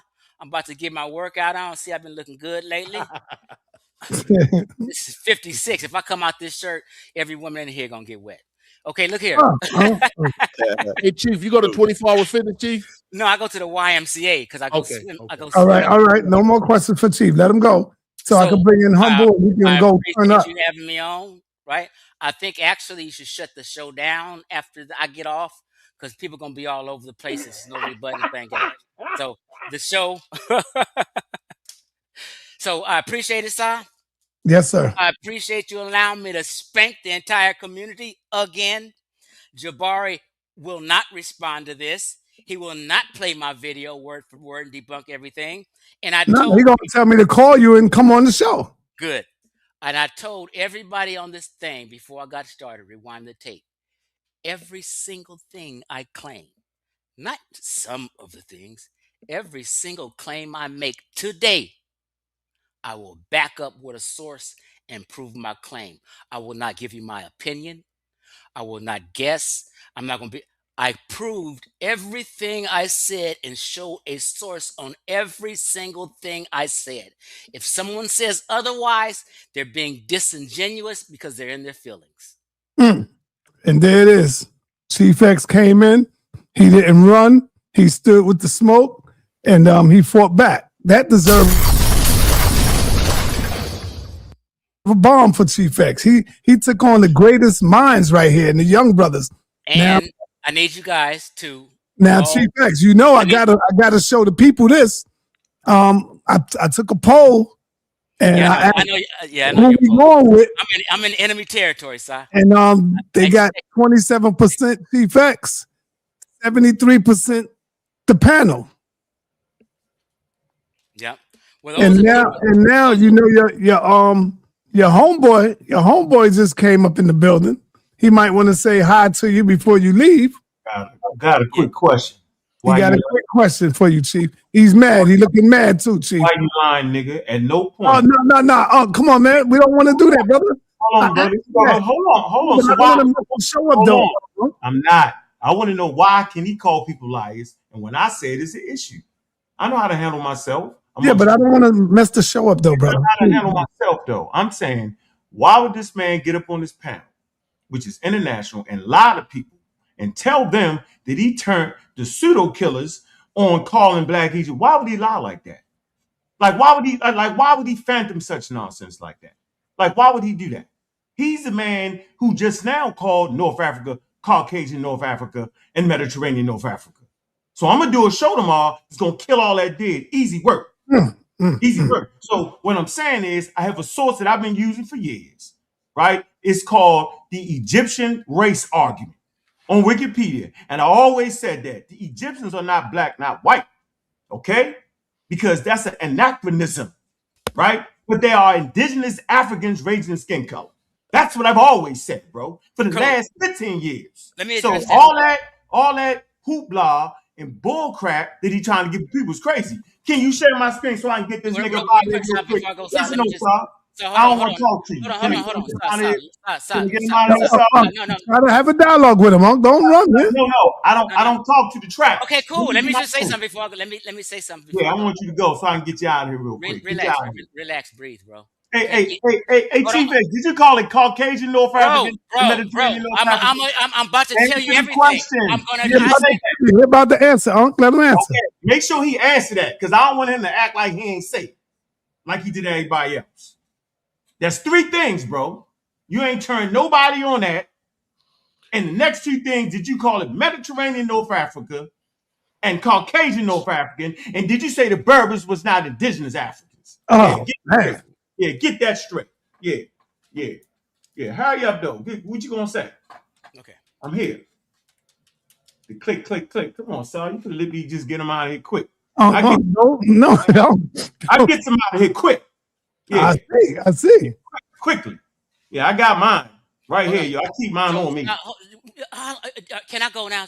Yes, go ahead. Go, Chief. Relax. Yeah, go ahead. I don't make up nothing. Okay. Yeah, you do. No, I don't. I don't make up nothing. Let him go, Unc. Please let him go. Because when you go, I'm gonna tell him to be quiet too. Big up to the bomb squad, man. Them brothers is growing, yo. I like that. God, man, why you let this dude filibuster the show like that? Well, you ain't ready yet, Chief. So he talking. I'm ready. Get ready. I'm ready. All right, let's go. I was trying to say something. Okay. My screen didn't pop up. No. Yeah, I see it now. Why I don't see it? Okay. Go ahead. There you go. You quit your stuff quicker than mine, so I got that cheap shit. You know your shit is okay. Real quick. I didn't make this up. North Africa is considered Mediterranean Africa because of its northern coast, including Morocco, Algeria, Tunisia, Libya, shares the same Mediterranean climate, history, and culture as Southern Europe. The region is bordered by the north by the Mediterranean Sea. Have you these cats ever looked at a darn map? Okay, North Africa is considered Mediterranean Africa. You can look that up anywhere in the world you want. I'm right. Stop playing. Hey, bomb squad, I'm not finished. I'm not finished. Go ahead, sir. Watch this. Now, what I said, hold on. Yeah, go ahead. Hold on. Let him go, Unc. Come on, man. Damn, man. Have some discipline. Put me on the screen, sir. So we all know and learned that North Africa is Mediterranean Africa in general. Nobody ever said that Egypt, North Africa are not African people. That's something Ankh is making up. I said that at the beginning of the show. Egyptians are African. So what Ankh does, we all know that Egyptians are African people who vary in range from light to dark. That's true, but it's also him being manipulative. Nobody gives a darn about dark to light. There's dark Cambodians. That don't mean they black. There's dark Samoans. That don't mean they're black. There's dark Native Americans. Darker than Sarah Seti, darker than the artist Prince. Saying dark to light means absolutely nothing. So stop playing that game to make people feel better, Ankh. It means nothing. That is a fake narrative and argument that you use to manipulate people, okay? There's light to dark people every darn where. I've been to the Philippines, Thailand, Korea, Japan, Africa, and I've seen dark people everywhere. Dark don't equate to black. So this is why I had to start using the term Negroid, because you can't screw that up, okay? So North Egyptians were not Negroids. Since y'all want to play semantics, okay? That's my point. North Africans are not Negroid. That's my point. They never were Negroid, okay?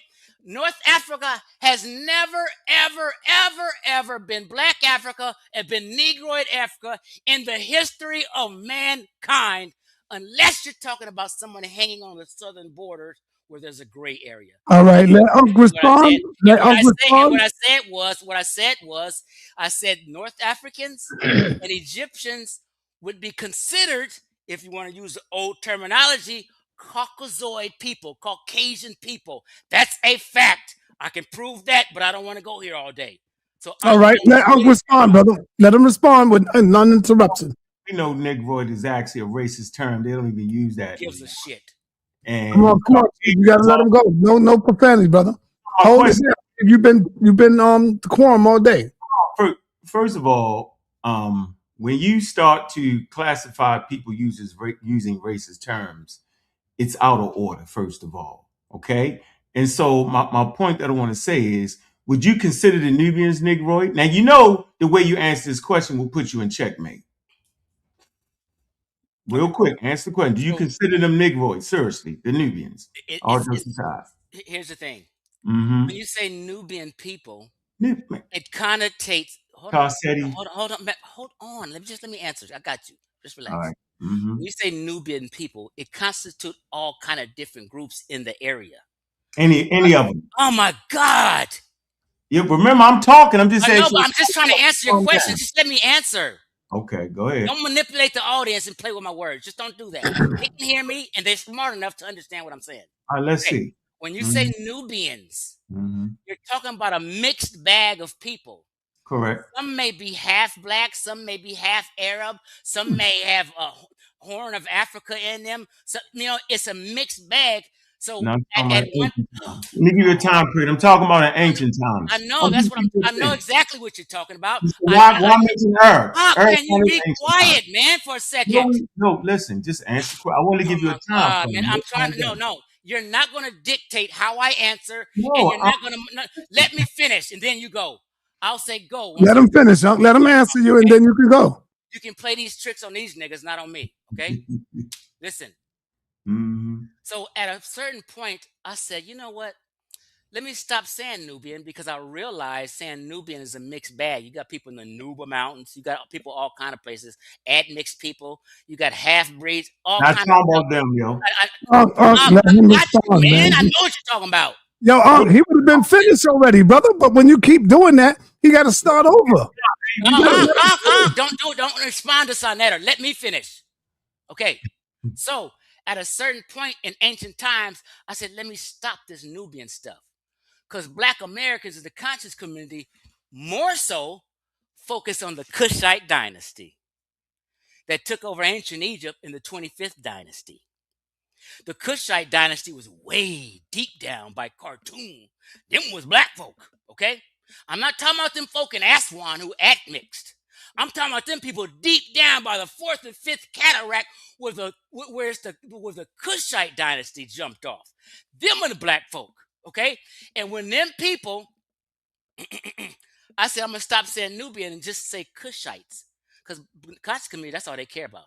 They care about them people who conquered Egypt in the 25th dynasty, which was them Kushites. They don't care about them people hanging on the border. Kushites was black.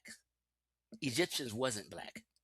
Egyptians ran down on blacks, ran down on Kushites, and I've proved that. Hey, Chief X, I asked a simple question. All right, real quick. All right, hold on, Chief. Hold on now. It's turn. You got to be wise. And don't ask questions, brother. No, listen to me. I know how to handle it. I don't need no help. If you ask him a question, you got to allow him to answer it. I don't need no help. Go ahead. He never answered the question. He flip-flopped Nubians and all that. I just simply asked him, do he consider the Nubians Negroid? And like he said, they're mixed up like everybody else on planet Earth. Not an issue. But I'm talking about Tassetti, the land of the bow. Tassetti, right? The ones you see that's pitch black. They show them pitch black, all that. I'm saying, do you consider them, because they definitely dark-skinned, right? Now, you can say whatever you want, but and skin is not a good indicator of whether you're African or not. But I'm saying in general, because we know the Nubians speak a Nilo-Saharan language. We do know that. And we know Africans are bilingual, by the way, and trilingual.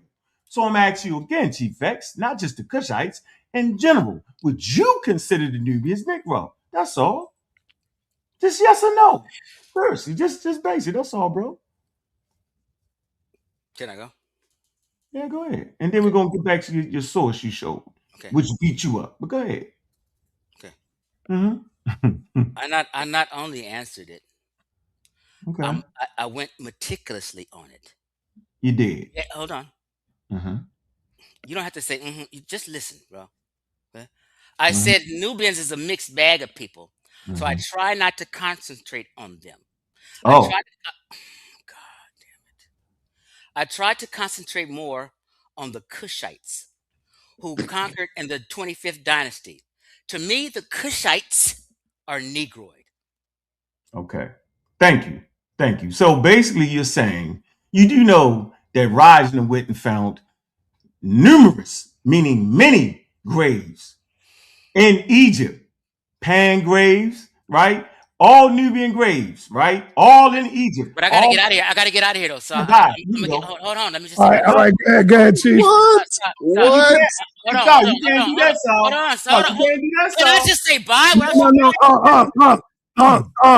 He is allowed to leave. He is allowed to close his show out, brother. It's his talking though. After you make me Hell no. I'm about to get out of here. You can talk all you right, let want. me go. God damn, you can still go in, Just let him get out. Let me get out of here. Right now. Yo, Chief, can you just let him talk and finish, and then you can go? God, this a crybaby nigga, man. Let's go. Yeah, baby. I am a big cry baby. I ain't crying. Go, brother, go. Let me be that. I'm simply saying. Just go now. I'm simply saying I'm not sure if he's aware or not that they actually Nubianologists actually can study Nubia from Egypt and never go to Egypt. So you the one said they was Negroes or mixed or have some Negroes in them.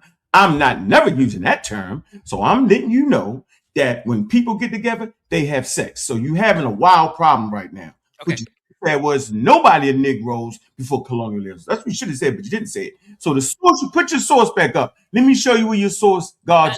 Let me get out of here. I'm not. It's not a All debate. right, so you don't put the source back up. Come on. I'm trying to get out of here, man. Put the source back up. All right, Chief X. Come on, Chief. Have some fun. Just put the source back up. We're gonna read it together. sa.neter, can you hear me? No, we don't need. I can hear you. sa.neter, I got you. I'll read it for you. I'm asking you. I'm trying to close out. Let him close out, so you can go. 50 minutes ago, I said I got to go in 10 minutes. Right. People trying to act like I'm running and act like I don't have a life. I extended it an extra 45 minutes just now. Yes, Goddamn. Yes, you did. Okay, relax, people. Hey, but when I pop up in the middle of be quiet. Just let him close out so he can bounce, so he can go, brother. Then come on. When I talk to him. You're disrespectful. Now, let me close out. Go ahead. First of all, up there real quick. First of all, put me on the screen, so I got to do something. I'm gonna get out here. Mm-hmm. First of all, I made a video a week ago challenging Ankh and Dr. Mayat. Oh, what? Called them both out. Oh my God. Oh my God. Breaks off of both of them. Don't tell me they didn't accept the challenge. Guess what? What? He never respond. Oh man. Has never. I'm talking. This is what we're not doing. What you do is can you block? Can you mute this dude? Just keep her name out your mouth and talk about. No, I'm not keeping nobody's name out my mouth. I'm a grown man. What I tell you? I don't care what you say, nigga. Now you getting like that. Oh, come on, brother. Let me close out, please. I will say anybody's name I want to, nigga. Okay, all right. Name out your mouth. You letting him get to you, brother. I know you see me smiling right here, This is all fun and games right here. But the fact that Ankh cannot be quiet for a minute is troubling. All right. Come on, man, for real, man. Why is he still here? I thought he was Why is he still talking? Oh man. Hey, Saul, why is he making a point? Oh my God. Yo, come on, emotional.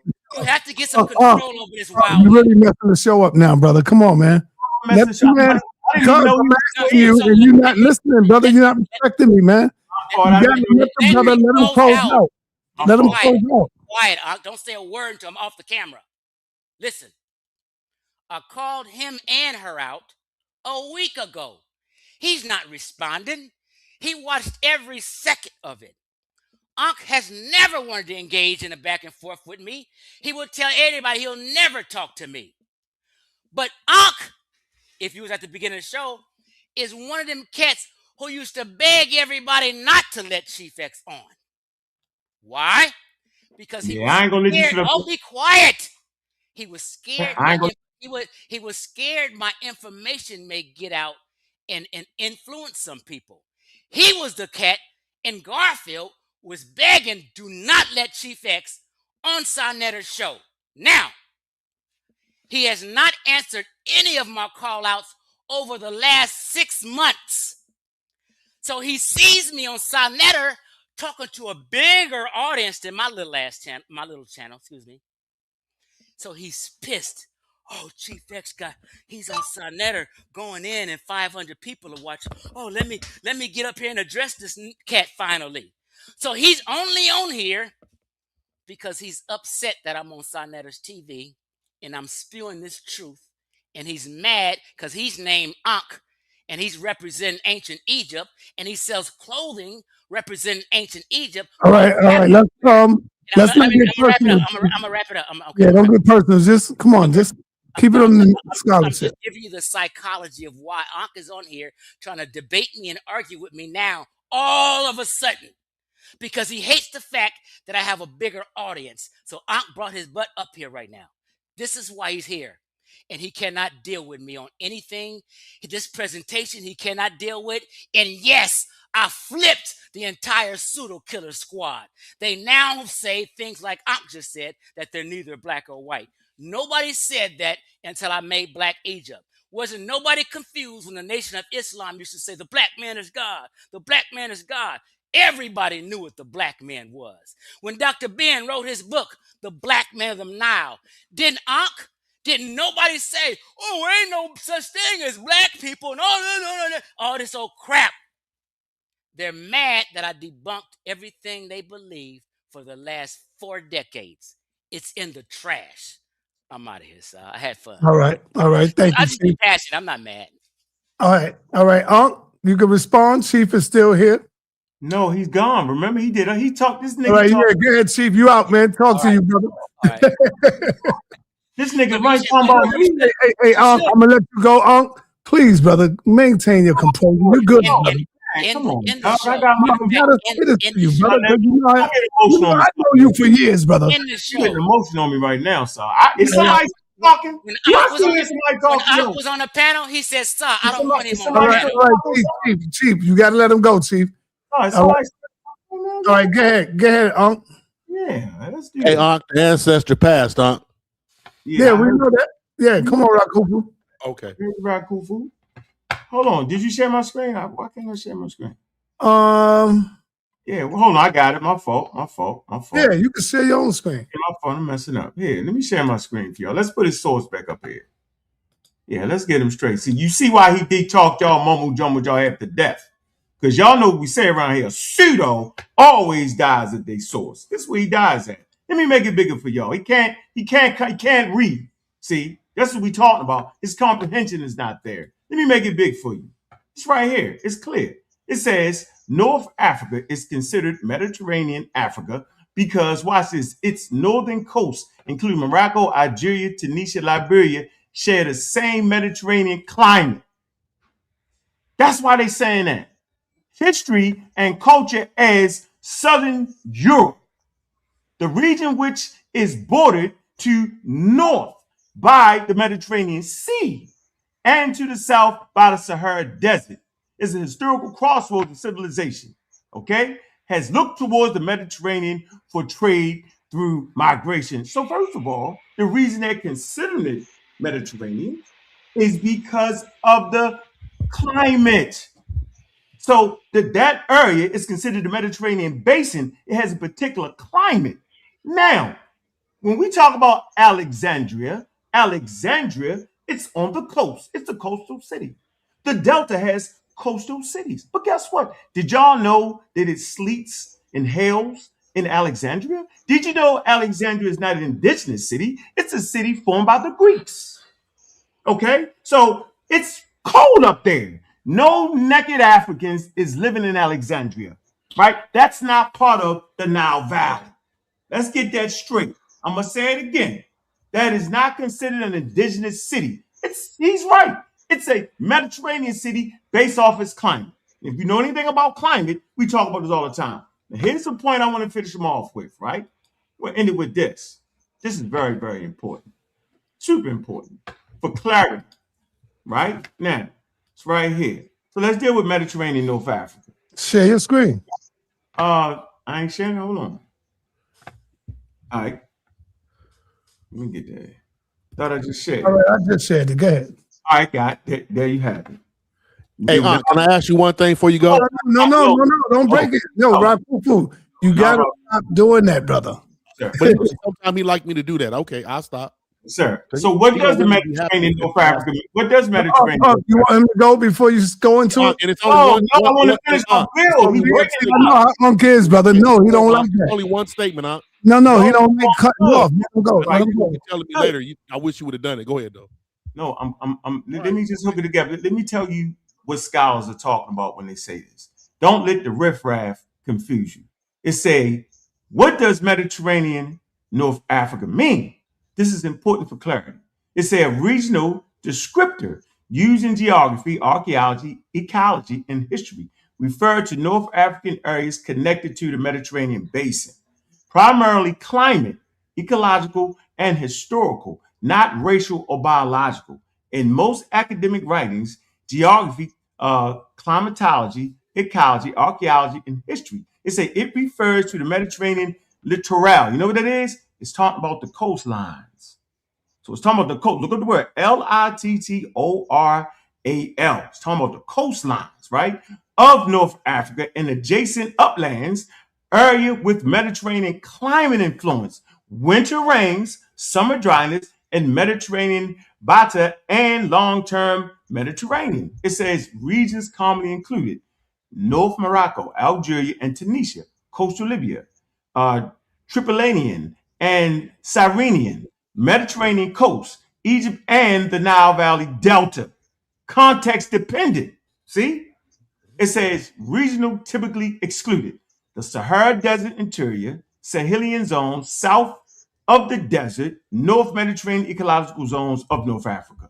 Why the term is used? To distinguish Mediterranean climate zones for Saharan interiors, to discuss shared maritime ecological and trade networks, to analyze Mediterranean connected archaeological and historical processes. What Mediterranean North Africa does not imply: it does not define race or biological ancestry. It does not imply cultural or genetic uniformity.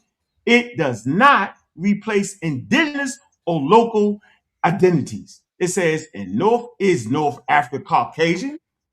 Scientific view. So remember, he talked about it being Mediterranean. He never explained it because he can't. And then he called it Caucasian. It says biological anthropology and human genetics, Caucasian or Caucasoid, is an outdated topological label. It says not a valid population category.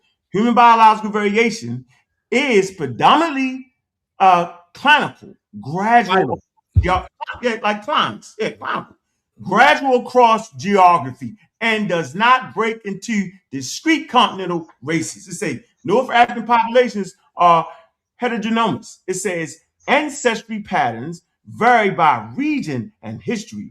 Maghreb, Nile Valley, Sahara, Mediterranean coast, etc. Best practice describes specific populations and evidence, genomic data, and archaeological. We're closing out. It says, is North Africa Caucasian? Administrative uses in the USA. In U.S. Federal Statistical Standards, okay, it says, people with origins in Middle East and North Africa have historically been included in the minimum category white. This is an administrative classification for data collection and civil rights reporting. It say it does not imply biological hegemony. It say or a scientific race category. Recent revisions in March 28, 2024 updated federal race ethnicity standards and includes work towards collecting MENA information. More explicitly, all right, that's enough. We gotta let the panel get in. Hey, okay, hey, Sa, just wanted to say this to put a cherry on top of what he said. Hey, this is because I had knew this. It said when it comes to total land mass, Africa has the most land in the Mediterranean. So it says yes, this statement is correct, and it's easy to demonstrate once you outline the terms clear. So out of all the lands, Africa has the largest total land mass bordering the Mediterranean Sea, more than Europe or Asia. So Mediterranean is defined by Africa, not them. And you know what? Hold on. You know, I'm gonna let you get in one last point. Do y'all really understand what Mediterranean really is? I would like anybody on the panel to name a civilization in the Mediterranean that predates the Nile Valley civilization. Can y'all name one? Give me the language. Madi Butu. Tassilian Jir.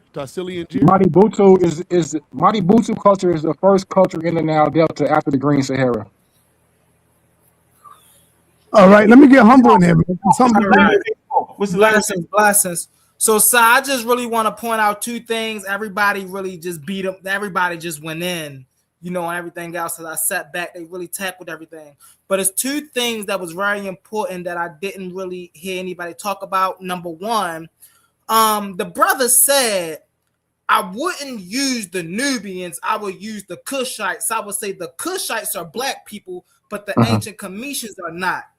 The issue with this is, right, number one, the Kushites, the Nubians, and the Egyptians all live side by side on the Nile Valley, right? Number two, right, the Kushites are the youngest of the Nubians and the Cometians. So how can you call the Kushites black, but the Egyptians who predated them are not black? That don't make sense. That's number one. Number two, all three of these people shared the same features. They shared the same skin tones, the same hair features, and the same languages. That's number two. Number three, brother Sai, you asked this brother. You said, so are you saying the Caucasian people built the pyramids? This brother said yes. And you didn't even say just which pyramid. You said the Pyramid of Giza, which let me know he don't know that the Pyramid of Giza is the Pyramid of Khufu, which then lets me know he don't know dates because there was no Caucasians in Egypt or Kemet during the time of Khufu, which is 2600 BCE. So like I said before, he's just conflating things. And me and the brothers on the panel are showing the audience and you, Brother Sai, that this brother have no idea about how history work or the chronological of how history work. I land my plane with that. Thank you for allowing me to speak, Brother Sai. All right, Osaze 7. How much did you watch, brother? I didn't get a chance to see his presentation, but it sounds like from what I saw coming from the end, it's the same presentation that I've seen Chief X do for many years.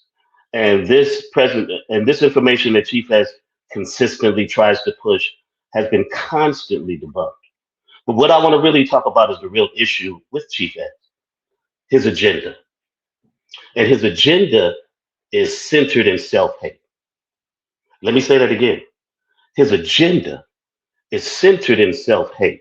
All right. All the people that support him. Hold up for 1 minute. 1 minute. I really want to talk about the presentation. I don't really want to. Hold up. Hear me out. I don't really want to bang on him while he's not here to defend himself. I'd rather let's stay on the information, brother. I'll do the same for you. If you wasn't here, I'm not letting them bang on you, brother. I let them attack the information. And I'm not trying to bang on him. Or him as a person. He left when I got on when I was backstage. That's why I asked you. I was here attempted to I've heard everything that Chief X hasn't said nothing different that I haven't heard from him. Right, that's why I asked Chief you. X, yeah. That's why I asked you, how much did you see? And you said nothing. So Asar, I feel what you're saying, brother. When you coming on to do a show on the HOK, brother?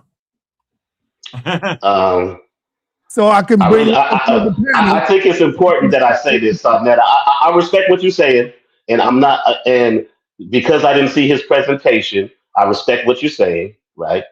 I would ask this: anybody who's seen his presentation, did Chief X regurgitate the same information he's been talking about for years? Same talking points. Mm-hmm. Yeah, but that's what all of us. Okay. That's what all of us.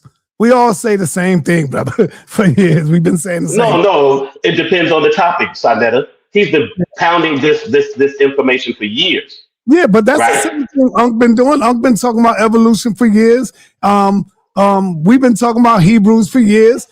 That's all of us. That's what I'm saying. True. So if I came in and I didn't see Unc's presentation, and I asked Unc, was your presentation information that you've covered before? If you ain't seen his presentation, I would not let you bang on him, especially if he was not here to defend himself.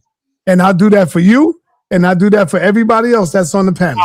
Nah. You giving a nigga special privileges. No, I'm not. No, I'm not, brother. Come on, man. I'm just trying to be fair, man. We've talked about people on this platform before us, sa.neter, without them being here.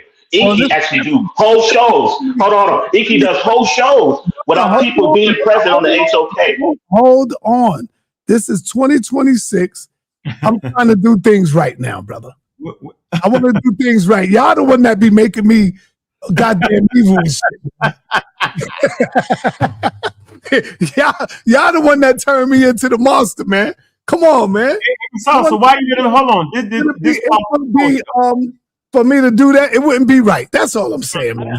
So then, why was it right for the man allowing me with me not being here? Explain that.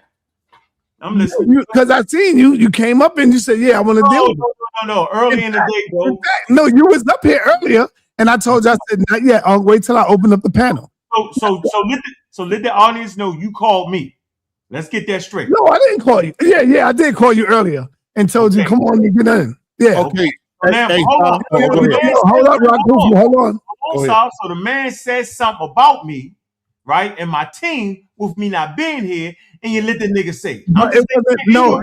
Crazy nigga. Listen, what he said about you was not slanderous. It was not banging on you. He just said now. He just said all of a sudden y'all now agree with him. That's all. That ain't what he said. What he said? He tried to make a claim that he gave you some knowledge, huh? Right, bro. Come on, son. Yeah, but that's not horrible. He ain't talking about that character. He ain't talking about nothing like that. Come on, man. We learn from everybody, each other. Before a man to come up here and lie and say that he turned the whole squad some bullshit. No, come on, bro. Now you playing. See, you ain't cutting it straight down, yo. I don't know how much nigga paid you get on this motherfucker, yo, but that's why. Why you cursing now, man? Let me say this. You let the man curse the whole time. He cursed the whole time. No, that was the show that he put up. Yeah. But anyway, let me go. Well, can I say this? Well, hold on. I won't bang on him, but I will talk about the information. I will talk about the information. And I did come when I seen all of these brothers collectively, right, were in line with the historical count, right, correcting him constantly. There was a constant correction for him, and he spoke on the consensus of the scholars. But what he fails to name is these are Western racist society consensus. The scholars, not all scholars agree with that, right? The racist ones do, right? So when you have these brothers in here correcting him, he doesn't want to agree with with the black family who's actually done the research to correct these races. He would rather agree with the racist scholarship to keep banging on his own people, and that's all I have to say. Okay, all right, thank you. Can I speak? Yes, Rakufu, what you want to say? Okay, so I screenshot what Chief X had put up on the screen where he had said, this is exactly what the screenshot says. What the screenshot claims, it says, evidence suggests that the earliest ancient cases of sickle cell disease were found in Egypt, pre-dynastic Egyptian mummies dating back to 3200 BC. Here is the accurate evidence-based clarification. Egypt is one of the earliest places where HBS, that's a haplotype, has been detected of sickle cell, by the way, but not the proven point of origin. Yes, Egypt has a very early evidence of the sickle cell mutation, HBS, including molecular singular consistence with HBS in ancient remains, especially in Upper Egypt and Nubia, not the Mediterranean Delta. However, there is no consensus that Egypt is the single origin point. Geneticists do not claim independent Egyptian origin separate from West and Central Africa. Instead, Egypt is part of a continuous African disease ecology. The key point you were already making is the strongest one. The haplotypes match. African sickle cell haplotypes are incongruent with Benin, Senegal, Bantu, Cameroon, and Central African Republic. The HBS found in Egypt, Nubia, Sudan, West Africa are the same African haplotype, especially Benin. That means not independent mutation events, shared ancestral population movements inside of Africa. This is exactly what you were saying earlier. This is what I was saying, is what it's saying. And you were right. Why Egypt shows easy cases? Because Egypt sat at a population crossroad, Nile Valley, Sahara, Sahel. constant gene flow with Nubia and West Africa. We was connected. We still connected through disease. So we sick with it. Like they say, I'm sick with it. Go ahead. All right, let me go to Mikhail, man, who seems to have some good discipline, you know, in the building, man. A Hebrew brother with discipline. That's beautiful, brother. Oh yeah. Yeah, thank you, son. Yeah, you know, I always tell people you can't call yourself a disciple of Christ or whatever if you don't have discipline, because that's literally where the word comes from. So you gotta have discipline.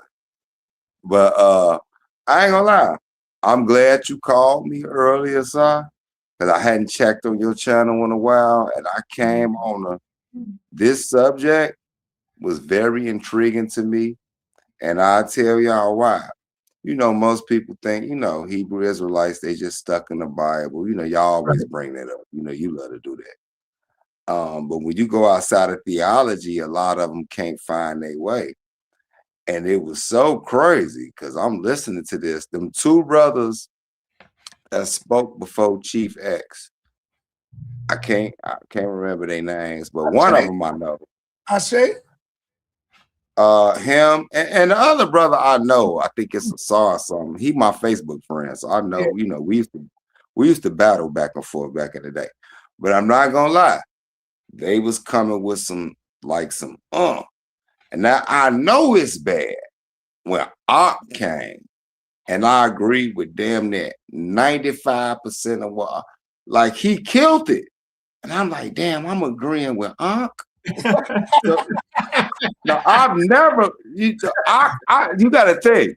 Ak is the cat that said 13 years ago. You remember when we was battling back in the day? Yeah, I remember that. He said I was the crazy Hebrew with the perm. Oh, yeah, and people laughed at that for years. And I'm like, this nigga, if I could ever get him. But look. Hey, yo, hold up. Look, right? Hold up. Yo, Unc, I want you to know when I went to Chicago, this brother and his troops, they was out there with me, brother. They held me down out there. Yeah, you told me that. Absolutely. Okay.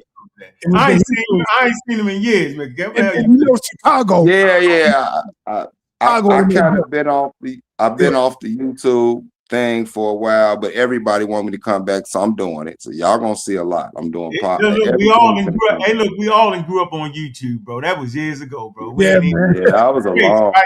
We can't even act like that. I'm the only one close to it acting like that. But you Hey, Ak, you got to remember, I was with the Hebrew War Machine. We act like we just hated comedics. So we hated comedics. It was like some game bang. You know what I'm saying? That was real tough. So, but what I will say though, you kind of was killing. And like I said, I'm not phony. Some stuff Chief X say sometimes, it makes some sense and I'm cool with it. But then I'm like, that didn't make no sense. Like, because on one hand, you saying this, and is you going off phenotypes? Like, how is you classifying what you said? And so, like you remember back, we got down on your ass for talk about the rhesus monkey and all that. But, you know, you didn't get past that. But, but my point is, with all this being said, what I want to say to y'all before I leave is, and sa.neter would attest to this. Yes, if you ever come to the Shy, we got you. You can ask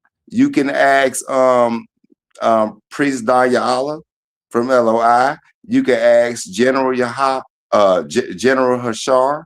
You can ask anybody from ISUPK. They just did a thing at my joint in Indiana at our school, right? So here's the thing.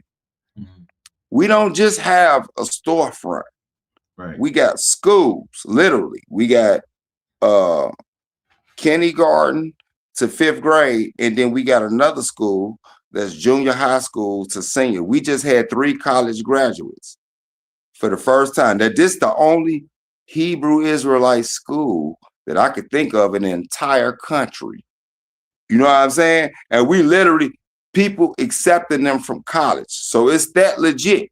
When you come, you'll be amazed when you walking through them buildings. We got campus, we got houses, Like, you know how college, well, I say all that to say, when it come to history, I am a founder, all praise to the Most High, to the history division, which is called Walls of Jericho. My beloved brother Kazak and all that. So we have real history that's bona fide and accepted in academia. So it ain't just our Hebrew Israelite view with theology, it's real history. So with that being said, when I'm listening to all y'all talk, at some point I'm like, oh man, Chief X was tripping because he said some stuff that's like, come on, bro. Like, don't do that. Like, some of this stuff is like elementary. So I just gonna say this before I leave. I am gonna come back more because Sa is my dude. I ain't gonna lie. We've had our little issues back and forth. But to be honest, every other year, sa.neter come to Chicago, and guess who he look up? He know who gonna protect him and keep him right. We got him. And if you come, it's the same thing, bro. We show that love. Hey, yo, even though I get on the Hebrews, I check in with the Hebrews. Because they do show love, though. I ain't gonna front. I was out there for RTL. Am I pronouncing his name right? Yeah, Prince RCL. Rest in peace. Rest in peace. Sleep his soul. I've been out there for that, bro. I show love and respect. Bro, you don't even know. That thing we did at Prince RCL crib. Oh, yeah. You don't know that's considered historic in the community. But for some reason, your ass took the video down, which had over 100,000. Can you please tell him I had to take all of the videos? Tell him, he had to take all of them down. I told you, bro. Yeah, he told. He told me that earlier. He cleaned the whole system out. He had to restart everything, and a lot of it went up on the Patreon. I was mad at him too because he took down the Egypt. Oh, okay. The Hebrew. Hey, you know what? You know what? I'm glad y'all verified that because you remember, Sa. I'm gonna go and say it. Yeah. One day, I was talking to Sa, and I'm like, dude, why you take my videos down? Cause like the two interviews I've done in your show has some of the highest views. Like I'm telling you, to this day, people running to me, man, you was on, and I'm like, man, why you take my video? So what's funny is, if y'all remember the old history, which we ain't got to rehash it too much, but sa.neter was talking stuff when we had some disagreements, and he was like, man, he in Chicago, he talking about some, man, these brews in the hood, these Hebrews in the hood, they gonna kill me, man. They a gang. And I'm like, what? We got into it over there, right? Yeah. So I'm thinking later on, he done took all this down because me and him had disagreements. No, it wasn't that. Like y'all say, he wiped everything. And you know what I'm saying? But the thing is, I will say about sa.neter, get my channel back until I take him down, bro. I tried it, and I'm like, damn. Yeah. Okay, well, it's cool. I mean, it is what it is. All I'm gonna say is I will be back on your platform a little more often. And I know what you asked me earlier. Do you want me to say it publicly or what I asked you earlier? Nah, the thing is, he been trying, he know I done won literal trophies for smashing cats on debates. And at this point in my life, I really don't want to debate. But what y'all just did now, I like these type of conversations. I would literally come on here and do a show with the open what's the name.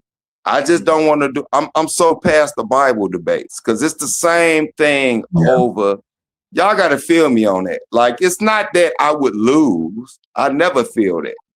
It's just that it's too continued. It's a circular argument. It's the same thing over and over. Hey, Miguel, can I ask you a serious question, man? Yes, sir. When you ran into me in the Amaral squad in this community, bro, who is promoting scholarship, yo? Regardless, from a Hebrew perspective, from any perspective, I say, yo, we got to use archaeology and scholarship in the subject, yo. Well, y'all was Bible-centric. Y'all was just Bible-centric. Like, and I say, yo, that's not how you really That's not how you do it in scholarly circle. I said the Bible is part of the belief tool. I said, but Well, look, that it verifies certain pieces, right? if you want to,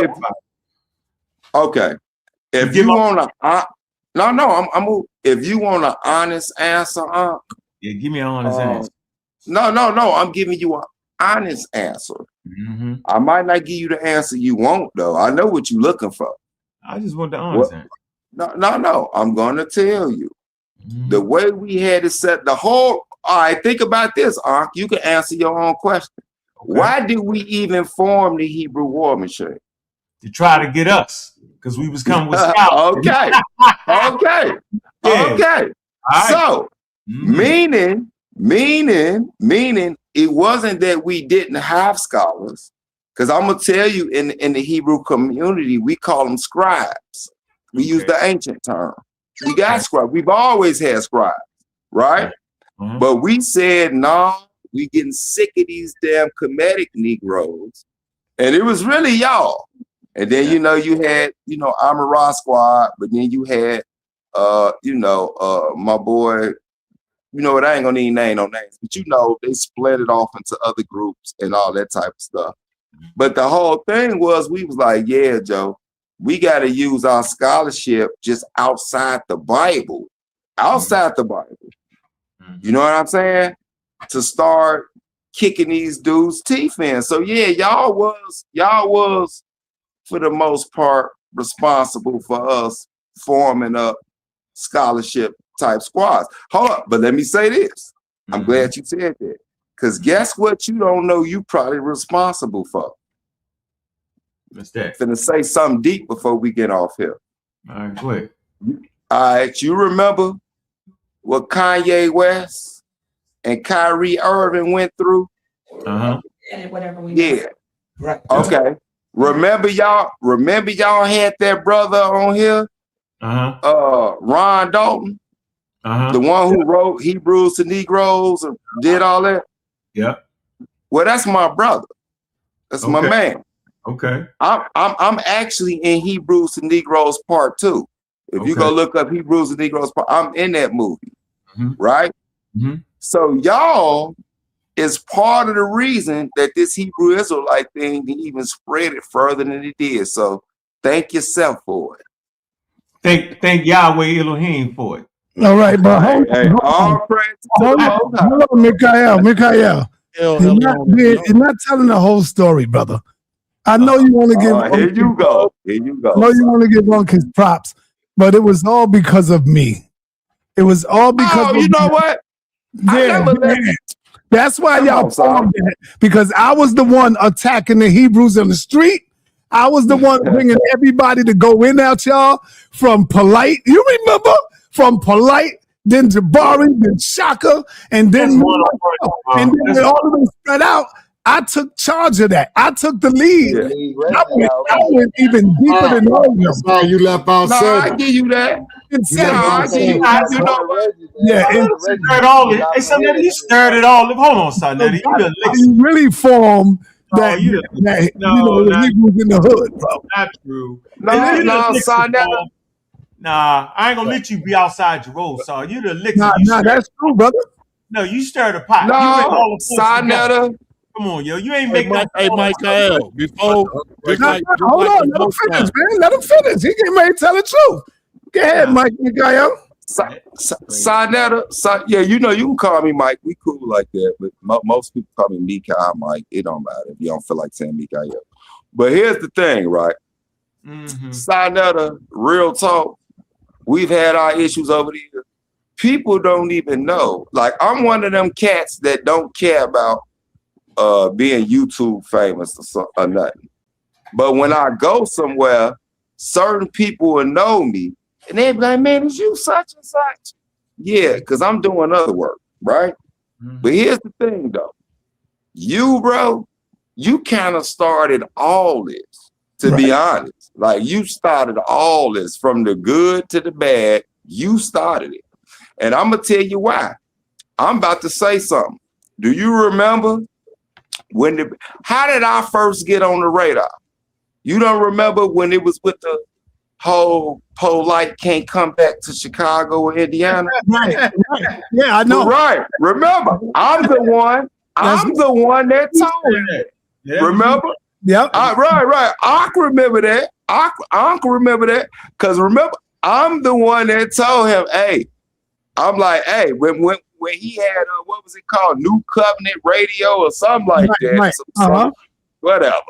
But remember, I called straight in. I was like, hey man, word around the streets is you can't come back to Chicago or Indiana because I know you stole 18. And I told him who he stole it from. You stole 1,800. I mean, you stole 18,000 from such and such. He was like, well, man, brother, can you help me with that? I'm like, hell no. You know what I'm saying? I'm like, I didn't say you can't come. I'm telling you what they saying in the barbershops, my nigga. And then, and that just went viral. So, I think we got a long history. But sa.neter, you started all this shit, though. I ain't gonna lie. Thank you, brother. See, I'm trying to take away my credit. Come on. Hey, Saul, hold on, Saul. Wait. You might have started all them, nigga. You ain't started nothing. I did. Let's get that straight. I didn't say that, brother.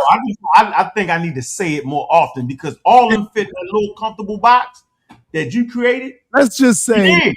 Let's just say I made you more popular than you are.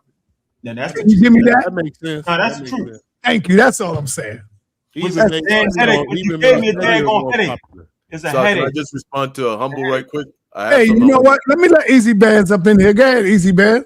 It was the Easy Band's the Christian. What you about to do? Who you going to go? I ain't gonna lie. I ain't gonna lie. I was ready to leave because I just cooked some food, but it felt like a little reunion. No, I feel like a little reunion, so I chill for a minute. So can I present this? I have something I wanted to share. What you about to do, Easy Man? What you about to do, Easy Bands, man? Man, he finna throw up. He finna throw up. Go in on you, man. You gonna throw Africa under No, the bus. it's just about what Humble said. Humble said he was basically saying that You're not sharing nothing, brother. Yeah, I am. No, you're not. That's it right there. That's it. Oh, okay. You gonna make Cedric come out this bag, brother. You better chill, man. All right, bet. So you guys heard Humble saying that the pyramids of Giza, when they were built, that was before Caucasoid looking peoples were in ancient Egypt. Now here is a clear example, a primary, if you guys want to call it that, of somebody from, I think it's the 3200 BC. This is before, if I'm not mistaken, this is before the Giza pyramids. And as you can see, this individual has ginger hair. All right. And he's among a lot of, they found a lot of them actually that with remains that had ginger hair. So this is just primary evidence right here. So what are you saying? You saying that this is a white boy? Say it, Easy Band. Please don't say it, Easy Band. I'm trying to figure out what relevance do they get because he had ginger hair. If you listen to what I said, right? Yo, let him talk, y'all. Go ahead. So yeah, Humble said, he made a claim. He said that there was no Caucasoid looking peoples in Egypt before or around the time of the Giza pyramid being built. And this person that I'm showing y'all is from even before the Giza pyramids. All right. And this, as you can see, look at his hair closely. This person right here had ginger hair and long. What color is ginger hair though, yo? We can barely see. I don't get that point. Right here. Huh? Look at his skin. He matches the Caucasoid description. Man, that's stop it, man. Is this a black man? I don't know. Is this a black man? Hold on. First of all, I don't even use the connotation black when talking about ancient populations. It's an anachronism. Is he a black man? What I will tell you, come on, Easy Man. Go ahead. I don't feel like doing it. I can't. Is he a black man? Simple question. Yo, I got the mother of my first two children, yo, had ginger hair, yo. And see, hold on. Yeah, you tripping now. So you saying ginger hair denotes Caucasian? Is this a black man?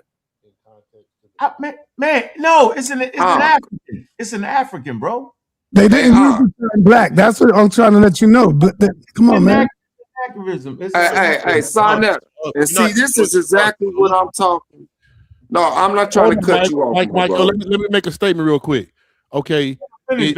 Unc earlier has talked about the Mediterranean and how it was cold and they wasn't wearing, like the short type of summer gear. But I wanted to share that in Lesotho, which is right here in South Africa. Can you see my screen, Si? No. In South Africa, right here in Lesotho, it'll You come can't in. see that. You see it right now? You see it? Yeah, I see it. You see it. A little red spot. This is the coldest place in Africa. These blacks look like us, and it's actually snows. The only country where the tribes live in snow. So and they're purple black. I'm gonna show an image of them. 1 second. So it's not always climate. You gonna have to prove that. You made that. I'm gonna show it right now. I'm gonna show it right now. Debunk me. Lesotho, okay. And then these are the people of Lesotho right That's here. what the facts. I asked for the image. Here they go right here. Can anybody see the image? I'm asking for it. Yeah. They dress so. That's climate change. That's climate change, man. I ain't gonna argue. I'm just saying they said that's the coldest place in Africa, and they live in that type of tribal stuff, blankets and stuff. Hey, Elder Shaba Ra Kufa too. Listen. Hey man, them people ain't. All right, hold on. Can I ask a question? Yeah. sa.neter, is it cool if I ask Unc a question? Yeah. Shoot away. Go ahead. Hey, look. No, I ain't gonna call him. You ready to go? It was my show. I'm great. I'm leaving. No. I'm gonna. No. Actually, I'm about to agree with you. I'm just finna tell you something. Do you see what this man just brought up? Yeah. Think about it. You got Negro, so-called, if we using them terms, which come from Negroid, Mongoloid, Caucasoid, we know that, right? Right. If you got Negroids in the Solomon Islands with blonde hair. Right, ginger hair. Right. Which had no European, if you want to say no Caucasian mixture. None. So how in the hell did he just bring that up to make a point?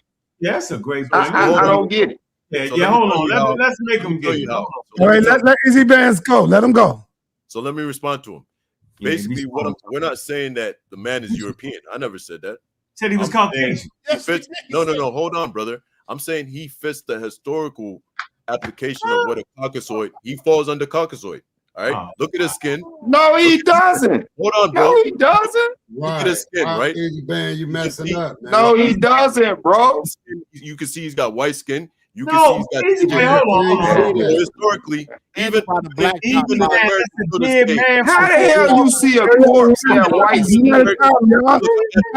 Hold on, y'all. Let Easy Bands finish. You gotta let him finish. Yeah, thank you. I got them shook, sir. No, So look, you can see the man, right? He's got white skin. It's right there. Look at his back. Look at his hair. The man's got straight ginger hair. Right? Now hold on. Historically, he would fall under Caucasoid. Now, on top of that, even today, Says who? USA, let me finish. I gotta let him finish. Let him finish. Even today in the USA, North Africans, when they're doing the census in the USA, what do they mark themselves under? Do they mark themselves under black or what do you call it? All right, go ahead. Go ahead. That's one question. Easy Band. Look, No, he's not going to answer that.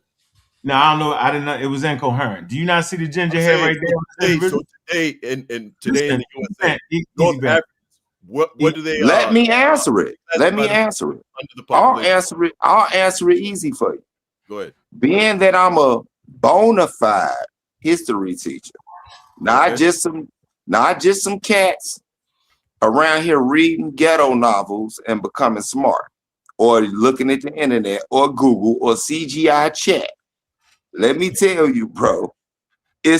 So you're basically saying it's the same reason that the Arabs that invaded that area, they literally invaded that. No, if the Arabs invaded that area, and you're saying that that's from the same people of the invaders or of the indigenous people. See, now you in a conundrum. You stuck. All right. Let me move on because I got to get ready to close this thing out. Unc, let's go, Unc. So first of all, my point is like, why would you bring a 5,000-year-old mummy dead for 5,000 years and start talking about skin? Yo, that's crazy, bro. That's man, you playing. I wanted to show you this. So people with brown skin can have ginger hair, yo. Right? That's not like so that's your proof. You can have ginger hair, bro. In Australia? Huh? Yeah, exactly. Is that in Australia? No, no. That's a Western Asian. That's okay. I mean, he's no. He's in the He's not West Asia, bro. He's right here. He's in You're a liar, right here. bro. It's not West Asia. That's Papua New Guinea. Yeah, absolutely. So right here, Malaysian. Yeah, he got blood. Right, that's color his hair. So you can have brown skin. Just because you got the color hair don't mean you. No, come on, bro. You know what I'm saying? And I'm not saying that brown skin denote. I'm not saying that brown skin denotes African. I'm saying you ridiculous at 3200 BCE talking about Caucasians, bro. That was a mistake because they didn't go into Australia. You'll see way more. No, but the point is, I'm trying to make a point here. I'm saying the reason they applied that to that because they had the racial connotation that I'm speaking against. The same thing Sanchez did yesterday and looked at that statue of the monkey with them pronounced lips and pronounced eyebrows and all that, right? That was what the white boys said. They said when they made their 5 races up, they say, this is the Negroid, which was ridiculous. And so the Negroid that they're using is not indicative for all African populations. You barely got groups like that. The point is, Africans range in phenotype and hair color and skin color, and they are indigenous to Africa. So I'm telling you, you can see a person with that color hair right there and be indigenous to Africa. That's what I'm trying to tell you, bro. You can have lighter skin and still be indigenous to Africa, yo. So I never have to use the racialized construct of black because what? That's an anachronistic. You know what though, I hate to say it. You opened the door. And you sa.neter, you know what I'm talking about. All y'all know, back in the days, you opened the door for this folly. With that argument about how Egyptians, you remember, you opened the door for these, as you say, pseudos to start saying retarded stuff. They didn't understand the conversation. Hold on. You opened the door. Okay, are we gonna close out, Si? Yeah, we're closing out now. We're closing out. I want to thank you, everybody. Nah, ain't nobody closing out. I'm going live. I'm the only one closing out, man. Thank everybody for coming through. I appreciate. Damn, I ain't even let my man Cedric come in, man. Cedric, I need 2 seconds. So, you know that I watched the presentation from beginning to end. Yeah. And I need to address the claim. So when can I come and do my presentation? Because okay. Tomorrow, Friday, I got a show. Saturday, you good? Let me know when. The presentation is tell me the time. Saturday at let's say 6 o'clock my time, Eastern time. Bet. Yeah, and I'll address this stuff. Text me the title inside of WhatsApp. Text it to me on WhatsApp. All right, will do. Hey, all right, let me just show. I already got a picture of you. Text me, and we're gonna get it in. Hey, right, let me just show Unc this because he wanted to see it. No, because that's gonna make Unc go again. I don't need to go. All right, go ahead. Share my screen. Are you sharing this, Yes, I'm sharing your screen. Okay, so you can see that right there, Unc. This is what it says in the bottom here. It says Lesotho. This is Lesotho. It is Lesotho. Lesotho is the snow-captured country in Africa. It's also the highest country in the world. African Kingdom of Lesotho. And can you see the elevation, right? Talking about the elevation, right? Yeah, elevation. Yep, and they live in it. You see them in the snow right here. Yep. Yeah, but that wasn't in ancient times, though. Oh, this is right now. It's been there for ancient times. It's been there. This is like I'm saying humans is naked, yo. They got to invent clothes to live in. Was right. They kept on clothes. You see this picture right here? That's a picture of them in they click on it. Click on it. Open it up. I'm trying. Man, do y'all understand what I'm saying? Am I talking Japanese rakufu? The UVV exposure, even at that altitude. Right, I get you. But they was black and they never turned color. Check the UVV exposure. Okay. I never said this. No, that's the high. You said it's the highest elevated. All right. Hold on, y'all. Everybody, hold on. House of Atan. He said, Saul, can one of your other platforms go live? Let someone else drive. We enjoyed this. If you enjoy it, I didn't get one dime. I didn't get one thing from Cash App. And I kept putting my Cash App in there. I think I got the wrong audience. Hey, Unc, I think to the wrong audience, Unc. Because when you go to these other platforms like Tommy and all that, I'm not hating on them. I mean, get your money. But they get hundreds every day, brother. I didn't get one goddamn Cash App from the sa.neter. people. That's sa.neter. Before I even jumped on your platform, what did I do? What you see me do? I shot you a Cash App. I shot a Cash App before I even got on here. Indeed, right. That's what's up. But I mean, when people say that, I be looking at them like, yo, y'all, sometimes y'all bugging. And when Unc go live in the morning, how come nobody blessing him? Whether you got 5, 10, whatever. Yeah. Come on, man. Treat us right, bro. We do this. I'll be live in the morning, though. I'm going live in the morning. I'm gonna do this thing hard, man. Look how long I stood up here. I got up here at 6 o'clock. And y'all know that this is what I do. This is my job right here. Yeah. Guess what you did, son? Damn Cash App from nobody. Guess what you did, yo? Guess what you did? You did the unthinkable. You got me up here talking. Keep rocking though, right? Now, if this was Dr. Reggie, what do you think Reggie would be doing right now? Shutting it down. Shutting it down. Yeah, shutting it down. Hey, look. You got to think about it, son.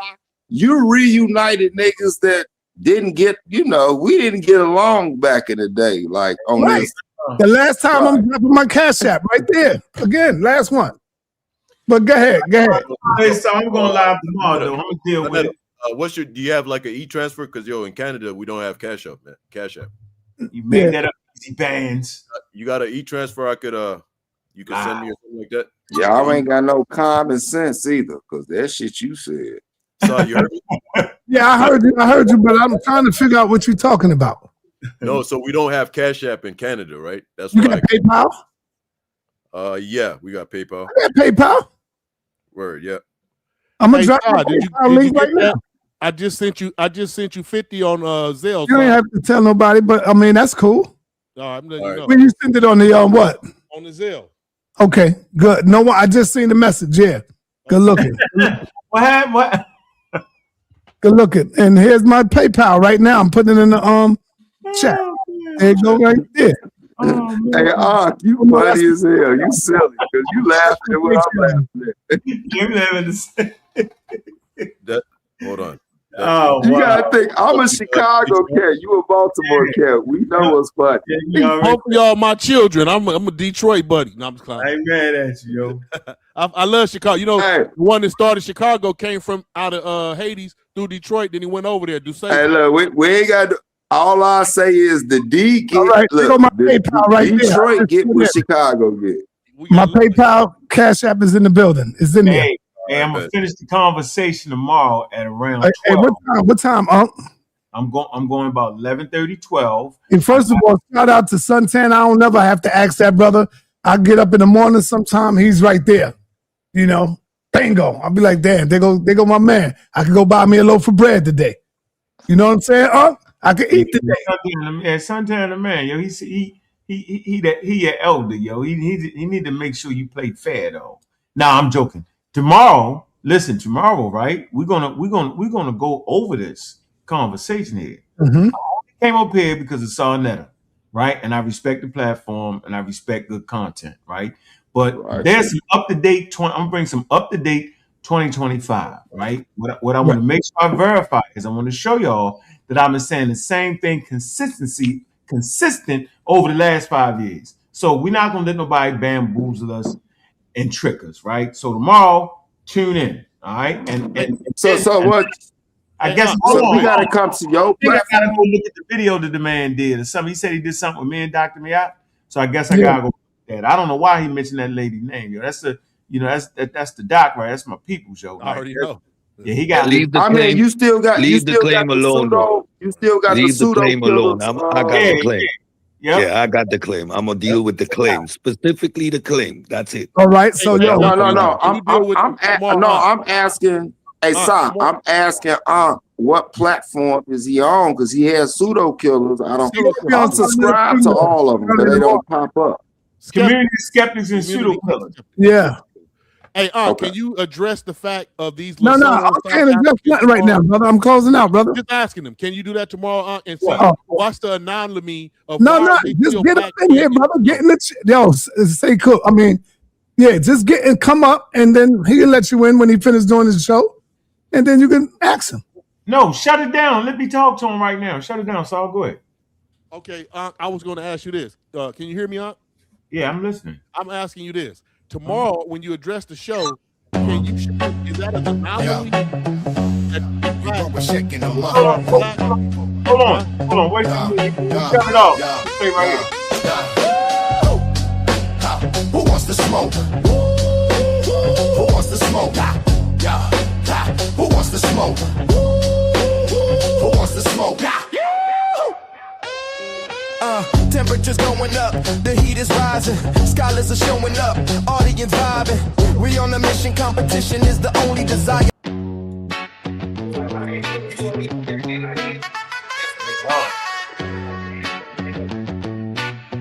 Yeah, the HOK is the toughest environment. And or at your own risk is the toughest environment. The HOK is the toughest environment. Yeah, stay strong, don't cry. It's the toughest environment. Yeah. No handouts here. You have to earn your respect. And when you do, you make they ass regret. They call it the toughest. And the title is earned from the bridges we crossed and the lessons we learned. In a cool-blooded kingdom, a concrete cage. Muslim, Christian, Israelites step on the stage. I dare you. I dare you. I dare you. I dare you. In a cool-blooded kingdom, sa.neter created. HOK, where you can't fake it. The HOK is where you fight back. No room for error, no window attack. It's a masterclass, how you handle the heat. Where the pedigree is written on the concrete streets. Toughest environment, yeah, we know the score. Locked in on debate and asking for more. The HOK is the toughest environment. Enter at your own risk, it's the toughest environment. The HOK is the toughest environment. Stay strong, don't cry. It's the toughest environment. Still there, Hey,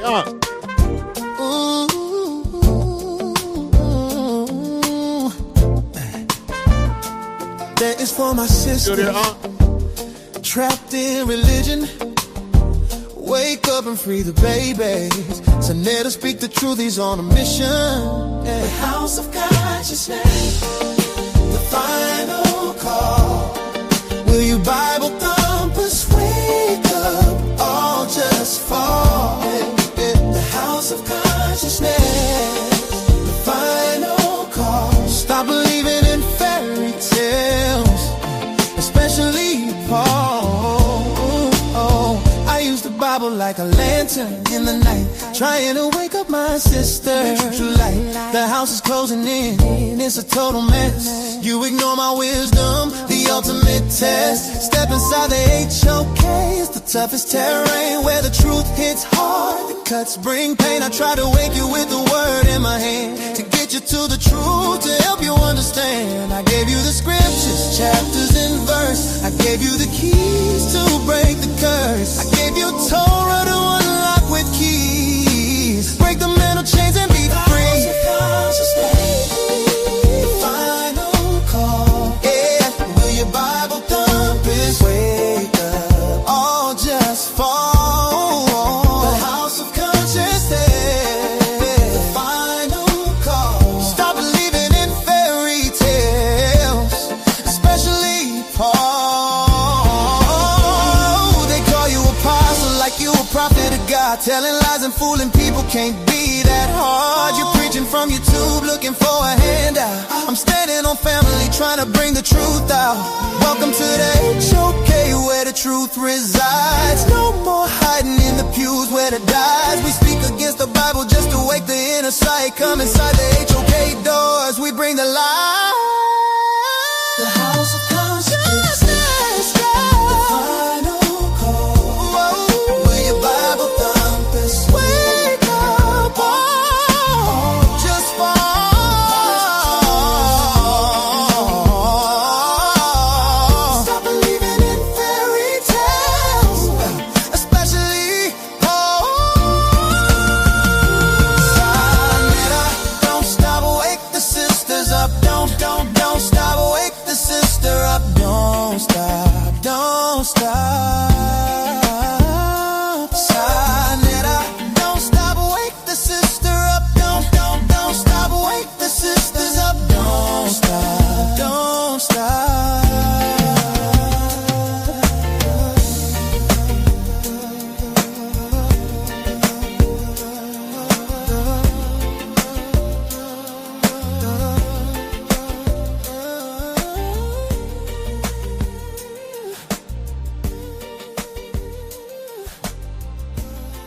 What's up, Raw Kufu? Okay. Oh shoot.